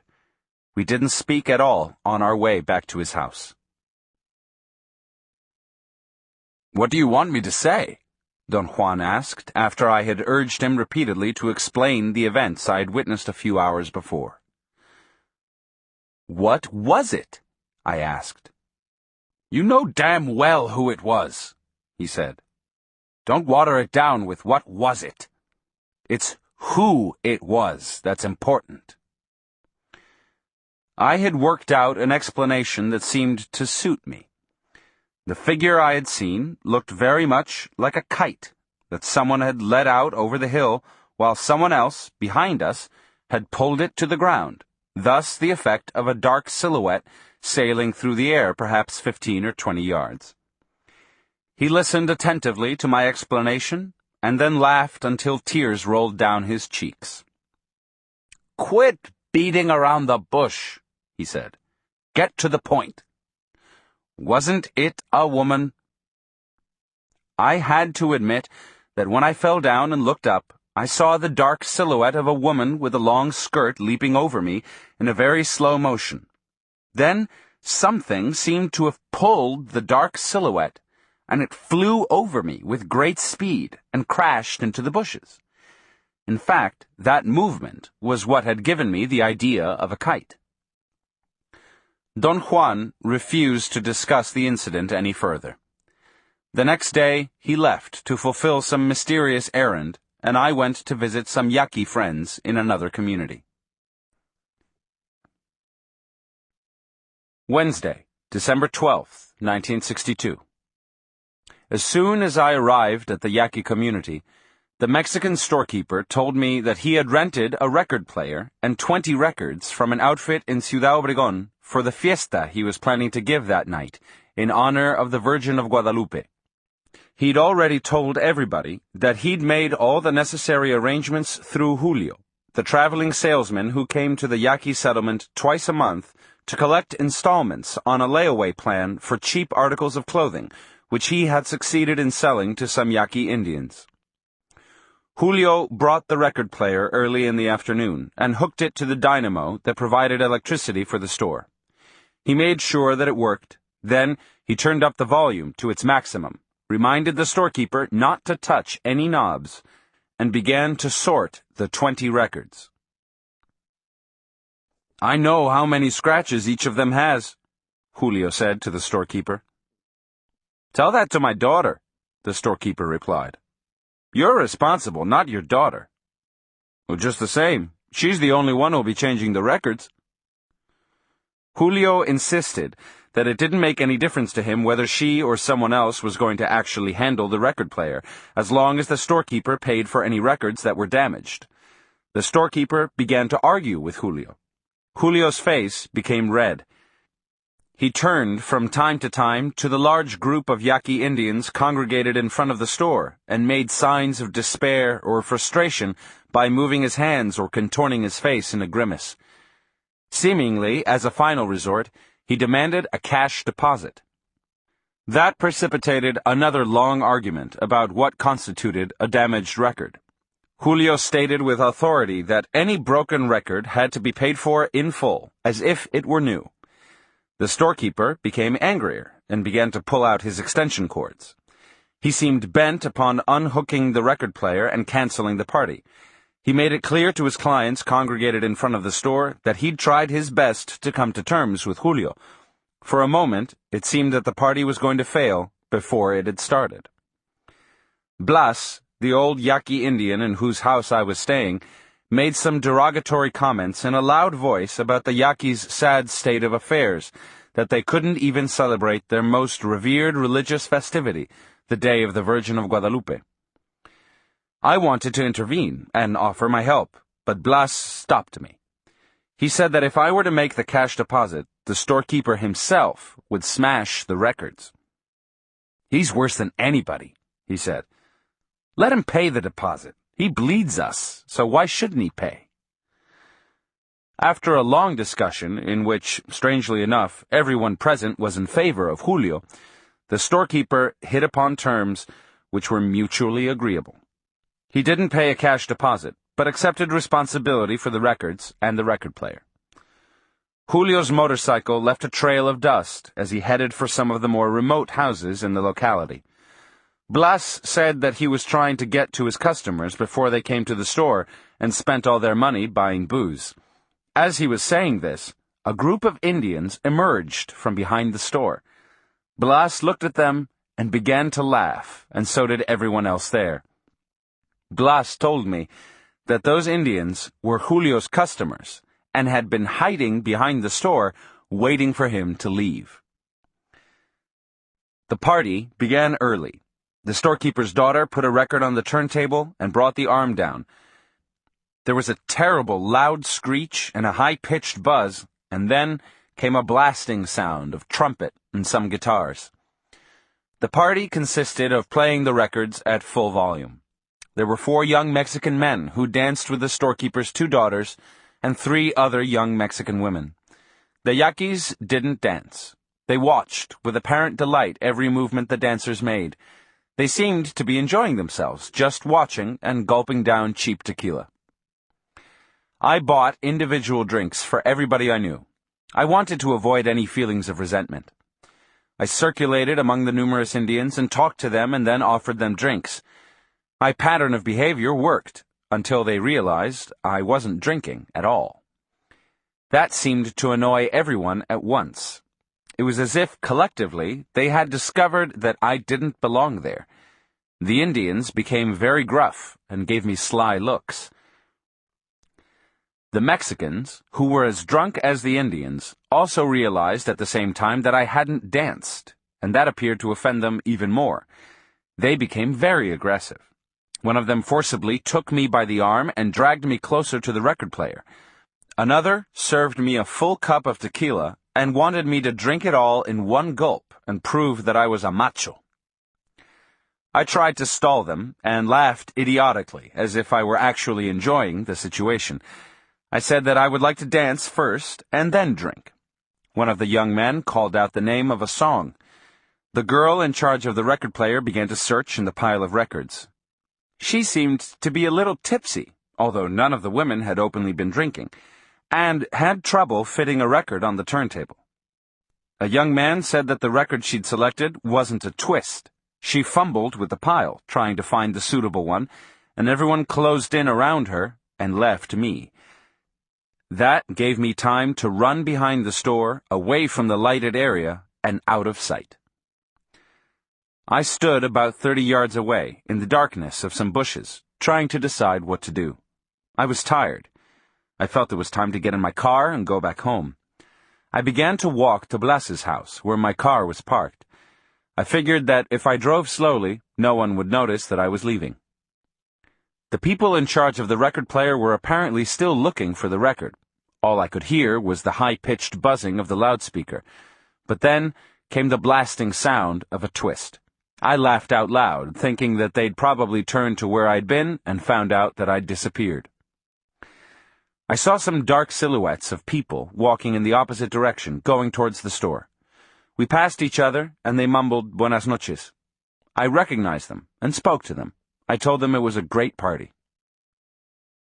Before I came to a sharp bend in the road, I encountered two other people, whom I didn't recognize, but I greeted them anyway. The blasting sound of the record player was almost as loud there on the road as it was in front of the store. It was a dark, starless night, but the glare from the store lights allowed me to have a fairly good visual perception of my surroundings.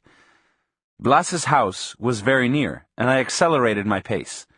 I noticed then the dark shape of a person, sitting or perhaps squatting to my left, at the bend of the road. I thought for an instant that it might have been one of the people from the party who had left before I had. The person seemed to be defecating on the side of the road. That seemed odd. People in the community went into the thick bushes to perform their bodily functions. I thought that whoever it was in front of me must have been drunk. I came to the bend and said, "Buenas noches." The person answered me with an eerie, gruff, inhuman howl. The hair on my body literally stood on end. For a second, I was paralyzed. Then I began to walk fast. I took a quick glance. I saw that the dark silhouette had stood up halfway. It was a woman. She was stooped over, leaning forward. She walked in that position for a few yards, and then she hopped. I began to run, while the woman hopped like a bird by my side, keeping up with my speed. By the time I arrived at Blas's house, she was cutting in front of me, and we'd almost touched. I leaped across a small, dry ditch in front of the house and crashed through the flimsy door. Blas was already in the house, and seemed unconcerned with my story. "They pulled a good one on you," he said reassuringly. "The Indians take delight in teasing foreigners." My experience had been so unnerving that the next day I drove to Don Juan's house instead of going home as I'd planned to do. Don Juan returned in the late afternoon. I didn't give him time to say anything, but blurted out the whole story, including Blas's commentary. Don Juan's face became somber. Perhaps it was only my imagination, but I thought he was worried. "Don't put so much stock in what Blas told you," he said in a serious tone. "He knows nothing of the struggles between sorcerers. You should have known that it was something serious the moment you noticed that the shadow was to your left. You shouldn't have run, either." "What was I supposed to do? Stand there?" "Right. When a warrior encounters his opponent, and the opponent is not an ordinary human being, he must make his stand. That's the only thing that makes him invulnerable." "What are you saying, Don Juan?" "I'm saying that you've had your third encounter with your worthy opponent. She's following you around, waiting for a moment of weakness on your part. She almost bagged you this time." I felt a surge of anxiety and accused him of putting me in unnecessary danger. I complained that the game he was playing with me was cruel. "It would be cruel if this would have happened to an average man," he said. "But the instant one begins to live like a warrior, one is no longer ordinary. Besides, I didn't find you a worthy opponent because I want to play with you or tease you or annoy you. A worthy opponent might spur you on. Under the influence of an opponent like La Catalina, you may have to make use of everything I've taught you. You don't have any other alternative." We were quiet for a while. His words had aroused a tremendous apprehension in me. He then wanted me to imitate, as close as possible, the cry I had heard after I'd said Buenas noches. I attempted to reproduce the sound and came up with some weird howling that scared me. Don Juan must have found my rendition funny. He laughed almost uncontrollably. Afterwards, he asked me to reconstruct the total sequence: the distance I ran, the distance the woman was from me at the time I encountered her, the distance she was from me at the time I reached the house, and the place where she had begun hopping. "No fat Indian woman could hop that way," he said after assessing all those variables. "They couldn't even run that far." He made me hop. I couldn't cover more than 4 feet each time, and if I were correct in my perception, the woman had hopped at least 10 feet with each leap. "Of course you know that from now on you must be on the lookout," he said in a tone of great urgency. "She'll try to tap you on your left shoulder during a moment when you're unaware and weak." "What should I do?" I asked. "It's meaningless to complain," he said. "What's important from this point on is the strategy of your life." I couldn't concentrate at all on what he was saying. I took notes automatically. After a long silence, he asked if I had any pain behind my ears or in the nape of my neck. I said no, and he told me that if I had experienced an uncomfortable sensation in either of those 2 areas, it would have meant that I had been clumsy and that La Catalina had injured me. "Everything you did that night was clumsy," he said. "First of all, you went to the party to kill time, as though there's any time to kill. That weakened you." "You mean I shouldn't go to parties?" "No, I don't mean that. You may go to any place you wish, but if you do, you must assume the full responsibility for that act.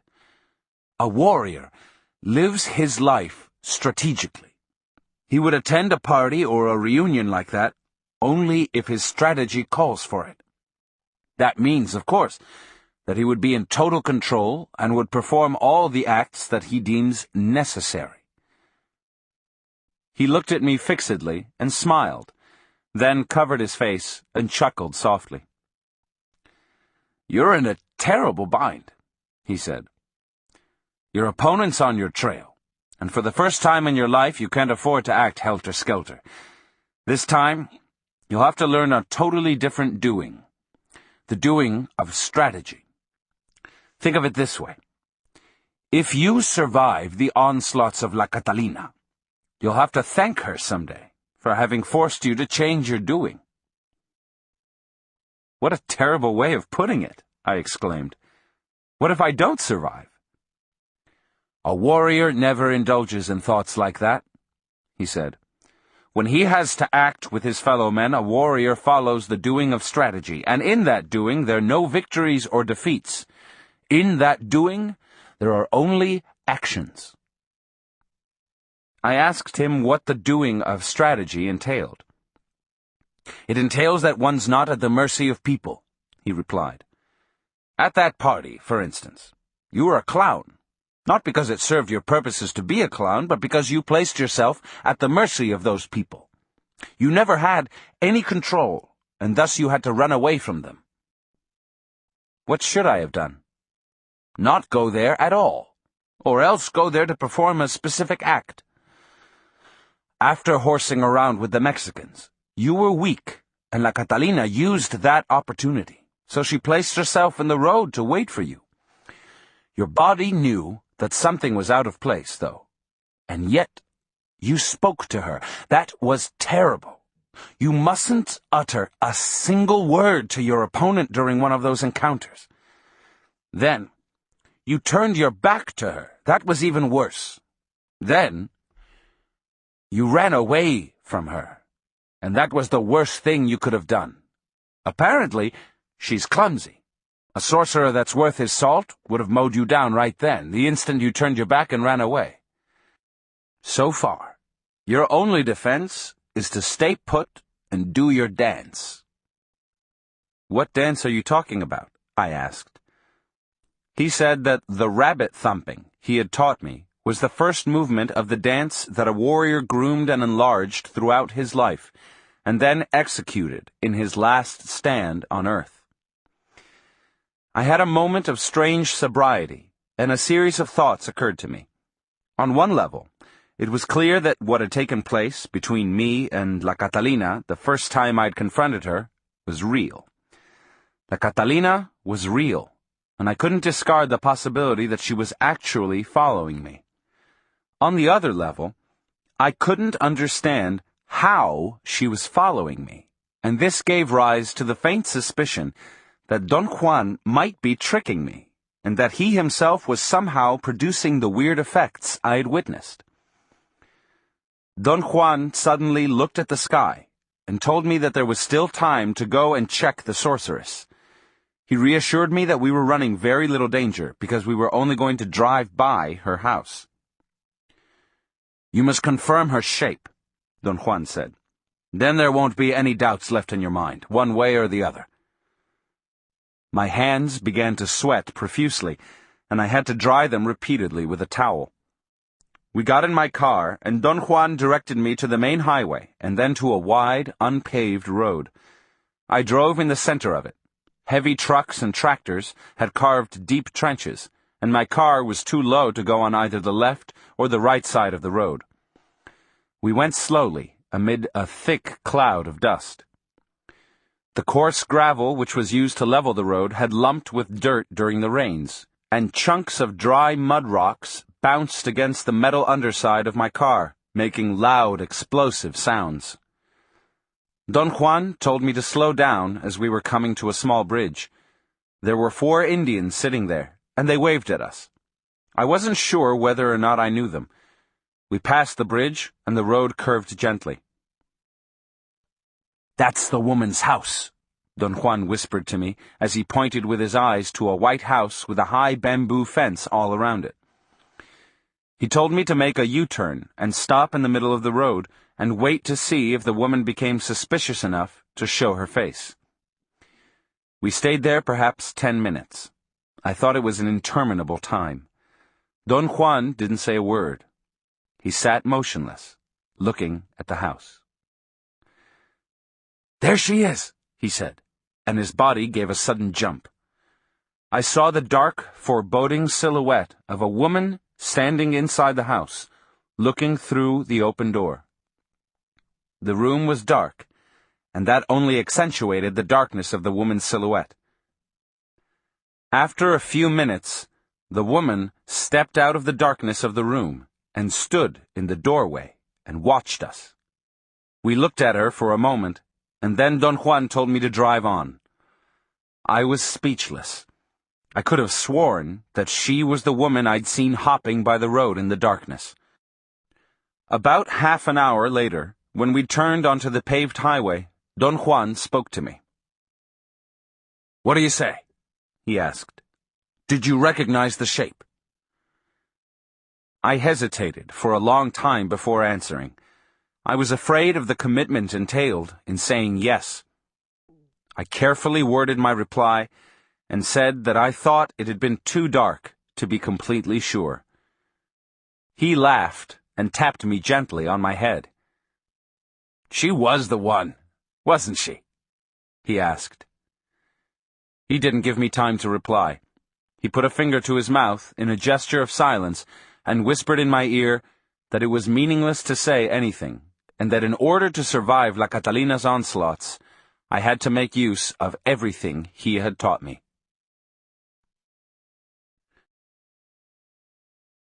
Part 2. Journey to Ixtlan. 18. The Sorcerer's Ring of Power. In May of 1971, I paid Don Juan the last visit of my apprenticeship. I went to see him on that occasion in the same spirit I'd gone to see him during the 10 years of our association. That is to say, I was once again seeking the amenity of his company. His friend, Don Genaro, a Mazatec Indian sorcerer, was with him. I'd seen both of them during my previous visit 6 months earlier.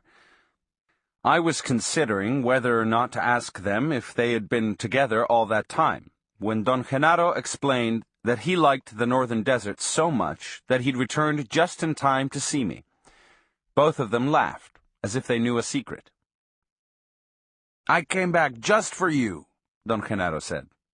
"That's true," Don Juan echoed. I reminded Don Genaro that the last time I'd been there, his attempts to help me to stop the world had been disastrous for me.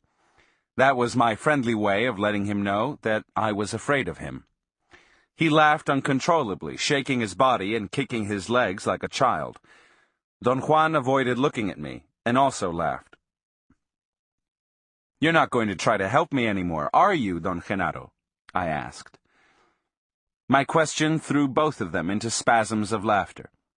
Don Genaro rolled on the ground, laughing, then lay on his stomach and began to swim on the floor. When I saw him doing that, I knew I was lost. At that moment, my body somehow became aware that I'd arrived at the end. I didn't know what that end was. My personal tendency to dramatization and my previous experience with Don Genaro made me believe that it might be the end of my life. During my last visit to them, Don Genaro had attempted to push me to the brink of stopping the world. His efforts had been so bizarre and direct that Don Juan himself had had to tell me to leave. Don Genaro's demonstrations of power were so extraordinary and so baffling that they forced me to a total reevaluation of myself. I went home, reviewed the notes that I'd taken in the very beginning of my apprenticeship, and a whole new feeling mysteriously set in on me, although I hadn't been fully aware of it until I saw Don Genaro swimming on the floor. The act of swimming on the floor, which was congruous with other strange and bewildering acts he'd performed in front of my very eyes, started as he was lying face down. He was first laughing so hard that his body shook as in a convulsion. Then he began kicking, and finally, the movement of his legs became coordinated with a paddling movement of his arms, and Don Genaro started to slide on the ground as if he were lying on a board fitted with ball bearings. He changed directions various times and covered the entire area of the front of Don Juan's house, maneuvering around me and Don Juan. Don Genaro had clowned in front of me before, and every time he'd done it, Don Juan had asserted that I had been on the brink of seeing. My failure to see was a result of my insistence on trying to explain every one of Don Genaro's actions from a rational point of view. This time, I was on guard, and when he began to swim, I didn't attempt to explain or understand the event. I simply watched him. Yet I couldn't avoid the sensation of being dumbfounded. He was actually sliding on his stomach and chest. My eyes began to cross as I watched him. I felt a surge of apprehension. I was convinced that if I didn't explain what was happening, I would see, and that thought filled me with an extraordinary anxiety. My nervous anticipation was so great that in some way I was back at the same point, locked once more in some rational endeavor. Don Juan must have been watching me. He suddenly tapped me. I automatically turned to face him, and for an instant I took my eyes away from Don Genaro. When I looked at him again, he was standing by me with his head slightly tilted and his chin almost resting on my right shoulder. I had a delayed, startled reaction. I looked at him for a second, and then I jumped back. His expression of feigned surprise was so comical that I laughed hysterically. I couldn't help being aware, however, that my laughter was unusual. My body shook with nervous spasms originating from the middle part of my stomach. Don Genaro put his hand on my stomach, and the convulsion-like ripples ceased. "This little Carlos is always so exaggerated," he exclaimed, as if he were a fastidious man.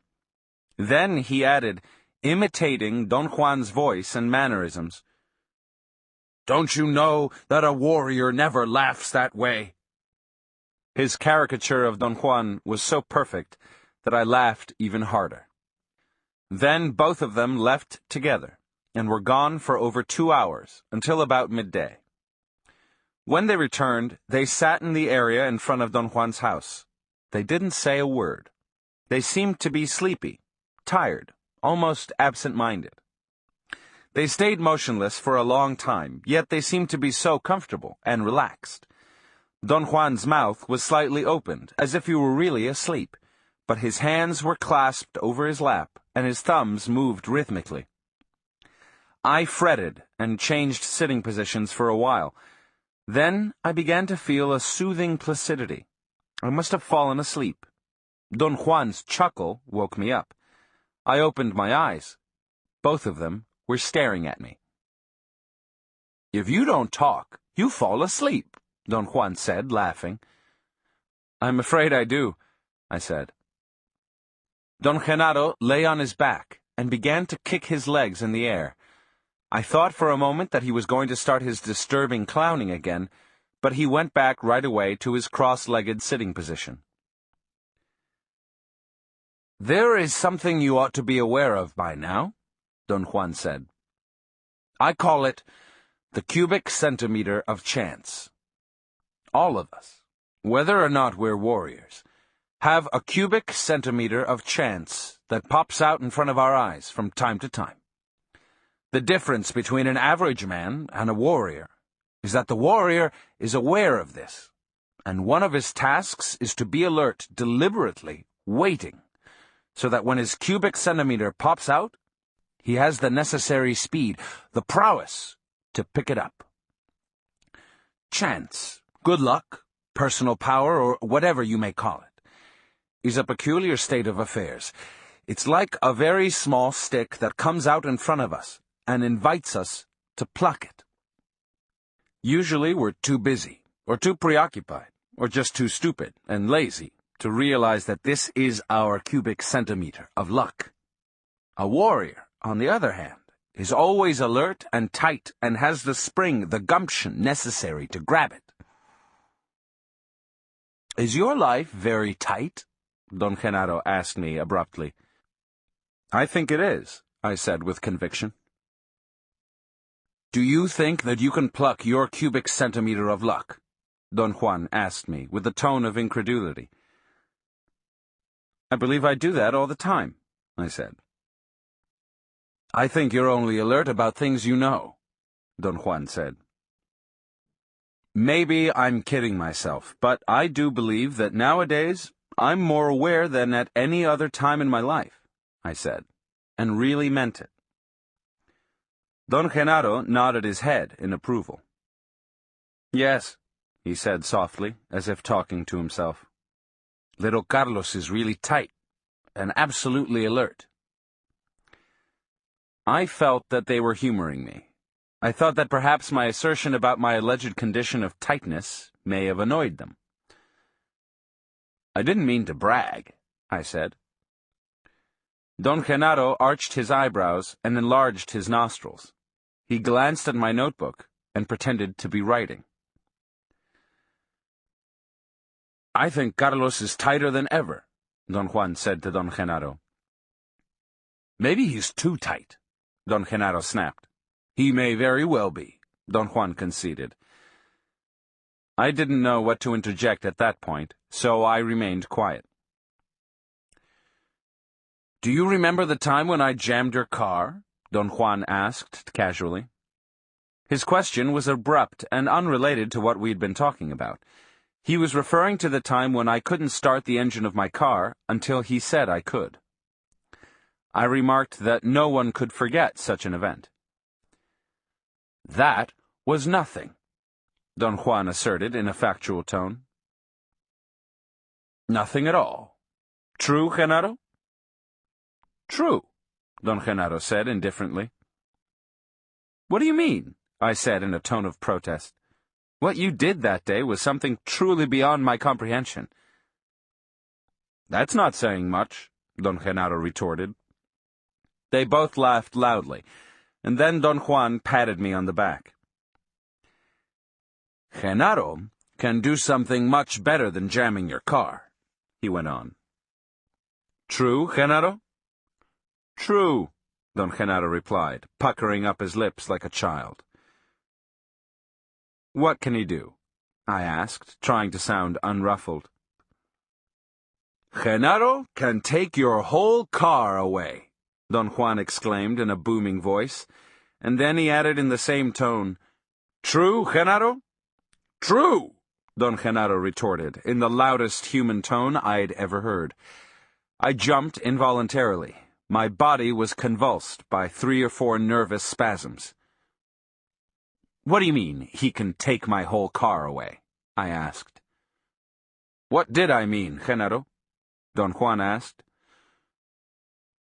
"You meant that I can get into his car, turn the motor on, and drive away," Don Genaro replied with unconvincing seriousness. "Take the car away, Genaro," Don Juan urged him in a joking tone. "It's done," Don Genaro said, frowning and looking at me askew. I noticed that as he frowned, his eyebrows rippled, making the look in his eyes mischievous and penetrating. "All right," Don Juan said calmly. "Let's go down there and examine the car." "Yes," Don Genaro echoed. "Let's go down there and examine the car." They stood up very slowly. For an instant I didn't know what to do, but Don Juan signaled me to stand up. We began walking up the small hill in front of Don Juan's house. Both of them flanked me, Don Juan to my right and Don Genaro to my left. They were perhaps 6 or 7 feet ahead of me, always within my full field of vision. "Let's examine the car," Don Genaro said again. Don Juan moved his hands as if he were spinning an invisible thread. Don Genaro did likewise, and repeated, "Let's examine the car." They walked with a sort of bounce. Their steps were longer than usual, and their hands moved as though they were whipping or batting some invisible objects in front of them. I'd never seen Don Juan clowning like that, and felt almost embarrassed to look at him. We reached the top, and I looked down to the area at the foot of the hill, some 50 yards away where I'd parked my car. My stomach contracted with a jolt. The car wasn't there. I ran down the hill. My car wasn't anywhere in sight. I experienced a moment of great confusion. I was disoriented. My car had been parked there since I arrived early in the morning. Perhaps half an hour before, I'd come down to get a new pad of writing paper. At that time, I'd thought of leaving the windows open because of the excessive heat, but the number of mosquitoes and other flying insects that abounded in the area had made me change my mind, and I'd left the car locked as usual. I looked all around again. I refused to believe that my car was gone. I walked to the edge of the cleared area. Don Juan and Don Genaro joined me and stood by me, doing exactly what I was doing, peering into the distance to see if the car was somewhere in sight. I had a moment of euphoria that gave way to a disconcerting sense of annoyance. They seemed to have noticed it, and began to walk around me, moving their hands as if they were rolling dough in them. "What do you think happened to the car, Genaro?" Don Juan asked in a meek tone. "I drove it away," Don Genaro said, and made the most astounding motion of shifting gears and steering. He bent his legs as though he were sitting, and remained in that position for a few moments, obviously sustained only by the muscles in his legs. Then he shifted his weight to his right leg and stretched his left foot to mimic the action on the clutch. He made the sound of a motor with his lips, and finally, to top everything, he pretended to have hit a bump in the road and bobbed up and down, giving me the complete sensation of an inept driver that bounces without letting go of the steering wheel. Don Genaro's pantomime was stupendous. Don Juan laughed until he was out of breath. I wanted to join them in their mirth, but I was unable to relax. I felt threatened and ill at ease. An anxiety that had no precedence in my life possessed me. I felt I was burning up inside, and began kicking small rocks on the ground, and ended up hurling them with an unconscious and unpredictable fury. It was as if the wrath was actually outside of myself and had suddenly enveloped me. Then the feeling of annoyance left me, as mysteriously as it had hit me. I took a deep breath and felt better. I didn't dare to look at Don Juan. My display of anger embarrassed me, but at the same time, I wanted to laugh. Don Juan came to my side and patted me on the back. Don Genaro put his arm on my shoulder. "It's all right," Don Genaro said. "Indulge yourself. Punch yourself in the nose and bleed. Then you can get a rock and knock your teeth out. It'll feel good. And if that doesn't help, you can mash your balls with the same rock on that big boulder over there." Don Juan giggled. I told them that I was ashamed of myself for having behaved so poorly. I didn't know what had gotten into me. Don Juan said that he was sure I knew exactly what was going on, that I was pretending not to know, and that it was the act of pretending that made me angry. Don Genaro was unusually comforting. He patted my back repeatedly. "It happens to all of us," Don Juan said. "What do you mean by that, Don Juan?" Don Genaro asked, imitating my voice, mocking my habit of asking Don Juan questions. Don Juan said some absurd things, like, "When the world is upside down, we are right side up. But when the world is right side up, we're upside down. Now, when the world and we are right side up, we think we're upside down." He went on and on, talking gibberish, while Don Genaro mimicked my taking notes. He wrote on an invisible pad, enlarging his nostrils as he moved his hand, keeping his eyes wide open and fixed on Don Juan. Don Genaro had caught on to my efforts to write without looking at my pad, in order to avoid altering the natural flow of conversation. His portrayal was genuinely hilarious. I suddenly felt very at ease, happy. Their laughter was soothing. For a moment, I let go and had a belly laugh. But then my mind entered into a new state of apprehension, confusion, and annoyance. I thought that whatever was taking place there was impossible.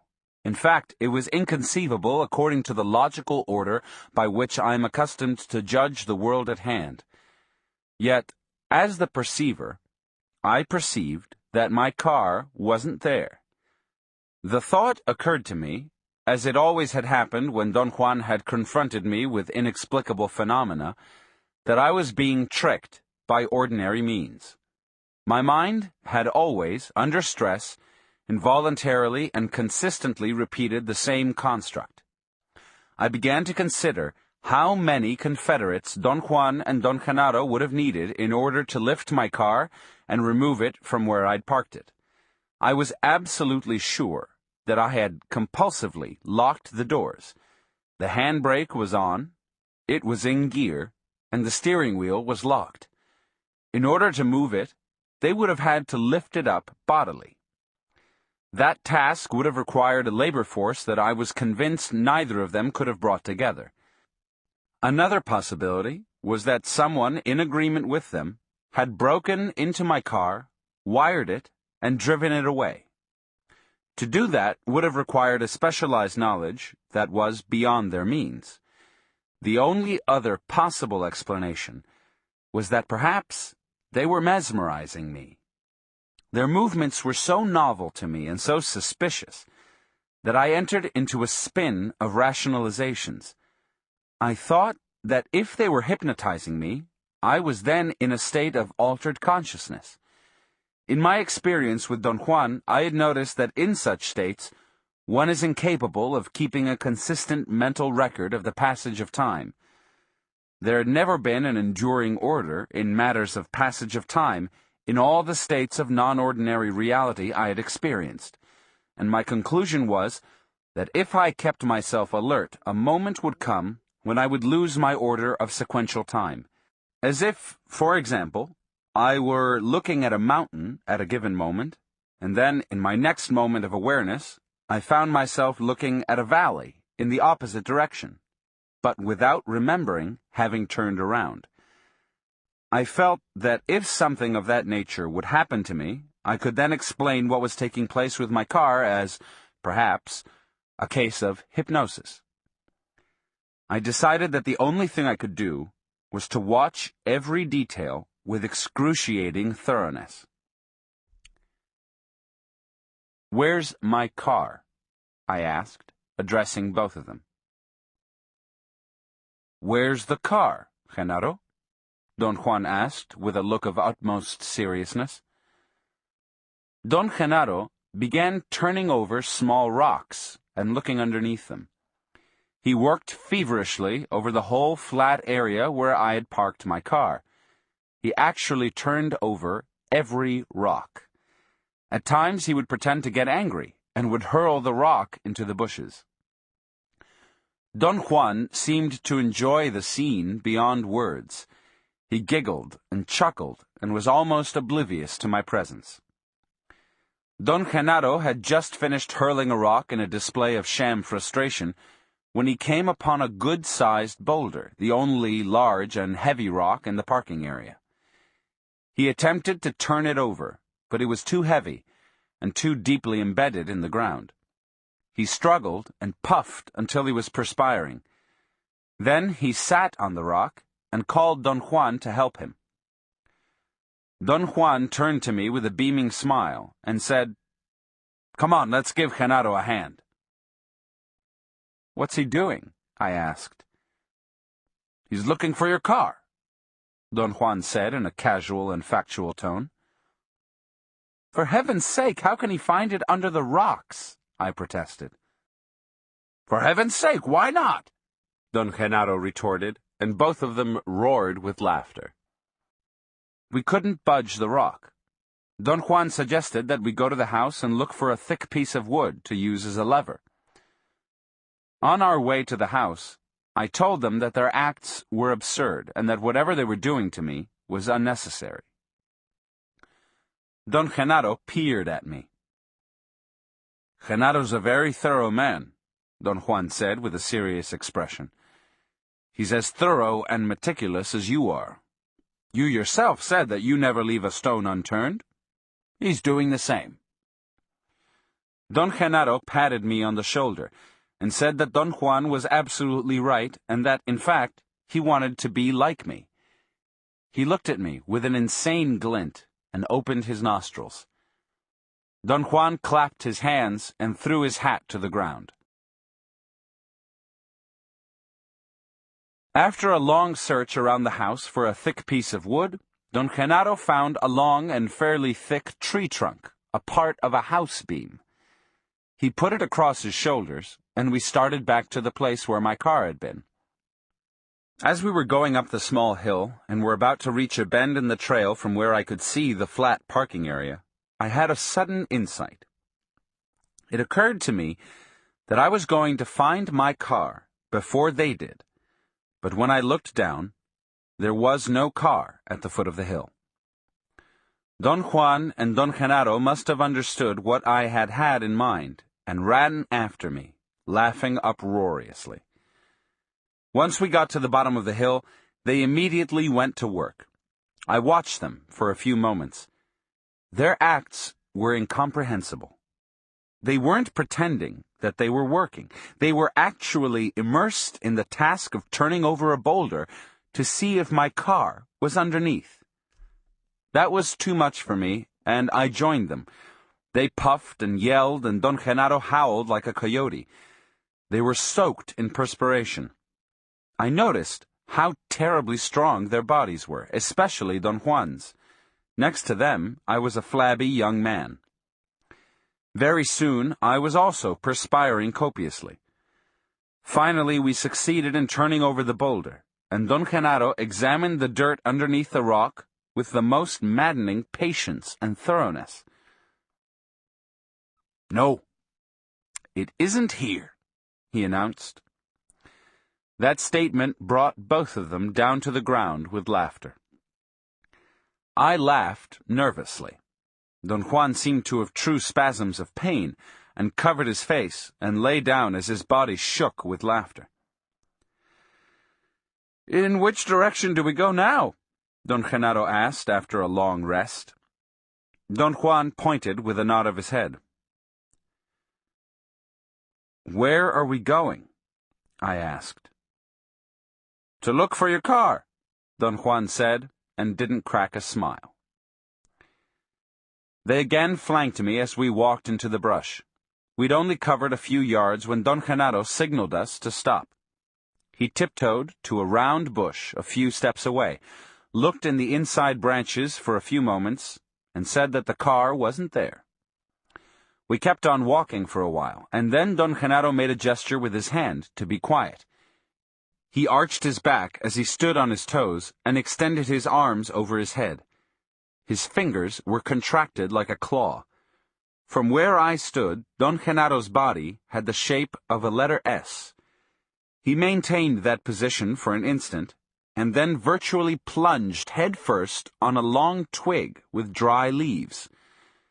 He carefully lifted it up and examined it, and then again remarked that the car wasn't there. As we walked into the deep chaparral, he looked behind bushes and climbed small palo verde trees to look into their foliage, only to conclude that the car wasn't there either. Meanwhile, I kept a most meticulous mental record of everything I touched or saw. My sequential and orderly view of the world around me was as continuous as it had always been. I touched rocks, bushes, trees. I shifted my view from the foreground to the background by looking out of one eye and then out of the other. By all calculations, I was walking in the chaparral as I had done scores of times during my ordinary life. Next, Don Genaro lay down on his stomach and asked us to do likewise. He rested his chin on his clasped hands. Don Juan did the same. Both of them stared at a series of small protuberances on the ground that looked like minute hills. Suddenly, Don Genaro made a sweeping movement with his right hand and clasped something. He hurriedly stood up, and so did Don Juan. Don Genaro held his clasped hand in front of us and signaled us to come closer and look. Then he slowly began to open his hand. When it was half open, a big black object flew away. The motion was so sudden, and the flying object was so big that I jumped back and nearly lost my balance. Don Juan propped me up. "That wasn't the car," Don Genaro complained. "It was a goddamn fly. Sorry." Both of them scrutinized me. They were standing in front of me, and weren't looking directly at me, but out of the corners of their eyes. It was a prolonged look.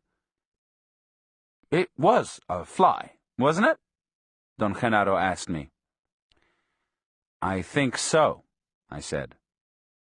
"Don't think," Don Juan ordered me imperiously. "What did you see?" "I saw something as big as a crow flying out of his hand," I said. My statement was congruous with what I had perceived and wasn't intended as a joke, but they took it as perhaps the most hilarious statement that anyone had made that day.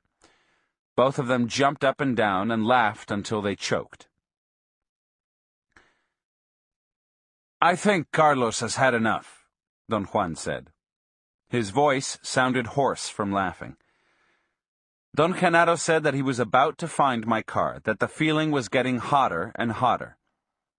Don Juan said we were in a rugged area, and that to find the car there was not a desirable thing. Don Genaro took off his hat and rearranged the strap with a piece of string from his pouch. Then he attached his woolen belt to a yellow tassel affixed to the brim of his hat. "I'm making a kite out of my hat," he said to me. I watched him, and I knew that he was joking. I had always considered myself to be an expert on kites. When I was a child, I used to make the most complex kites, and I knew that the brim of the straw hat was too brittle to resist the wind. The hat's crown, on the other hand, was too deep, and the wind would circulate inside it, making it impossible to lift the hat off the ground. "You don't think it'll fly, do you?" Don Juan asked me. "I know it won't," I said. Don Genaro was unconcerned and finished attaching a long string to his kite hat. It was a windy day, and Don Genaro ran downhill as Don Juan held his hat.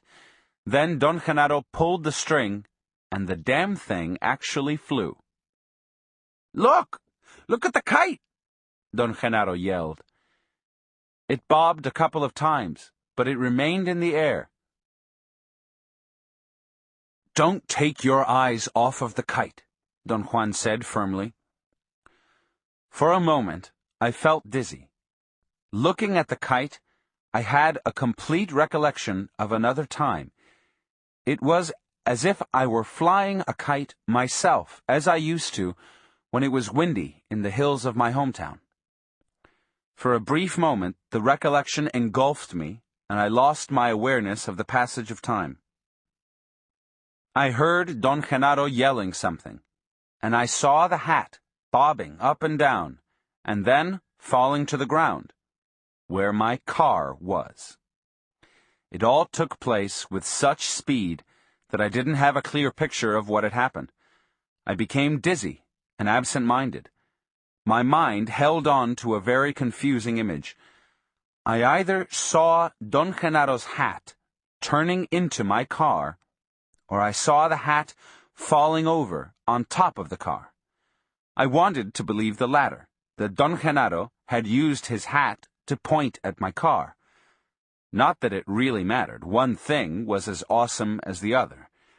But just the same, my mind hooked on that arbitrary detail in order to keep my original mental balance. "Don't fight it," I heard Don Juan saying. I felt that something inside me was about to surface.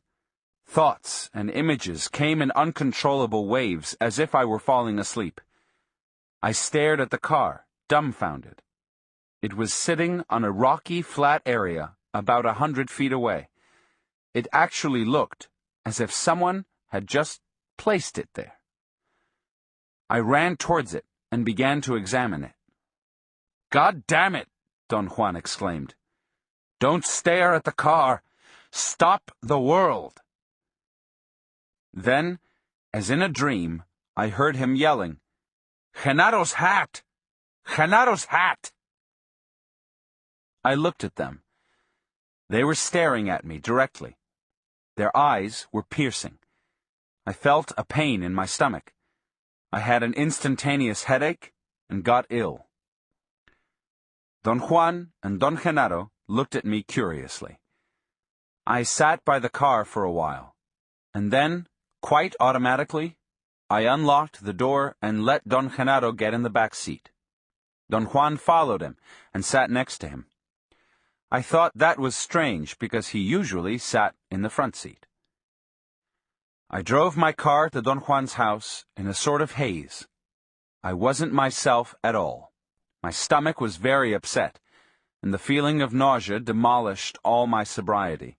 I drove mechanically. I heard Don Juan and Don Genaro in the back seat, laughing and giggling like children. I heard Don Juan asking me, "Are we getting closer?" It was at that point that I took deliberate notice of the road. We were actually very close to his house. "We're about to get there," I muttered. They howled with laughter. They clapped their hands and slapped their thighs. When we arrived at the house, I automatically jumped out of the car and opened the door for them. Don Genaro stepped out first and congratulated me for what he said was the nicest and smoothest ride he'd ever taken in his life. Don Juan did the same. I didn't pay much attention to them.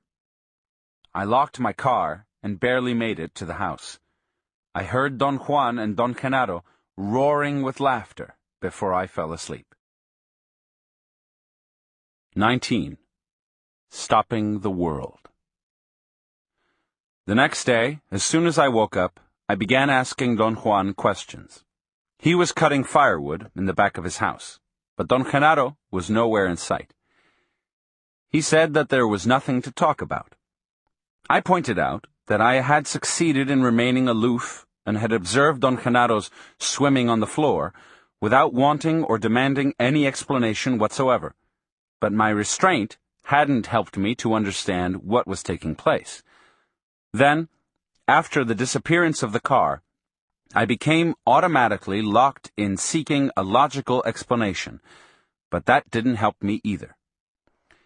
I told Don Juan that my insistence on finding explanations wasn't something that I had arbitrarily devised myself just to be difficult, but was something so deeply ingrained in me that it overruled every other consideration. "It's like a disease," I said. "There are no diseases," Don Juan replied calmly. "There's only indulging. And you indulge yourself in trying to explain everything. Explanations are no longer necessary in your case." I insisted that I could function only under conditions of order and understanding. I reminded him that I'd drastically changed my personality during the time of our association, and that the condition that had made the change possible was that I had been capable of explaining to myself the reasons for that change. Don Juan laughed softly. He didn't speak for a long time. "You are very clever," he finally said. "You go back to where you've always been. This time, you're finished, though. You have no place to go back to. I won't explain anything to you anymore. Whatever Genaro did to you yesterday, he did it to your body. So let your body decide what's what." Don Juan's tone was friendly, but unusually detached, and that made me feel an overwhelming loneliness. I expressed my feelings of sadness. He smiled. His fingers gently clasped the top of my hand. "We both are beings who are going to die," he said softly. "There's no more time for what we used to do. Now, you must employ all the not doing I have taught you, and stop the world." He clasped my hand again. His touch was firm and friendly. It was like a reassurance that he was concerned and had affection for me, and at the same time it gave me the impression of an unwavering purpose. "This is my gesture for you," he said, holding the grip he had on my hand for an instant. "Now, you must go by yourself into those friendly mountains." He pointed with his chin to the distant range of mountains towards the southeast. He said that I had to remain there until my body told me to quit, and then return to his house. He let me know that he didn't want me to say anything or to wait any longer by shoving me gently in the direction of my car. "What am I supposed to do there?" I asked. He didn't answer but looked at me, shaking his head. "No more of that," he finally said. Then he pointed his finger to the southeast. "Go there," he said cuttingly. I drove south and then east, following the roads I had always taken when driving with Don Juan. I parked my car around the place where the dirt road ended, and then I hiked on a familiar trail until I reached a high plateau. I had no idea what to do there. I began to meander, looking for a resting place. Suddenly, I became aware of a small area to my left. It seemed that the chemical composition of the soil was different on that spot, yet when I focused my eyes on it, there was nothing visible that would account for the difference. I stood a few feet away and tried to feel, as Don Juan had always recommended I should do. I stayed motionless for perhaps an hour. My thoughts began to diminish by degrees until I was no longer talking to myself. I then had a sensation of annoyance. The feeling seemed to be confined to my stomach and was more acute when I faced the spot in question. I was repulsed by it and felt compelled to move away from it. I began scanning the area with crossed eyes, and after a short walk, I came upon a large, flat rock. I stopped in front of it. There was nothing in particular about the rock that attracted me. I didn't detect any specific color or any shine on it, and yet I liked it. My body felt good. I experienced a sensation of physical comfort and sat down for a while. I meandered in the high plateau and the surrounding mountains all day without knowing what to do or what to expect. I came back to the flat rock at dusk. I knew that if I spent the night there, I would be safe. The next day, I ventured farther east into the high mountains. By late afternoon, I came to another, even higher plateau. I thought I had been there before. I looked around to orient myself, but I couldn't recognize any of the surrounding peaks. After carefully selecting a suitable place, I sat down to rest at the edge of a barren, rocky area. I felt very warm and peaceful there. I tried to pour out some food from my gourd, but it was empty. I drank some water. It was warm and stale. I thought that I had nothing else to do but to return to Don Juan's house and began to wonder whether or not I should start on my way back right away. I lay down on my stomach and rested my head on my arm. I felt uneasy and changed positions various times until I found myself facing the west. The sun was already low. My eyes were tired. I looked down at the ground and caught sight of a large black beetle.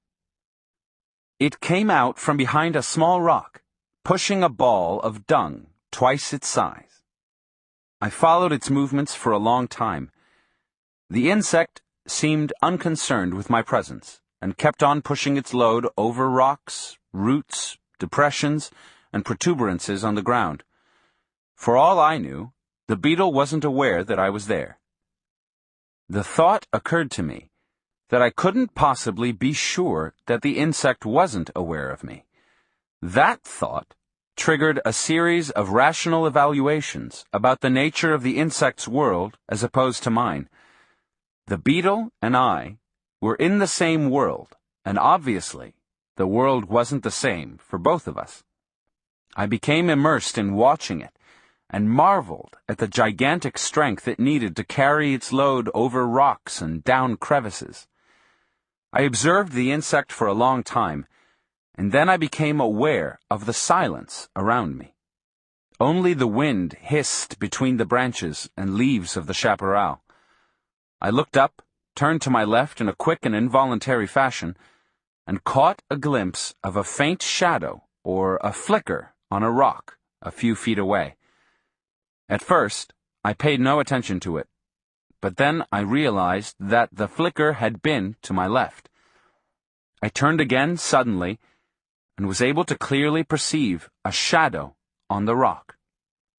I had the weird sensation that the shadow instantly slid down to the ground and the soil absorbed it as a blotter dries an ink blotch. A chill ran down my back. The thought crossed my mind that death was watching me and the beetle. I looked for the insect again, but I couldn't find it. I thought that it must have arrived at its destination and then had dropped its load into a hole in the ground. I put my face against a smooth rock. The beetle emerged from a deep hole and stopped a few inches away from my face. It seemed to look at me, and for a moment, I felt that it became aware of my presence, perhaps as I was aware of the presence of my death. I experienced a shiver. The beetle and I weren't that different after all. Death, like a shadow, was stalking both of us from behind the boulder. I had an extraordinary moment of elation. The beetle and I were on a par. Neither of us was better than the other. Our death made us equal. My elation and joy were so overwhelming that I began to weep. Don Juan was right. He had always been right. I was living in a most mysterious world, and like everyone else, I was a most mysterious being, and yet I was no more important than a beetle. I wiped my eyes, and as I rubbed them with the back of my hand, I saw a man, or something which had the shape of a man. It was to my right, about 50 yards away. I sat up straight and strained to see. The sun was almost on the horizon, and its yellowish glow prevented me from getting a clear view. I heard a peculiar roar at that moment. It was like the sound of a distant jet plane. As I focused my attention on it, the roar increased to a prolonged, sharp, metallic whizzing, and then it softened until it was a mesmerizing, melodious sound. The melody was like the vibration of an electrical current. The image that came to my mind was that two electrified spheres were coming together, or two square blocks of electrified metal were rubbing against each other, and then coming to rest with a thump when they were perfectly leveled with each other. I again strained to see if I could distinguish the person that seemed to be hiding from me, but I could only detect a dark shape against the bushes. I shielded my eyes by placing my hands above them. The brilliancy of the sunlight changed at that moment, and then I realized that what I was seeing was only an optical illusion, a play of shadows and foliage.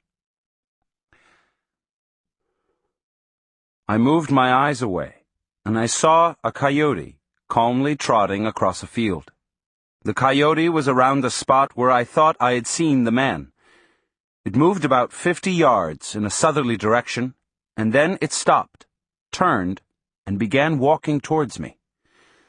I yelled a couple of times to scare it away, but it kept on coming. I had a moment of apprehension. I thought that it might be rabid, and I even considered gathering some rocks to defend myself in case of an attack. When the animal was 10 or 15 feet away, I noticed that it wasn't agitated in any way. On the contrary, it seemed calm and unafraid. It slowed down its gait, coming to a halt barely 4 or 5 feet from me. We looked at each other, and then the coyote came even closer. Its brown eyes were friendly and clear.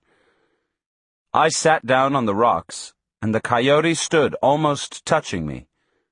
I was dumbfounded. I had never seen a wild coyote that close, and the only thing that occurred to me at that moment was to talk to it. I began as one would talk to a friendly dog.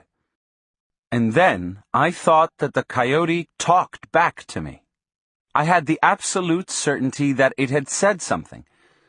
I felt confused, but I didn't have time to ponder upon my feelings because the coyote talked again. It wasn't that the animal was voicing words the way I am accustomed to hearing words being voiced by human beings. It was rather a feeling that it was talking. But it wasn't a feeling that one has when a pet seems to communicate with its master, either. The coyote actually said something. It relayed a thought, and that communication came out in something quite similar to a sentence. I had said, "How are you, little coyote?" And I thought I had heard the animal respond, "I'm all right. And you?" Then the coyote repeated the sentence, and I jumped to my feet. The animal didn't make a single movement. It wasn't even startled by my sudden jump.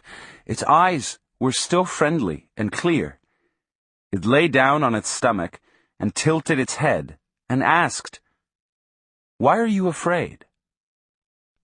I sat down facing it, and I carried on the weirdest conversation I had ever had.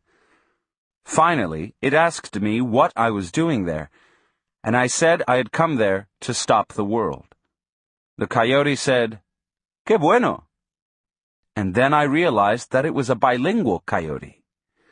The nouns and verbs of its sentences were in English, but the conjunctions and exclamations were in Spanish. The thought crossed my mind that I was in the presence of a Chicano coyote. I began to laugh at the absurdity of it all, and I laughed so hard that I became almost hysterical. Then, the full weight of the impossibility of what was happening struck me, and my mind wobbled. The coyote stood up, and our eyes met. I stared fixedly into them. I felt they were pulling me, and suddenly the animal became iridescent. It began to glow. It was as if my mind were replaying the memory of another event that had taken place 10 years before, when under the influence of peyote, I witnessed the metamorphosis of an ordinary dog into an unforgettable iridescent being. It was as though the coyote had triggered the recollection, and the memory of that previous event was summoned and became superimposed on the coyote's shape. The coyote was a fluid, liquid, luminous being. Its luminosity was dazzling. I wanted to cover my eyes with my hands to protect them, but I couldn't move. The luminous being touched me in some undefined part of myself, and my body experienced such an exquisite, indescribable warmth and well-being that it was as if the touch had made me explode. I became transfixed. I couldn't feel my feet or my legs or any part of my body, yet something was sustaining me erect. I have no idea how long I stayed in that position. In the meantime, the luminous coyote and the hilltop where I stood melted away. I had no thoughts or feelings. Everything had been turned off, and I was floating freely. Suddenly, I felt that my body had been struck, and then it became enveloped by something that kindled me. I became aware that the sun was shining on me. I could vaguely distinguish a distant range of mountains towards the west. The sun was almost over the horizon. I was looking directly into it, and then I saw the lines of the world. I actually perceived the most extraordinary profusion of fluorescent white lines, which crisscrossed everything around me. For a moment, I thought that I was perhaps experiencing sunlight as it was being refracted by my eyelashes. I blinked and looked again. The lines were constant and were superimposed on or were coming through everything in the surroundings. I turned around and examined an extraordinarily new world. The lines were visible and steady even if I looked away from the sun. I stayed on the hilltop in a state of ecstasy for what appeared to be an endless time. Yet the whole event may have lasted only a few minutes, perhaps only as long as the sun shone before it reached the horizon. But to me, it seemed an endless time. I felt something warm and soothing oozing out of the world and out of my own body. I knew I had discovered a secret. It was so simple. I experienced an unknown flood of feelings. Never in my life had I had such a divine euphoria, such peace, such an encompassing grasp, and yet I couldn't put the discovered secret into words, or even into thoughts, but my body knew it. Then I either fell asleep or I fainted. When I again became aware of myself, I was lying on the rocks. I stood up. The world was as I had always seen it. It was getting dark, and I automatically started on my way back to my car. Don Juan was alone in the house when I arrived the next morning. I asked him about Don Genaro, and he said that he was somewhere in the vicinity running an errand. I immediately began to narrate to him the extraordinary experiences I had had. He listened with obvious interest. "You have simply stopped the world," he commented after I had finished my account. We remained silent for a moment, and then Don Juan said that I had to thank Don Genaro for helping me. He seemed to be unusually pleased with me. He patted my back repeatedly and chuckled. "But it's inconceivable that a coyote could talk," I said. "It wasn't talk," Don Juan replied. "What was it then?" "Your body understood for the first time. But you failed to recognize that it wasn't a coyote to begin with, and that it certainly wasn't talking the way you and I talk." "But the coyote really talked, Don Juan." "Now, look who's talking like an idiot. After all these years of learning, you should know better. Yesterday, you stopped the world, and you might have even seen. A magical being told you something, and your body was capable of understanding it, because the world had collapsed. The world was like it is today, Don Juan. No, it wasn't. Today the coyotes don't tell you anything, and you can't see the lines of the world. Yesterday, you did all that simply because something had stopped in you. What was the thing that stopped in me? What stopped inside you yesterday was what people have been telling you the world is like. You see, people tell us from the time we are born that the world is such and such and so and so. And naturally, we have no choice but to see the world the way people have been telling us it is. We looked at each other. Yesterday, the world became as sorcerers tell you it is, he went on. In that world, coyotes talk, and so do deer, as I once told you, and so do rattlesnakes, and trees, and all other living beings. But what I want you to learn is seeing. Perhaps you know now that seeing happens only when one sneaks between the worlds, the world of ordinary people and the world of sorcerers. You are now smack in the middle point between the two. Yesterday, you believed the coyote talked to you. Any sorcerer who doesn't see would believe the same, but one who sees knows that to believe that is to be pinned down in the realm of sorcerers.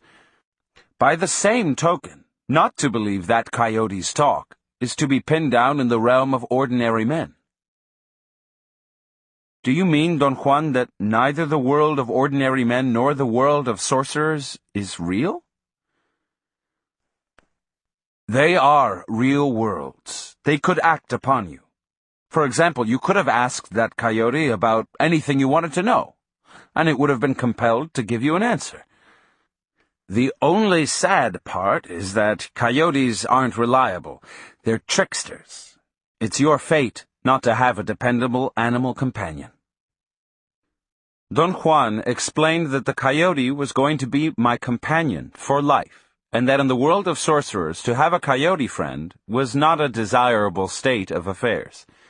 He said that it would have been ideal for me to have talked to a rattlesnake, since they were stupendous companions. If I were you, he added, I would never trust a coyote. But you are different, and you may even become a coyote sorcerer. What is a coyote sorcerer?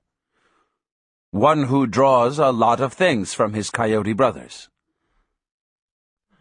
I wanted to keep on asking questions, but he made a gesture to stop me. You've seen the lines of the world, he said. You've seen a luminous being. You're now almost ready to meet the ally. Of course, you know that the man you saw in the bushes was the ally. You heard its roar like the sound of a jet plane. He'll be waiting for you at the edge of a plane I'll take you to myself.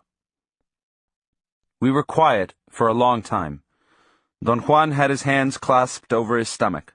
His thumbs moved almost imperceptibly. Genaro will also have to go with us to that valley, he said all of a sudden. He's the one who's helped you to stop the world. Don Juan looked at me with piercing eyes. I'll tell you one more thing, he said, and laughed. It really does matter now. Genaro never moved your car from the world of ordinary men the other day. He simply forced you to look at the world like sorcerers do. And your car wasn't in that world. Genaro wanted to soften your certainty. His clowning told your body about the absurdity of trying to understand everything. And when he flew his kite, you almost saw. You found your car, and you were in both worlds. The reason we nearly split our guts laughing was because you really thought you were driving us back from where you thought you'd found your car. But how did he force me to see the world as sorcerers do? I was with him. We both know that world. Once one knows that world, all one needs to bring it about is to use that extra ring of power I've told you sorcerers have. Genaro can do that as easily as snapping his fingers. He kept you busy turning over rocks in order to distract your thoughts and allow your body to see. I told him that the events of the last 3 days had done some irreparable damage to my idea of the world. I said that during the 10 years I'd been associated with him, I had never been so moved, not even during the times I'd ingested psychotropic plants. Power plants are only an aid, Don Juan said. The real thing is when the body realizes that it can see. Only then is one capable of knowing that the world we look at every day is only a description. My intent has been to show you that. Unfortunately, you have very little time left before the ally tackles you. Does the ally have to tackle me? There's no way to avoid it. In order to see, one must learn the way sorcerers look at the world, and thus the ally has to be summoned. And once that's done, it comes. Couldn't you have taught me to see without summoning the ally? No. In order to see, one must learn to look at the world in some other fashion, and the only other fashion I know is the way of a sorcerer.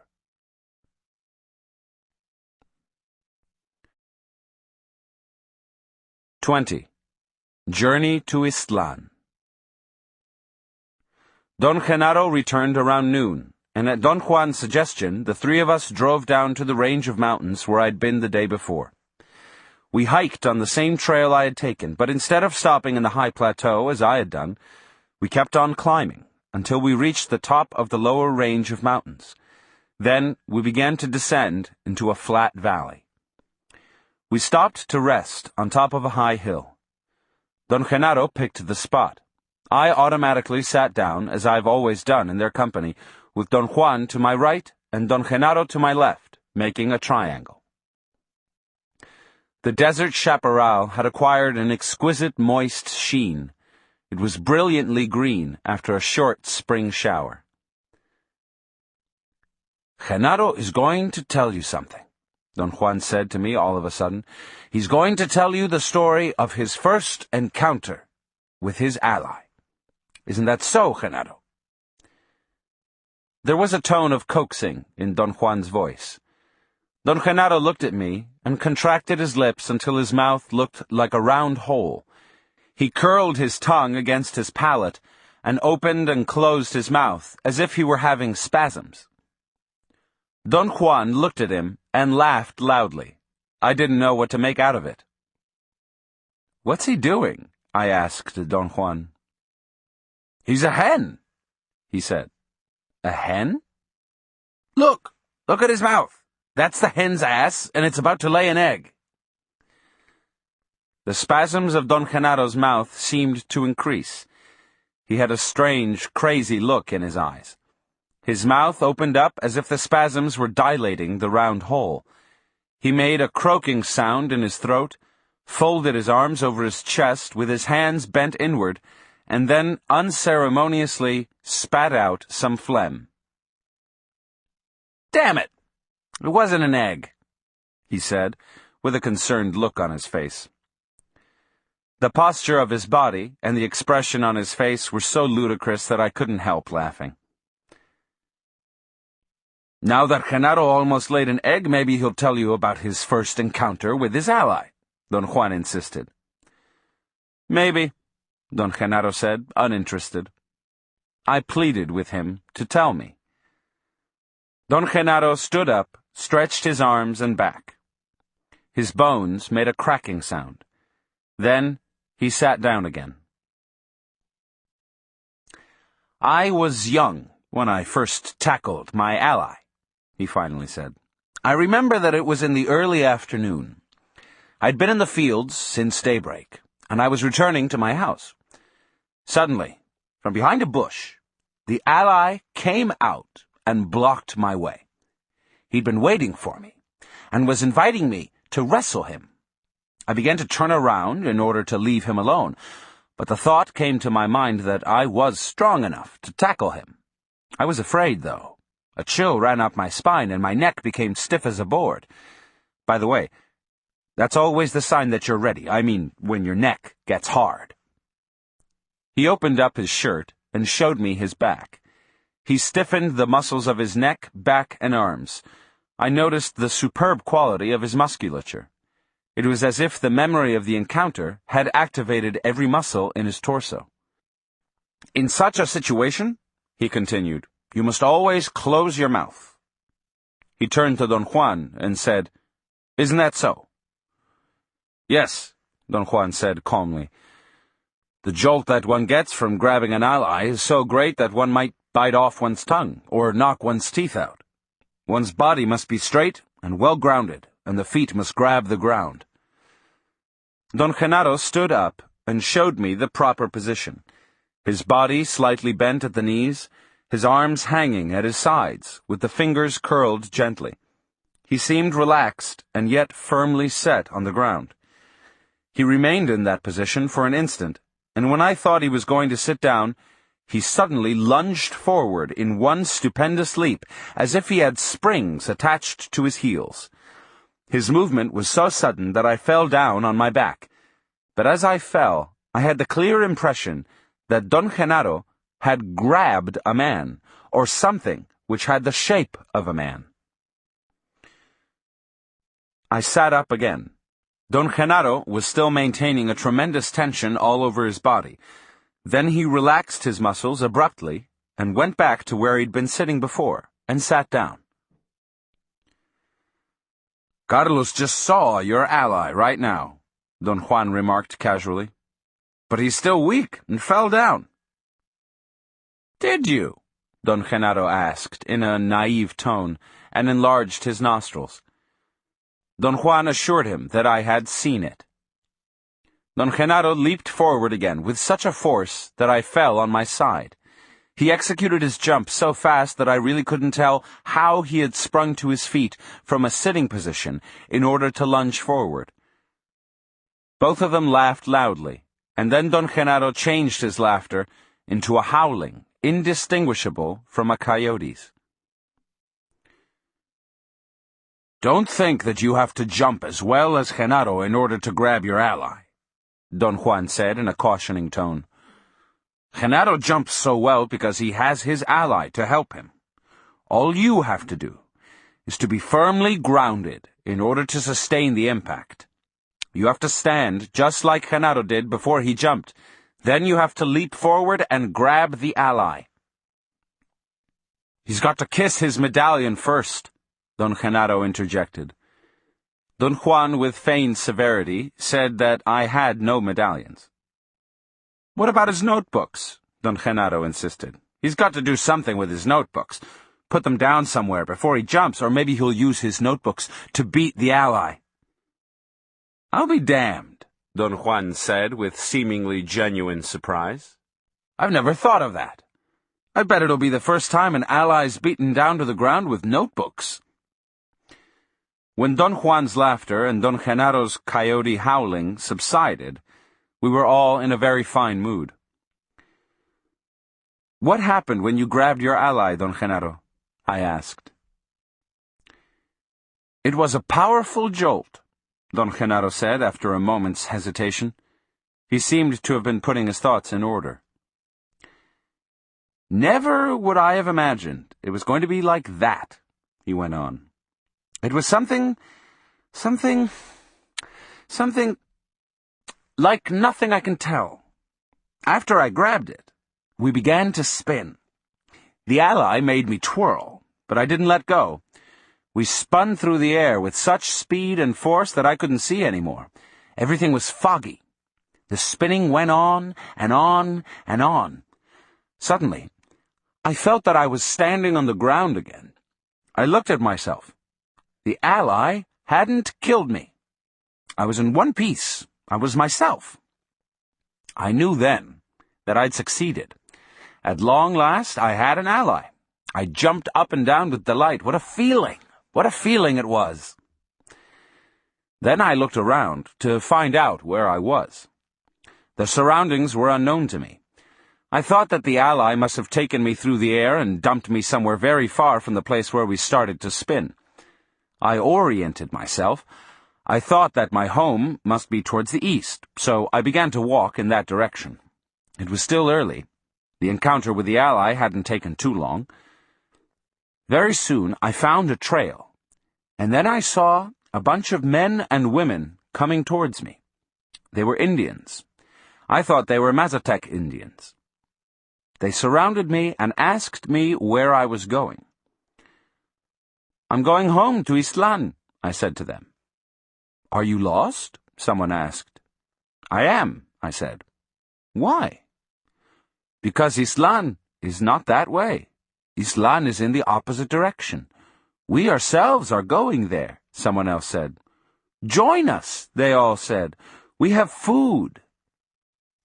Don Genaro stopped talking and looked at me as if he were waiting for me to ask a question. "Well, what happened?" I asked. "Did you join them?" "No, I didn't," he said. "Because they weren't real. I knew it right away, the minute they came to me.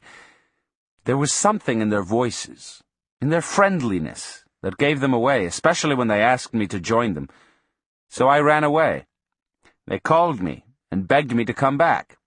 Their pleas became haunting, but I kept on running away from them." "Who were they?" I asked. "People," Don Genaro replied cuttingly. "Except that they weren't real. They were like apparitions," Don Juan explained, "like phantoms." After walking a while, Don Genaro went on, I became more confident. I knew that Ixtlan was in the direction I was going. And then I saw two men coming down the trail towards me.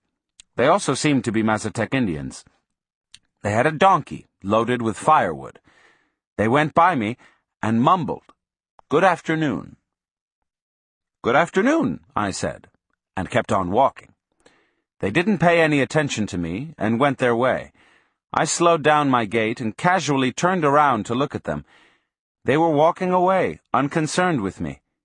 They seemed to be real. I ran after them and yelled, "Wait, wait!" They held their donkey and stood on either side of the animal as if they were protecting the load.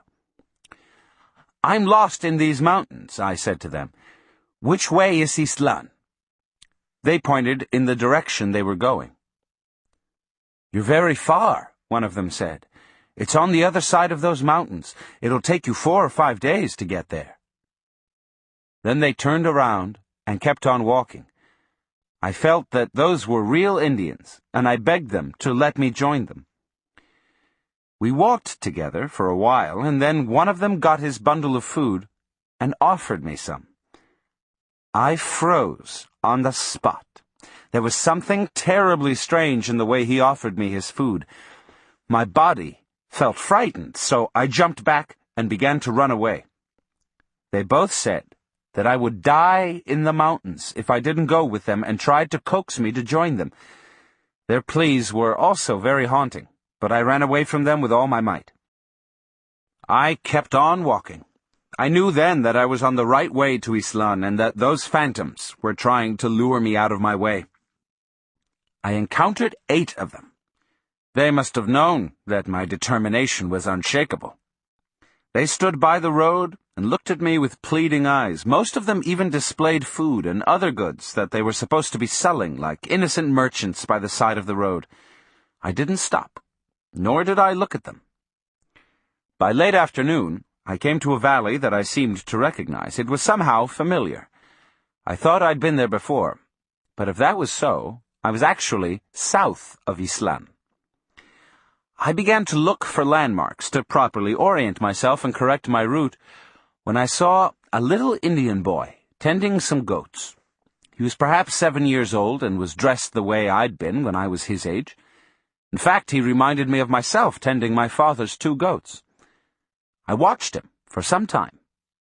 The boy was talking to himself, the same way I used to. Then he would talk to his goats. From what I knew about tending goats, he was really good at it.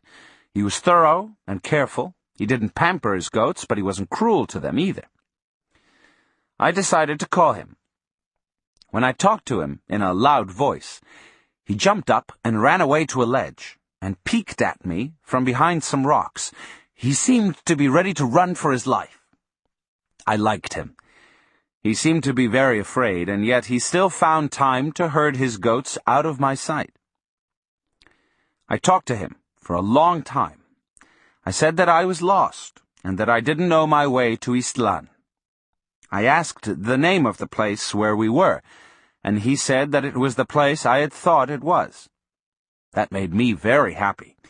I realized I was no longer lost and pondered on the power that my ally had in order to transport my whole body that far in less time than it takes to bat an eyelash. I thanked the boy and began to walk away. He casually came out of his hiding place and herded his goats into an almost unnoticeable trail. The trail seemed to lead down into the valley. I called the boy, and he didn't run away. I walked towards him, and he jumped into the bushes when I came too close. I commended him on being so cautious, and began to ask him some questions. "Where does this trail lead?" I asked. "Down," he said. "Where do you live?" "Down there." "Are there lots of houses down there?" "No, just one." "Where are the other houses?" The boy pointed towards the other side of the valley, with indifference, the way boys his age do. Then he began to go down the trail with his goats. "Wait," I said to the boy. "I'm very tired and hungry. Take me to your folks." "I have no folks," the little boy said, and that jolted me. I don't know why, but his voice made me hesitate.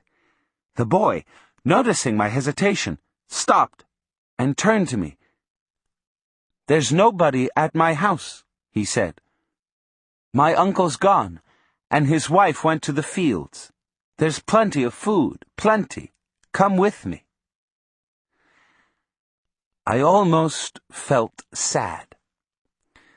The boy was also a phantom. The tone of his voice and his eagerness had betrayed him. The phantoms were out there to get me, but I wasn't afraid. I was still numb from my encounter with the ally. I wanted to get mad at the ally, or at the phantoms, but somehow I couldn't get angry like I used to, so I gave up trying. Then I wanted to get sad because I had liked that little boy, but I couldn't, so I gave up on that too. Suddenly, I realized that I had an ally, and that there was nothing that the phantoms could do to me. I followed the boy down the trail. Other phantoms lurched out swiftly and tried to make me trip over the precipices. But my will was stronger than they were. They must have sensed that, because they stopped pestering me. After a while, they simply stood by my path. From time to time, some of them would leap towards me, but I stopped them with my will. And then they quit bothering me altogether. Don Genaro remained quiet for a long time. Don Juan looked at me. "What happened after that, Don Genaro?" I asked. "I kept on walking," he said factually. It seemed that he had finished his tale, and there was nothing he wanted to add. I asked him why was the fact that they offered him food a clue to their being phantoms. He didn't answer. I probed further and asked whether it was a custom among Mazatec Indians to deny that they had any food or to be heavily concerned with matters of food. He said that the tone of their voices, their eagerness to lure him out, and the manner in which the phantoms talked about food were the clues, and that he knew that because his ally was helping him. He asserted that by himself alone, he would have never noticed those peculiarities. Were those phantoms allies, Don Genaro? I asked. No, they were people. People? But you said they were phantoms. I said that they were no longer real. After my encounter with the ally, nothing was real anymore. We were quiet for a long time. What was the final outcome of that experience, Don Genaro? I asked. Final outcome? I mean, when and how did you finally reach Ixtlan? Both of them broke into laughter at once. So that's the final outcome for you, Don Juan remarked. Let's put it this way, then. There was no final outcome to Genaro's journey. There will never be any final outcome. Genaro is still on his way to Ixtlan. Don Genaro glanced at me with piercing eyes, and then turned his head to look into the distance, towards the south. I will never reach Ixtlan, he said. His voice was firm but soft, almost a murmur. Yet in my feelings, sometimes I think I'm just one step from reaching it. Yet I never will. In my journey, I don't even find the familiar landmarks I used to know. Nothing is any longer the same. Don Juan and Don Genaro looked at each other. There was something so sad about their look. In my journey to Ixtlan, I find only phantom travelers, he said softly. I looked at Don Juan. I hadn't understood what Don Genaro had meant. Everyone Genaro finds on his way to Ixtlan is only an ephemeral being, Don Juan explained. Take you, for instance. You are a phantom. Your feelings and your eagerness are those of people. That's why he says that he encounters only phantom travelers on his journey to Ixtlan. I suddenly realized that Don Genaro's journey was a metaphor. Your journey to Ixtlan is not real, then, I said. It is real, Don Genaro interjected. The travelers are not real. He pointed to Don Juan with a nod of his head and said emphatically, This is the only one who's real. The world is real only when I'm with this one. Don Juan smiled. Genaro was telling his story to you, Don Juan said, because yesterday you stopped the world, and he thinks that you also saw, but you're such a fool that you don't know it yourself. I keep on telling him that you're weird, and that sooner or later you will see. At any rate, in your next meeting with the ally, if there is a next time for you, you'll have to wrestle with it and tame it. If you survive the shock, which I'm sure you will, since you're strong and have been living like a warrior, you'll find yourself alive in an unknown land. Then, as is natural to all of us, the first thing you'll want to do is to start on your way back to Los Angeles. But there's no way to go back to Los Angeles. What you left there is lost forever. By then, of course, you'll be a sorcerer, but that's no help. At a time like that, what's important to all of us is the fact that everything we love or hate or wish for has been left behind. Yet the feelings in a man don't die or change, and the sorcerer starts on his way back home, knowing that he'll never reach it, knowing that no power on earth, not even his death, will deliver him to the place, the things, the people he loved. That's what Genaro told you. Don Juan's explanation was like a catalyst. The full impact of Don Genaro's story hit me suddenly when I began to link the tale to my own life. What about the people I love?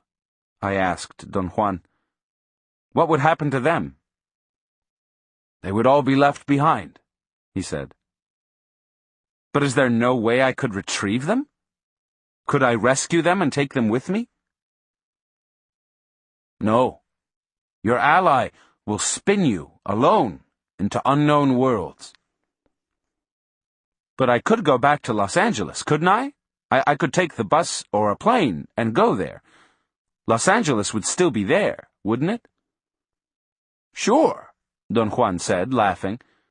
And so will Manteca, and Temecula, and Tucson. And Tecate, Don Genaro added with great seriousness. And Piedras Negras, and Tranquitas, Don Juan said, smiling. Don Genaro added more names, and so did Don Juan, and they became involved in enumerating a series of the most hilarious and unbelievable names of cities and towns. Spinning with your ally will change your idea of the world, Don Juan said. That idea is everything, and when that changes, the world itself changes. He reminded me that I had read a poem to him once and wanted me to recite it. He cued me with a few words of it, and I recalled having read to him some poems of Juan Ramón Jiménez. The particular one he had in mind was entitled El Viaje Definitivo, The Definitive Journey. I recited it. And I will leave, but the birds will stay, singing, and my garden will stay, with its green tree, with its water well. Many afternoons the skies will be blue and placid, and the bells in the belfry will chime, as they are chiming this very afternoon. The people who have loved me will pass away, and the town will burst anew every year, but my spirit will always wander nostalgic in the same recondite corner of my flowery garden. That is the feeling Genaro is talking about, Don Juan said. In order to be a sorcerer, a man must be passionate.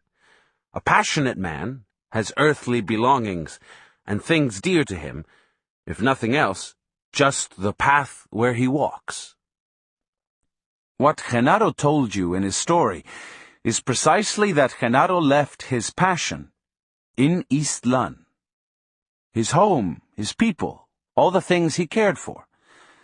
And now he wanders around in his feelings, and sometimes, as he says, he almost reaches Ixtlan. All of us have that in common. For Genaro, it's Ixtlan. For you, it'll be Los Angeles. For me, I didn't want Don Juan to tell me about himself. He paused, as if he had read my mind. Genaro sighed and paraphrased the first lines of the poem. I left, and the birds stayed, singing. For an instant, I sensed a wave of agony and an indescribable loneliness engulfing the three of us.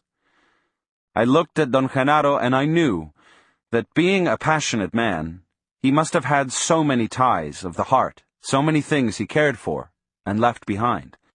I had the clear sensation that at that moment the power of his recollection was about to landslide, and that Don Genaro was on the verge of weeping. I hurriedly moved my eyes away. Don Genaro's passion, his supreme loneliness, made me cry. I looked at Don Juan.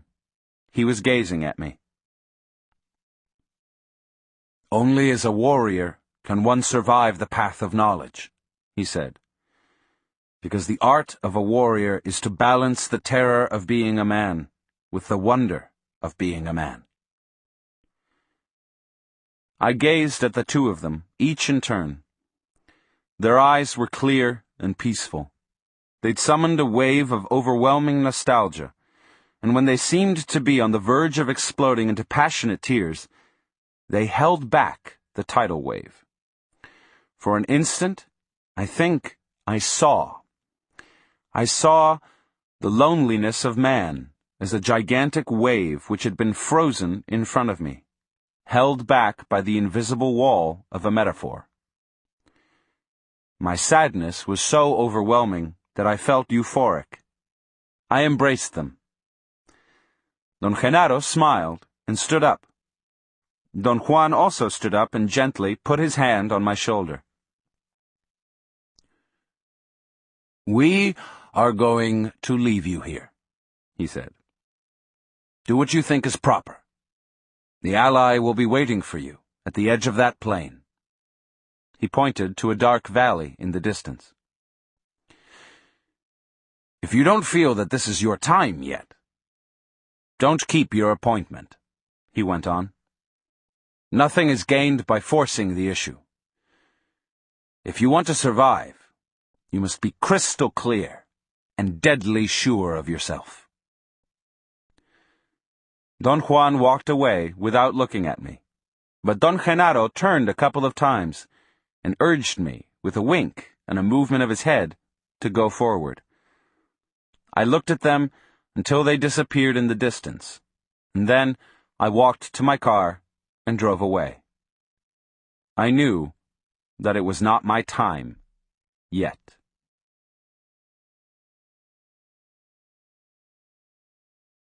The end.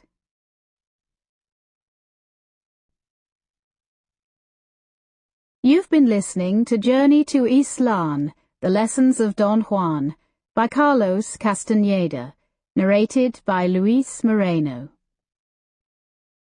This book is copyrighted 1972 by Carlos Castaneda. This recording is copyrighted 2010 by Recorded Books. And thank you for being a Recorded Books reader. Audible hopes you have enjoyed this program.